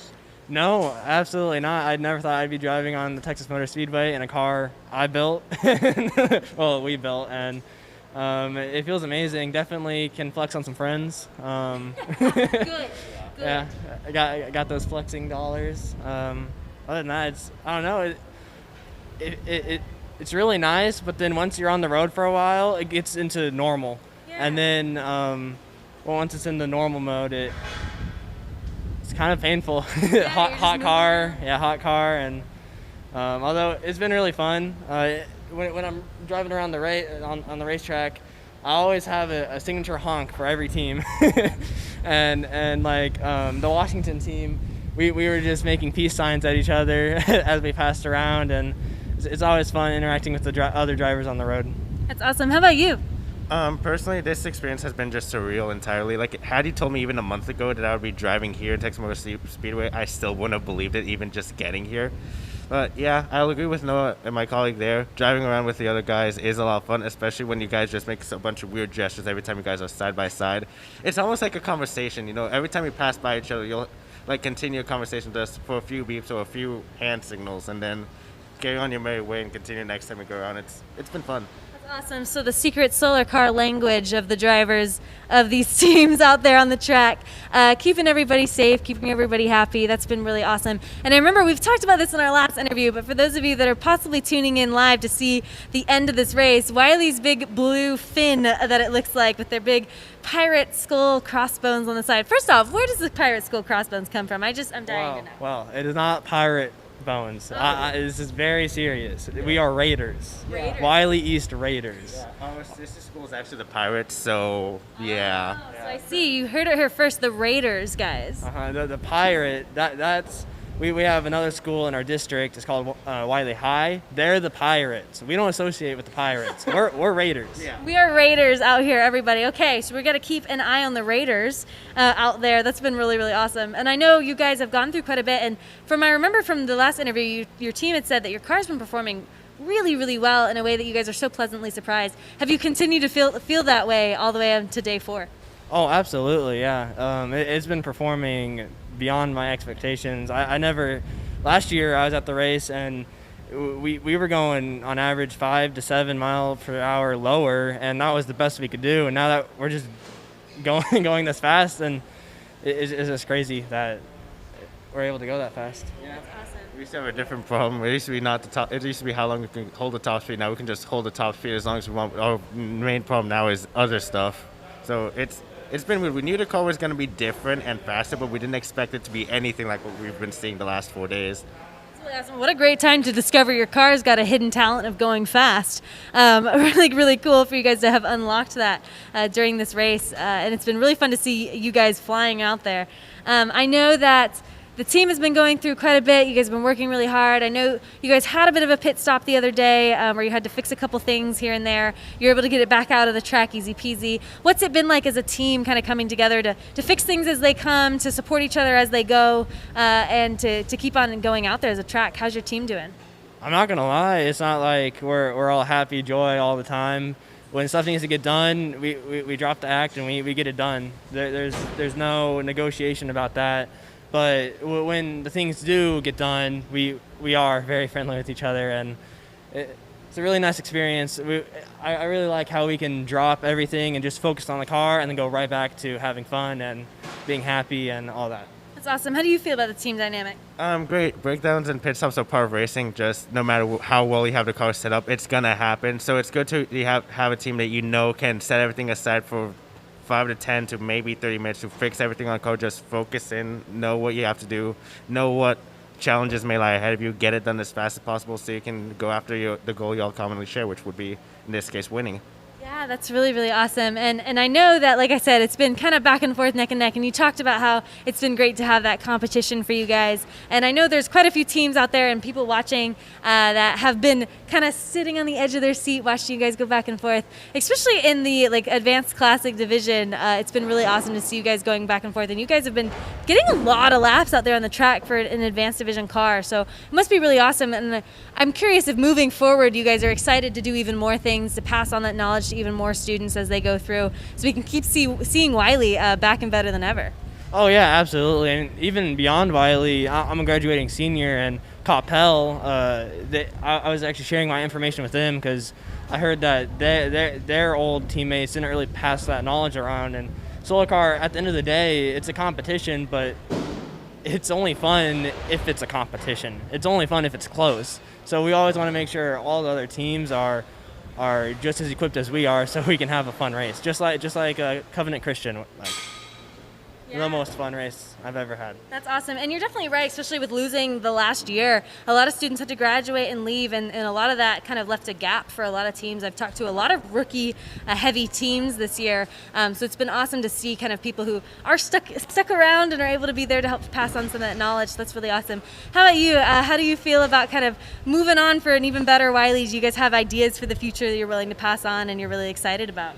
Pretty good. It's always nice to pass on to the younger generation. That way, as you graduate, you have the joy knowing you established a legacy at your school and knowing that you were able to continue the tradition even without you there, that they still carried on what you possess and the knowledge you gave them to do better the next years. And the fact that you're able to come back 10, maybe even just 5 years later from when you graduate to see them race and see what you have given them benefit them even after you left. There's no better feeling than that, in my personal opinion.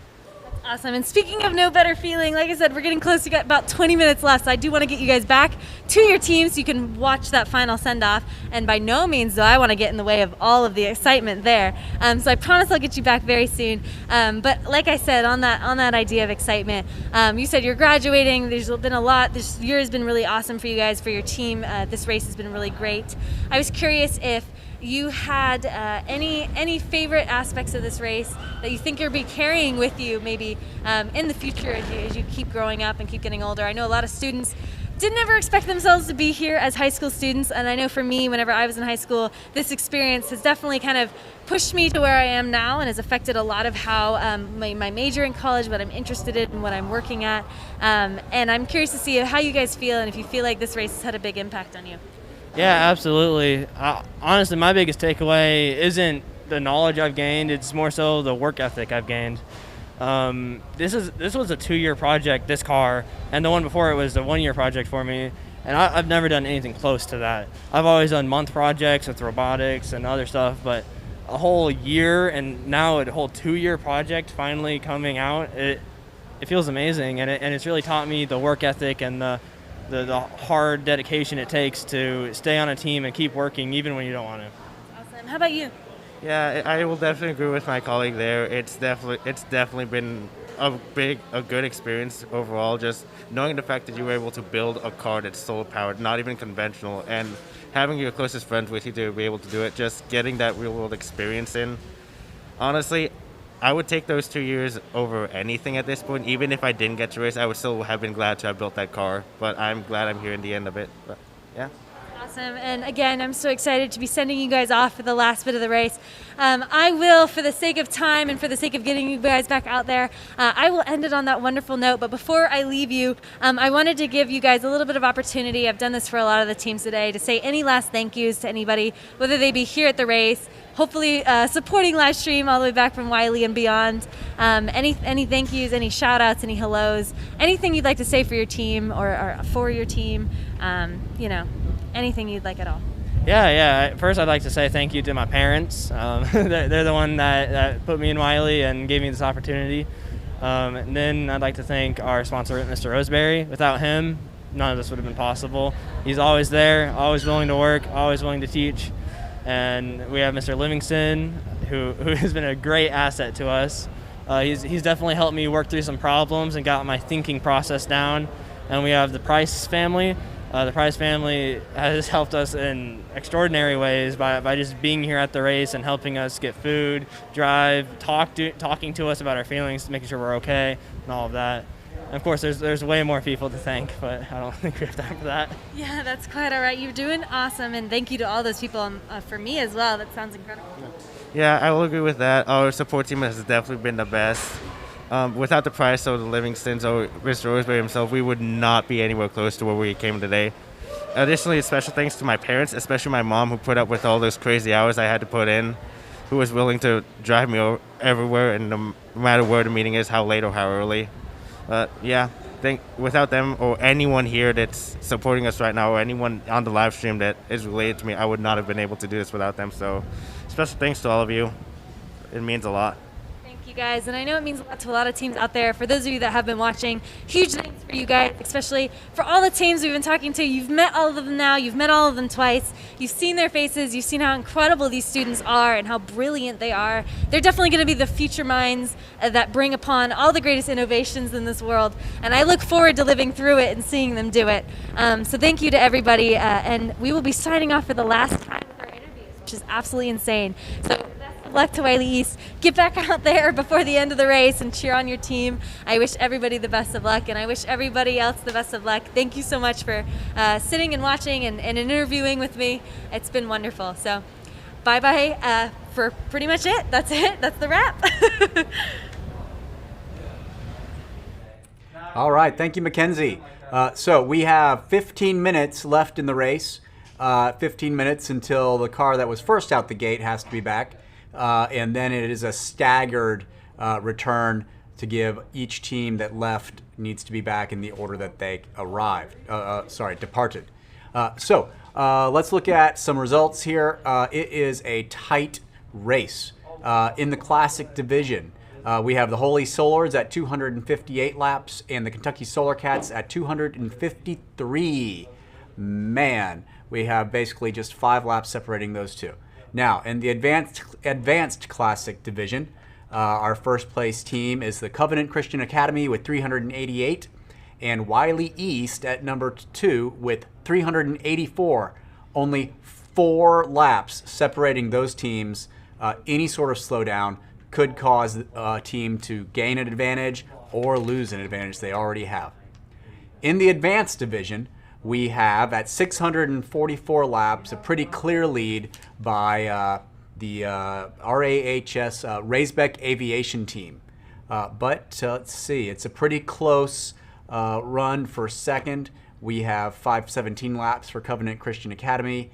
And in third place right now, we have Iron Lions with 4 90. Not sure if they could make that up in the last 15 minutes here. In the electric solar power division, we have the Iron Lions at 312.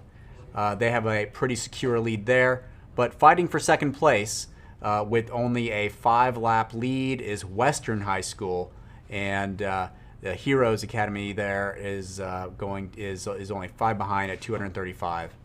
And then, of course, we do have the Cruiser division with only 1 contestant, so Prosper Engineering with their Cruiser wins that hands down. So anyway, we will be looking at some of these close races here that are in the Classic, Advanced Classic, and then the second place here in the Advanced. We have some really tight races. Let's get back to the track cam.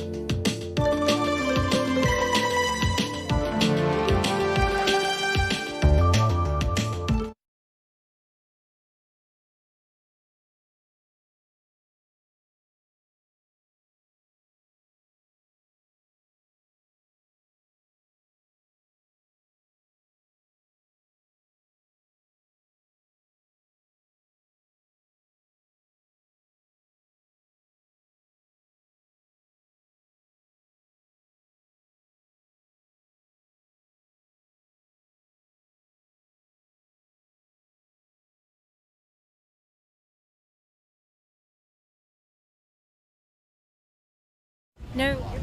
And we're live, everybody. This is so exciting. It's the very end of the race. We've got 1 minute until the official end of the race happens. These cars are going to start coming in behind me. You see Dr. Marks prepared over there with his checkered flag, ready to wave in these cars as they come in. Their end times are staggered like they did in the beginning when they started, so we should start seeing these cars piling in if they haven't already.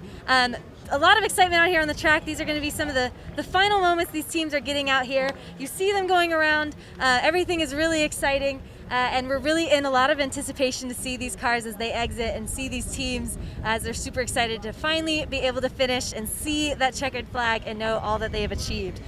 So we're on the side of the track, ready in anticipation of these cars pulling off onto pit row.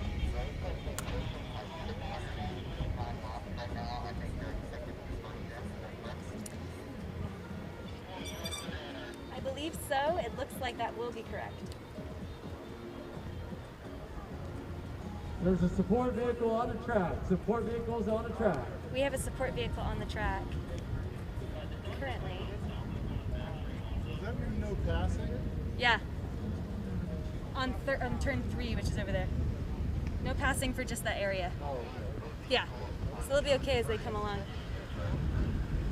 Ooh, that was Wylie. We were just talking to them.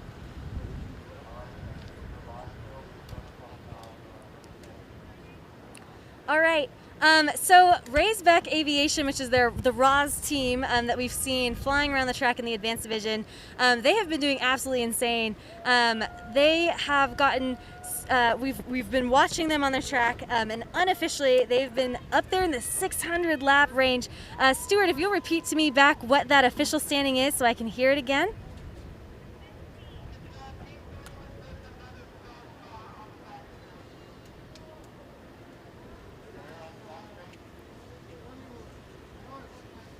It looks like they're actually getting ready, one of the first cars off the track for them because they were the first ones to get started. I see their team kind of starting to gather. We do have a caution on the track at the moment, so we're in anticipation to make sure that that car is okay. Looks like things got a little exciting on that last lap for some of these teams, and I see some of them coming around. Like I said, some of these teams still have upwards of in some cases 20 minutes to continue racing, and we're going to be seeing them trying to go as fast as they can on the way out. I see Western, I see Covenant just flying around. I see Wasp still out there. A lot of these teams that we've been talking to today, if you've been with us for a while.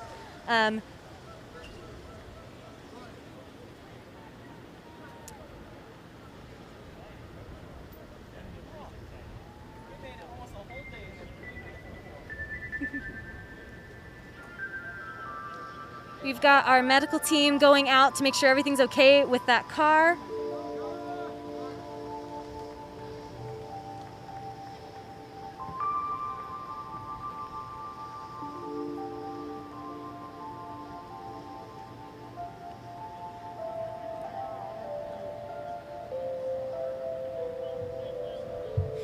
I see the Holy Solars coming around the track, doing pretty incredible. That's that first-year team we've been talking to this whole time, and they're just having the ball. Seeing them moving around, I see their team cheering them on as they're kind of finaling up some of their last laps as they're going.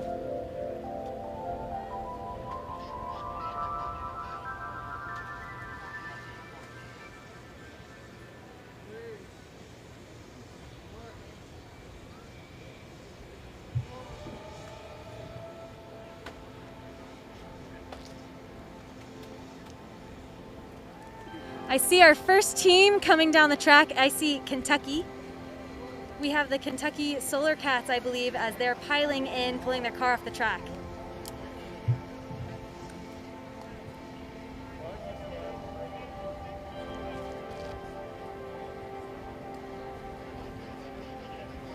Sounds good. All right, here come the Kentucky Solar Cats, pulling their car off the track as they go. That's that beautiful, beautiful checkered flag that we see as our drivers coming in. So proud to see that happen.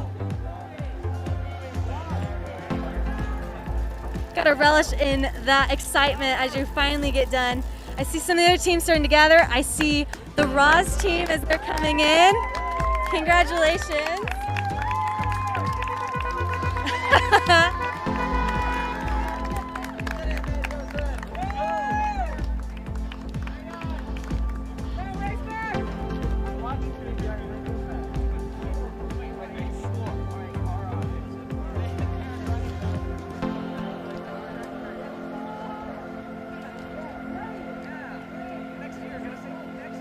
I see one of the Covenant cars coming up. They've got that blue stripe on them. So we know that Covenant, this will be their advanced team coming off the track. Doc is ready with his checkered flag. The Covenant team is ready to cheer them on. And here they come.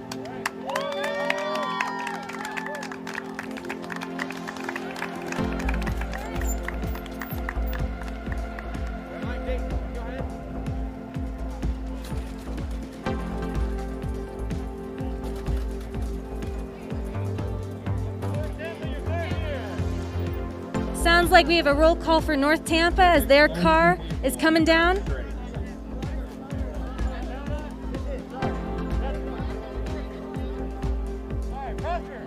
We have a correction. This is the Prosper team, and they're very excited to get their car off the track.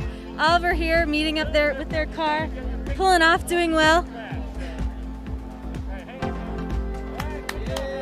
Here we go, cheering Prosper on. Congratulations, Prosper. Looks like I see the other Covenant Christian car. That must be their their classic car, followed immediately after by what looks like is KCAL. No, excuse me, Northwestern.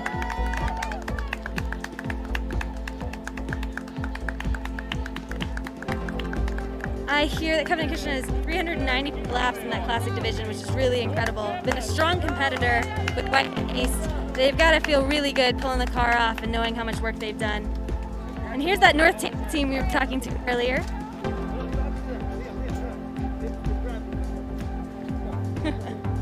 Getting everybody off the track nice and safe. I'm sure these drivers are exhausted and excited to be done.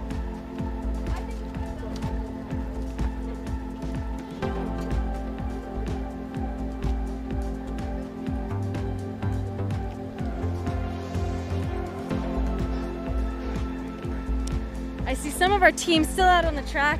There's the Holy Solars and KCAL zooming around.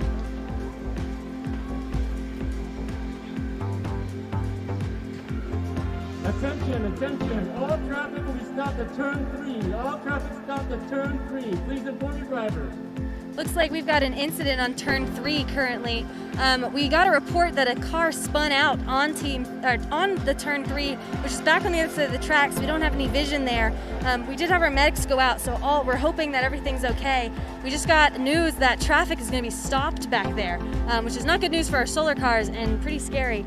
So we'll have to, be hoping everything's all right. Might see a bit of a break here for a little bit as everything gets sorted out.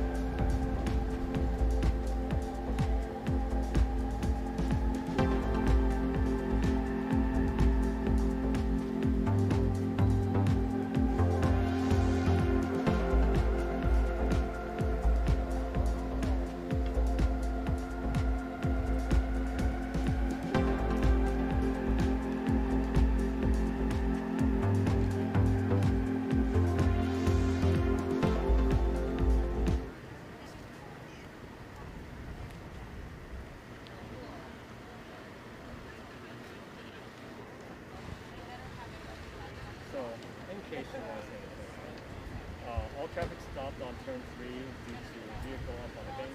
So we're going to get them off the bank and then the racing will resume. I have an update if we're still live over here. So as it turns out, we just got word from the race officials. We have all traffic stopped in turn 3, and the reason is because we have a car up on the bank currently.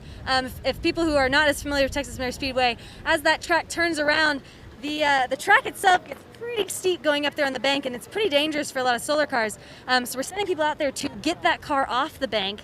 But once the car is off the bank, all driving will resume again. But that is why we have that traffic stop. I don't know that I've ever seen that before, and since I've been a racer since 15. But a lot of excitement right here at the end. And hopefully that car will be able to be safely retrieved so we can get up and running again and get all these cars off the track.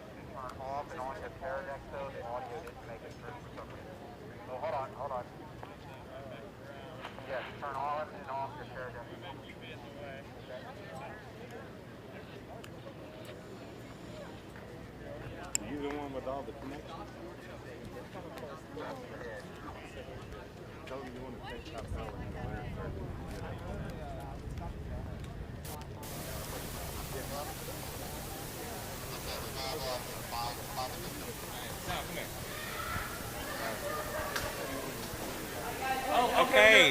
Yeah.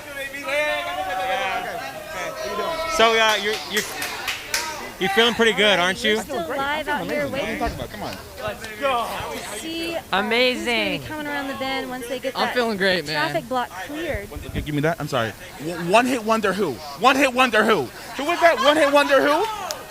Who? Is it us? Is that us? Is it? Is that us? Come on. 2 years, baby. What's good? Let's go. All right. So did that go how you wanted? Did that go how you wanted? Yeah. 600. How many laps? You know how many laps you got? 615. 650. That's like 1,000 miles. So that's pretty good. That's 9 laps down off the track record with the rain delay.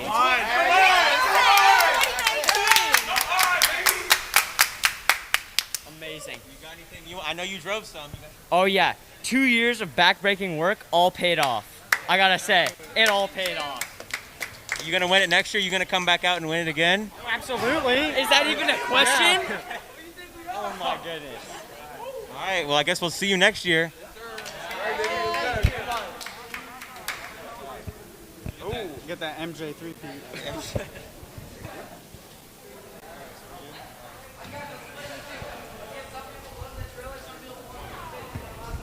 On that last lap. All right, guys, so the update currently is that traffic has been released, so we should be seeing these solar cars coming back around, coming back in, but that caution is still live in turn 3, so if you remember, cars can't pass while they're in turn 3. We're going to let them safely pass by that caution before they're able to resume racing as normal. But again, we're coming around, and a lot of these cars are going to need to start coming in soon. So we should be seeing a pretty steady flood of these vehicles getting going. I can actually see them from where I'm standing, slowly coming around the bend all the way on turn 3. So stay tuned to see how it all ends.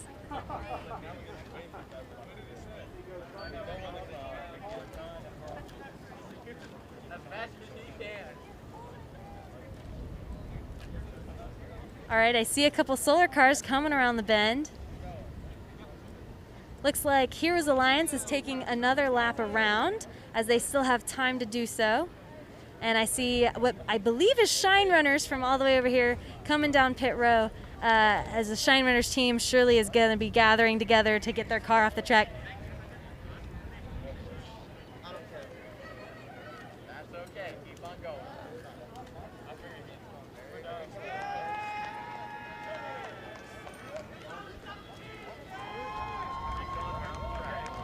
All right. Yes, sir. Yes, we see Shine Runners coming in. We see their team lining up to cheer them on. We've got the checkered flag going.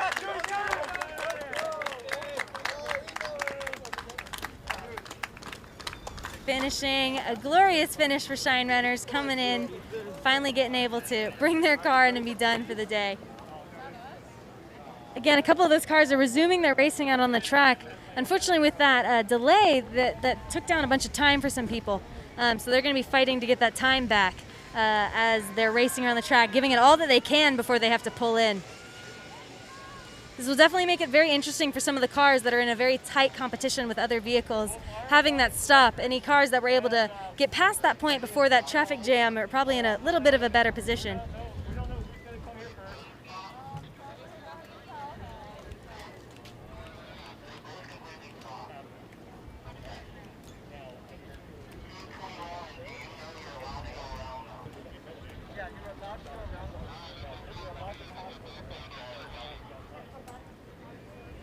We're getting teams kind of piling up over here on pit row, getting close to that entry-exit line, excited to wave their team off the track and congratulate their cars as they come in.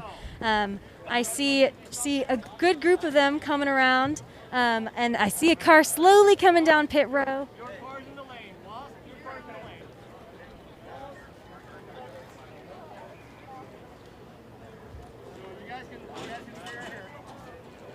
Get it on the way out. I'm trying to get the flag for you guys. You guys can hang out there. I see what I believe is KCAL's EV car coming down pit lane. I see the There's a KCAL stop team. car on pit lane, stop car on pit lane. You are allowed to pass. You are allowed to pass. I also see Wasp coming in first. We have that Wasp women's team that we talked to earlier today. They're all gathered up over here on pit row, excited to wave their vehicle off. We've got Wasp, and then right behind them, KCAL Solar, as they're able to pull off for their time.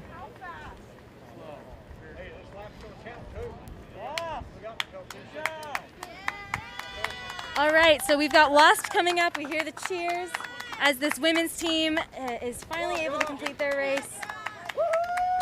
The checkered flag is being waved. Life is good for these ladies. And then immediately afterwards, we've got KCAL coming in. Lots of cheers for KCAL. They've overcome quite a rough first start and had a great finish to this race. And there goes KCAL.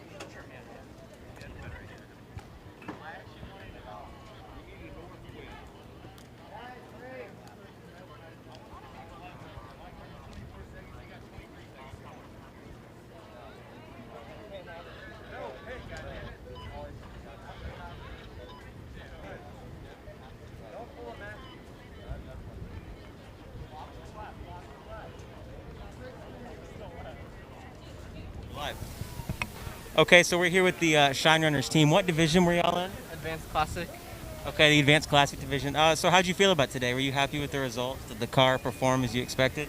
Yeah, it performed just as good as I thought.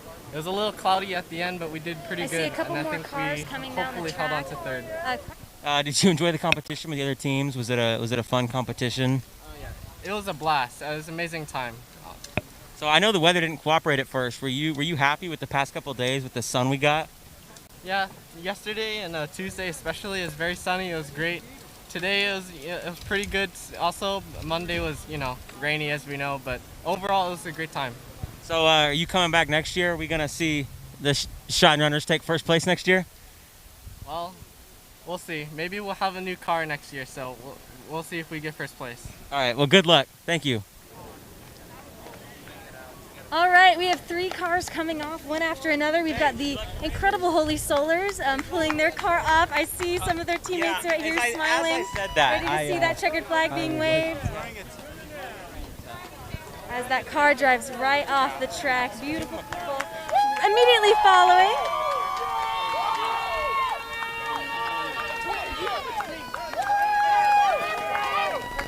Immediately following is the very excited, very cheery Heroes Alliance team. I'm sure you can hear them getting really excited to see that car off the track. And then we've got KCAL's team. And immediately after, we see Lisa Academy pulling their car off the track as well. Great finish for all these teams.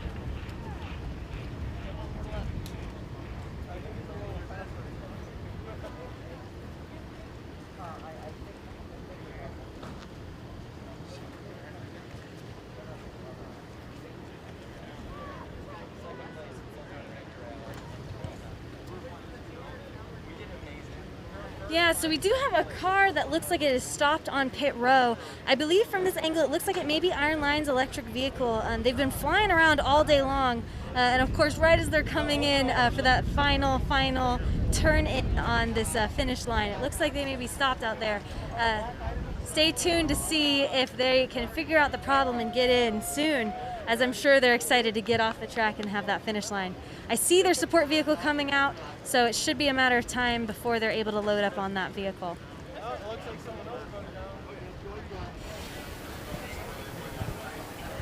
Okay, we're here with Heroes Alliance from the Advanced Classic. No, your Electric Solar division.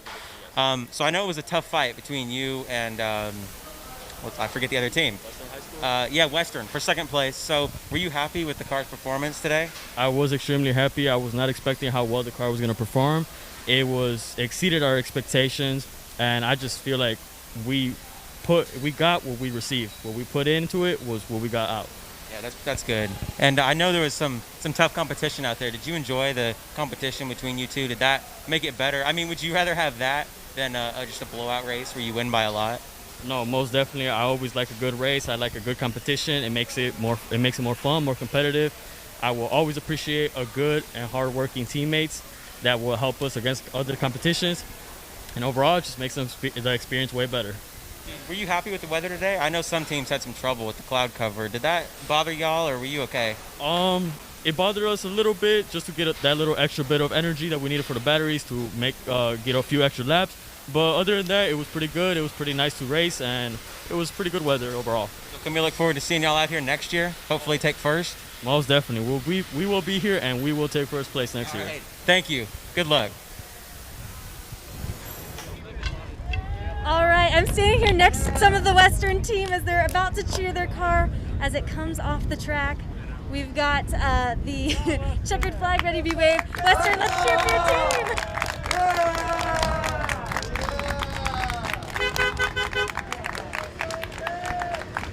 Super awesome. Any words? How do you feel? I feel pretty good right now. Pretty good right now, guys. Feeling pretty good. All right, thanks, Western. Such a success story for so many of these teams. Still in anticipation to see who else is going to get pulled off the track.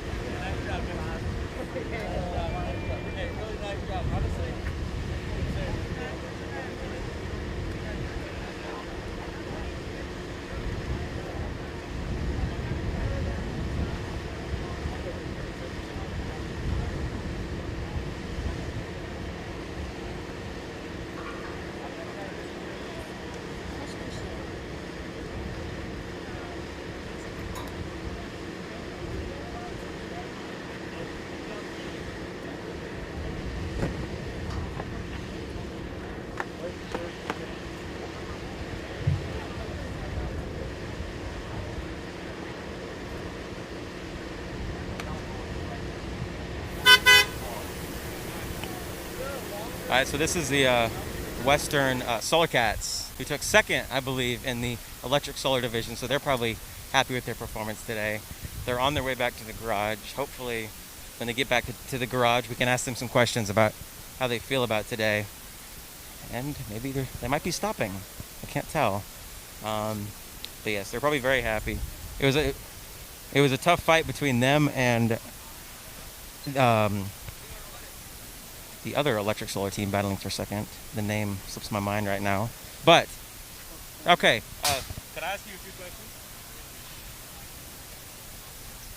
Okay. So how'd you feel about your race today? You took second. I know it was a tough fight between you and the other team. How do you feel? We feel pretty good. We feel like we pushed everything out of the car in the last minute. Although there was a caution at the track and we couldn't get a hot lap as we were hoping, I feel like we performed pretty well for our first race in this car. And I'm looking forward to seeing the car race next year. So do you plan on coming back next year, maybe taking first place in the electric solar division? Well, I'm sure the team will continue, but both of us are seniors, so we won't be here next year. But I'm sure the team will make it. Well, hopefully you can come back a little bit and help them out, because I know you have a lot of experience now. Did you enjoy the competition between you and Heroes Alliance? Yeah, definitely. It was a close fight down to the last lap, and they really had us pushing hard and pushing our batteries to the limits. Well, it was a great race. Hope to see you out here next year, and good luck.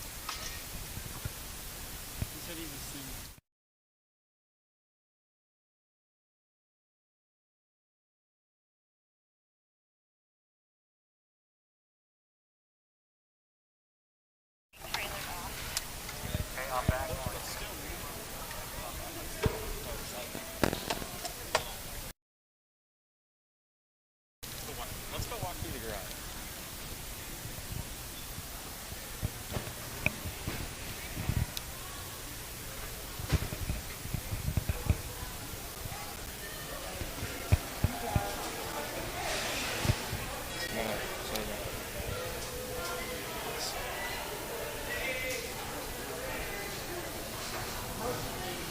outside where Covenant is electric solar.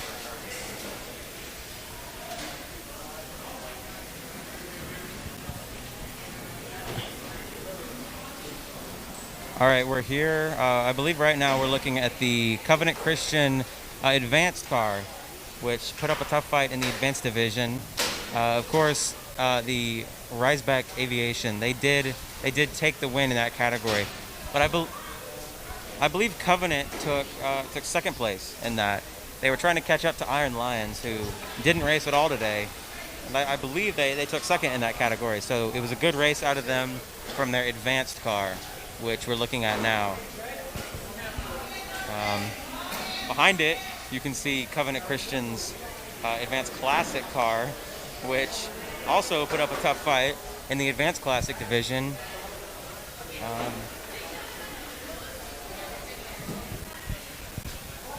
And I believe they won the Advanced Classic division in this car. I could be wrong. My numbers may not be accurate, but I do believe this car won the Advanced Classic division today. So they're probably in good spirits, feeling good after that win. Let's see.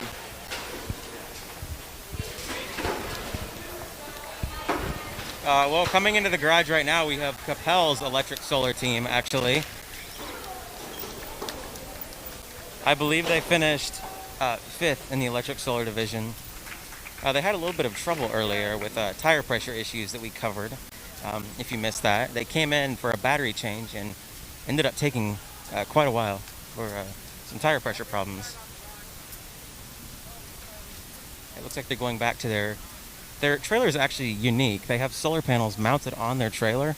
Unlike other teams who disassemble the solar panels, theirs actually stay up on the highway. So it's sort of a unique design among the different solar charging stations.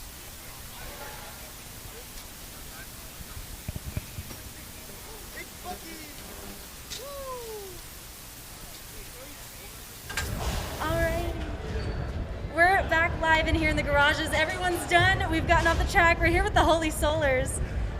The Holy Solars did so incredible this race, and I see those smiling faces underneath those masks. You guys really deserve it. Your whole team deserves it as I'm standing around you in this incredible car you guys have built.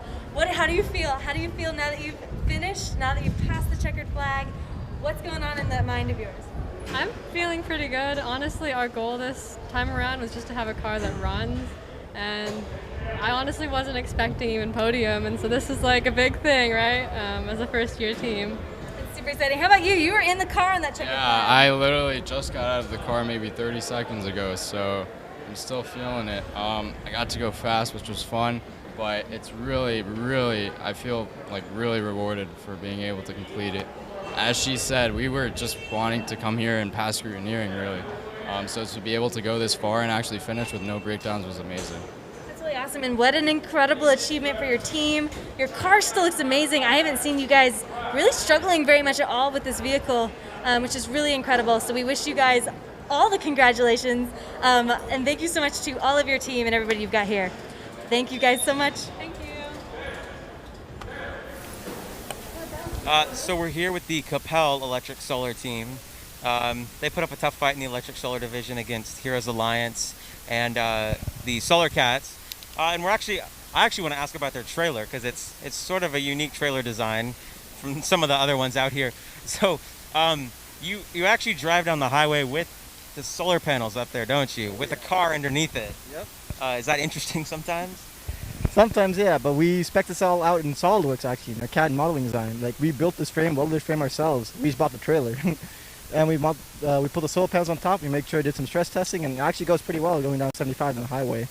The only problem I have is when we put our car on, the wings keep opening. So we have to ratchet those down as well. So, how do you feel about your performance today? I know you didn't finish first in the division, and that's fine. I mean, it was a fun competition out there. I know y'all are pushing each other to go as fast as you could without, of course, wearing out your batteries like I believe Iron Lions did, trying to avoid that.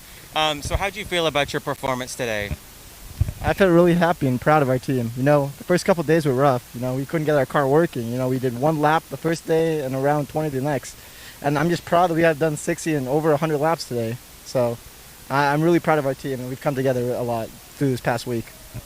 And are you a senior? Are you coming back next year? Are we going to see you again out here next year? Hopefully taking first in the electric solar division?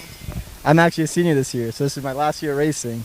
I might come back as an intern, hopefully, because I know there's a history of KCAL Solar presidents coming back as... Yep, there's Mackenzie, there's Liam, and there's Brandon, who have all been KCAL Solar presidents, and I'll come back as interns, so maybe I'll keep up the trend. Well, we hope to see you maybe back as an intern and some of your teammates back next year in the electric solar division. Thanks for the interview. Good luck. Whatever, if you come back next year. Thank you. Hey guys, so I'm here with the Prosper Solar Car team. They were able to finish. I got to watch them cross the line. Prosper, tell me how you feel about finishing this race. So they're obviously really excited. The excitement's great in this garage, and congratulations to Prosper, guys. Thank you so much. Bye. Wow, what a race. What a race. And so let's look at these finals one more time. 1 second here. All right, Mackenzie, why don't you come meet me in the media center and get on camera with me? Thank you. All right, so we have, remember these are unofficial, but most likely going to stick. We have number 1 in the classic division is the Holy Solars at 266 laps. Followed up very closely by the Kentucky Solar Cats at 258 laps. Then we have, in the Advanced Classic Division, the first place winner is Covenant Christian Academy with 395, followed by a very close Wylie East Solar Car team at 386. Then we have Raisbeck Aviation in the Advanced Division that just takes away the lead. Easy win at 650 laps. I think that's just a couple laps under the score, the record set of any solar car race here at the Texas Motor Speedway. Shy of just a few laps. A major achievement there. Followed by number 2 in the Advanced Division, Covenant Christian Academy. Then in the Electric Solar Power Division, the clear winner is the Iron Lions with 316 laps, followed by Western High School with 249 laps. And then, of course, Prosper also has a Cruiser Division car. That was the only one in that category. So congratulations to our winners. The Holy Solars at 266, Covenant Christian at 395, Raisbeck Aviation at 650, Iron Lions at 316, and of course Prosper. All right. Oh, and here we go. Let's have some pull up the seat. Sure. Here we have Mackenzie Becker with us again. Back in from being outside. Thank you, Mackenzie. Let me mask up. Follow our protocol. Woo! What a race! What a race! Seriously, and what an afternoon, just to say. So what are your general thoughts about the end here? How were the teams feeling? What's the general mood? Yeah, I mean, I think overall most of these teams are just ecstatic to be able to drive with their vehicles. For those of you watching, I think you've seen just how much effort and work a lot of these teams have put into that. So it's been incredible. I will say we did have a couple interesting moments at the end there. We had a spin out with a car. We had a breakdown on pit row. A couple different things. One of those cars ended up on the bank of the Texas Motor Speedway, which I guess is a pretty cool story. But man, just kind of having to. That's what happens when you push it pedal to the metal. Pedal to the metal, guys. We're obviously off and on it and going. But these teams, they're all safe. They're all good as far as I'm concerned and as far as I've been informed. So it looks like everything's okay. We just got a little excited towards the end there. And of course, nothing ever goes without a little bit of complication and challenge here at the Solar Car Challenge. So definitely a busy way to end the day. All right. Well, I hope our viewers at home have enjoyed our first ever fully live streamed Solar Car Challenge, the 2021 Solar Car Challenge here at the Texas Motor Speedway. Feel free to go to solarcarchallenge.org to learn more about this wonderful organization. And it's been a real pleasure. Yeah, I will say as well, the results that we've been announcing have been the unofficial results, but as of this afternoon, late this night if you want to check back, or even early tomorrow morning, you can look at the solarcarchallenge.org, look at those official race results. Teams not only will be awarded for the place markers, but we also have special awards we give to teams that have shown and demonstrated different skills or things that we'd like to recognize. There's quite a few of those awards, so it's really great to see some of those teams get those things, regardless of how many laps they may have. That's right. So that's right. Stay tuned for some of those official results and check back on that later. All right, it's been a pleasure, and we are going to sign off. Wow, signing off. Bye-bye. It's been a long 4 days. Thank you so much.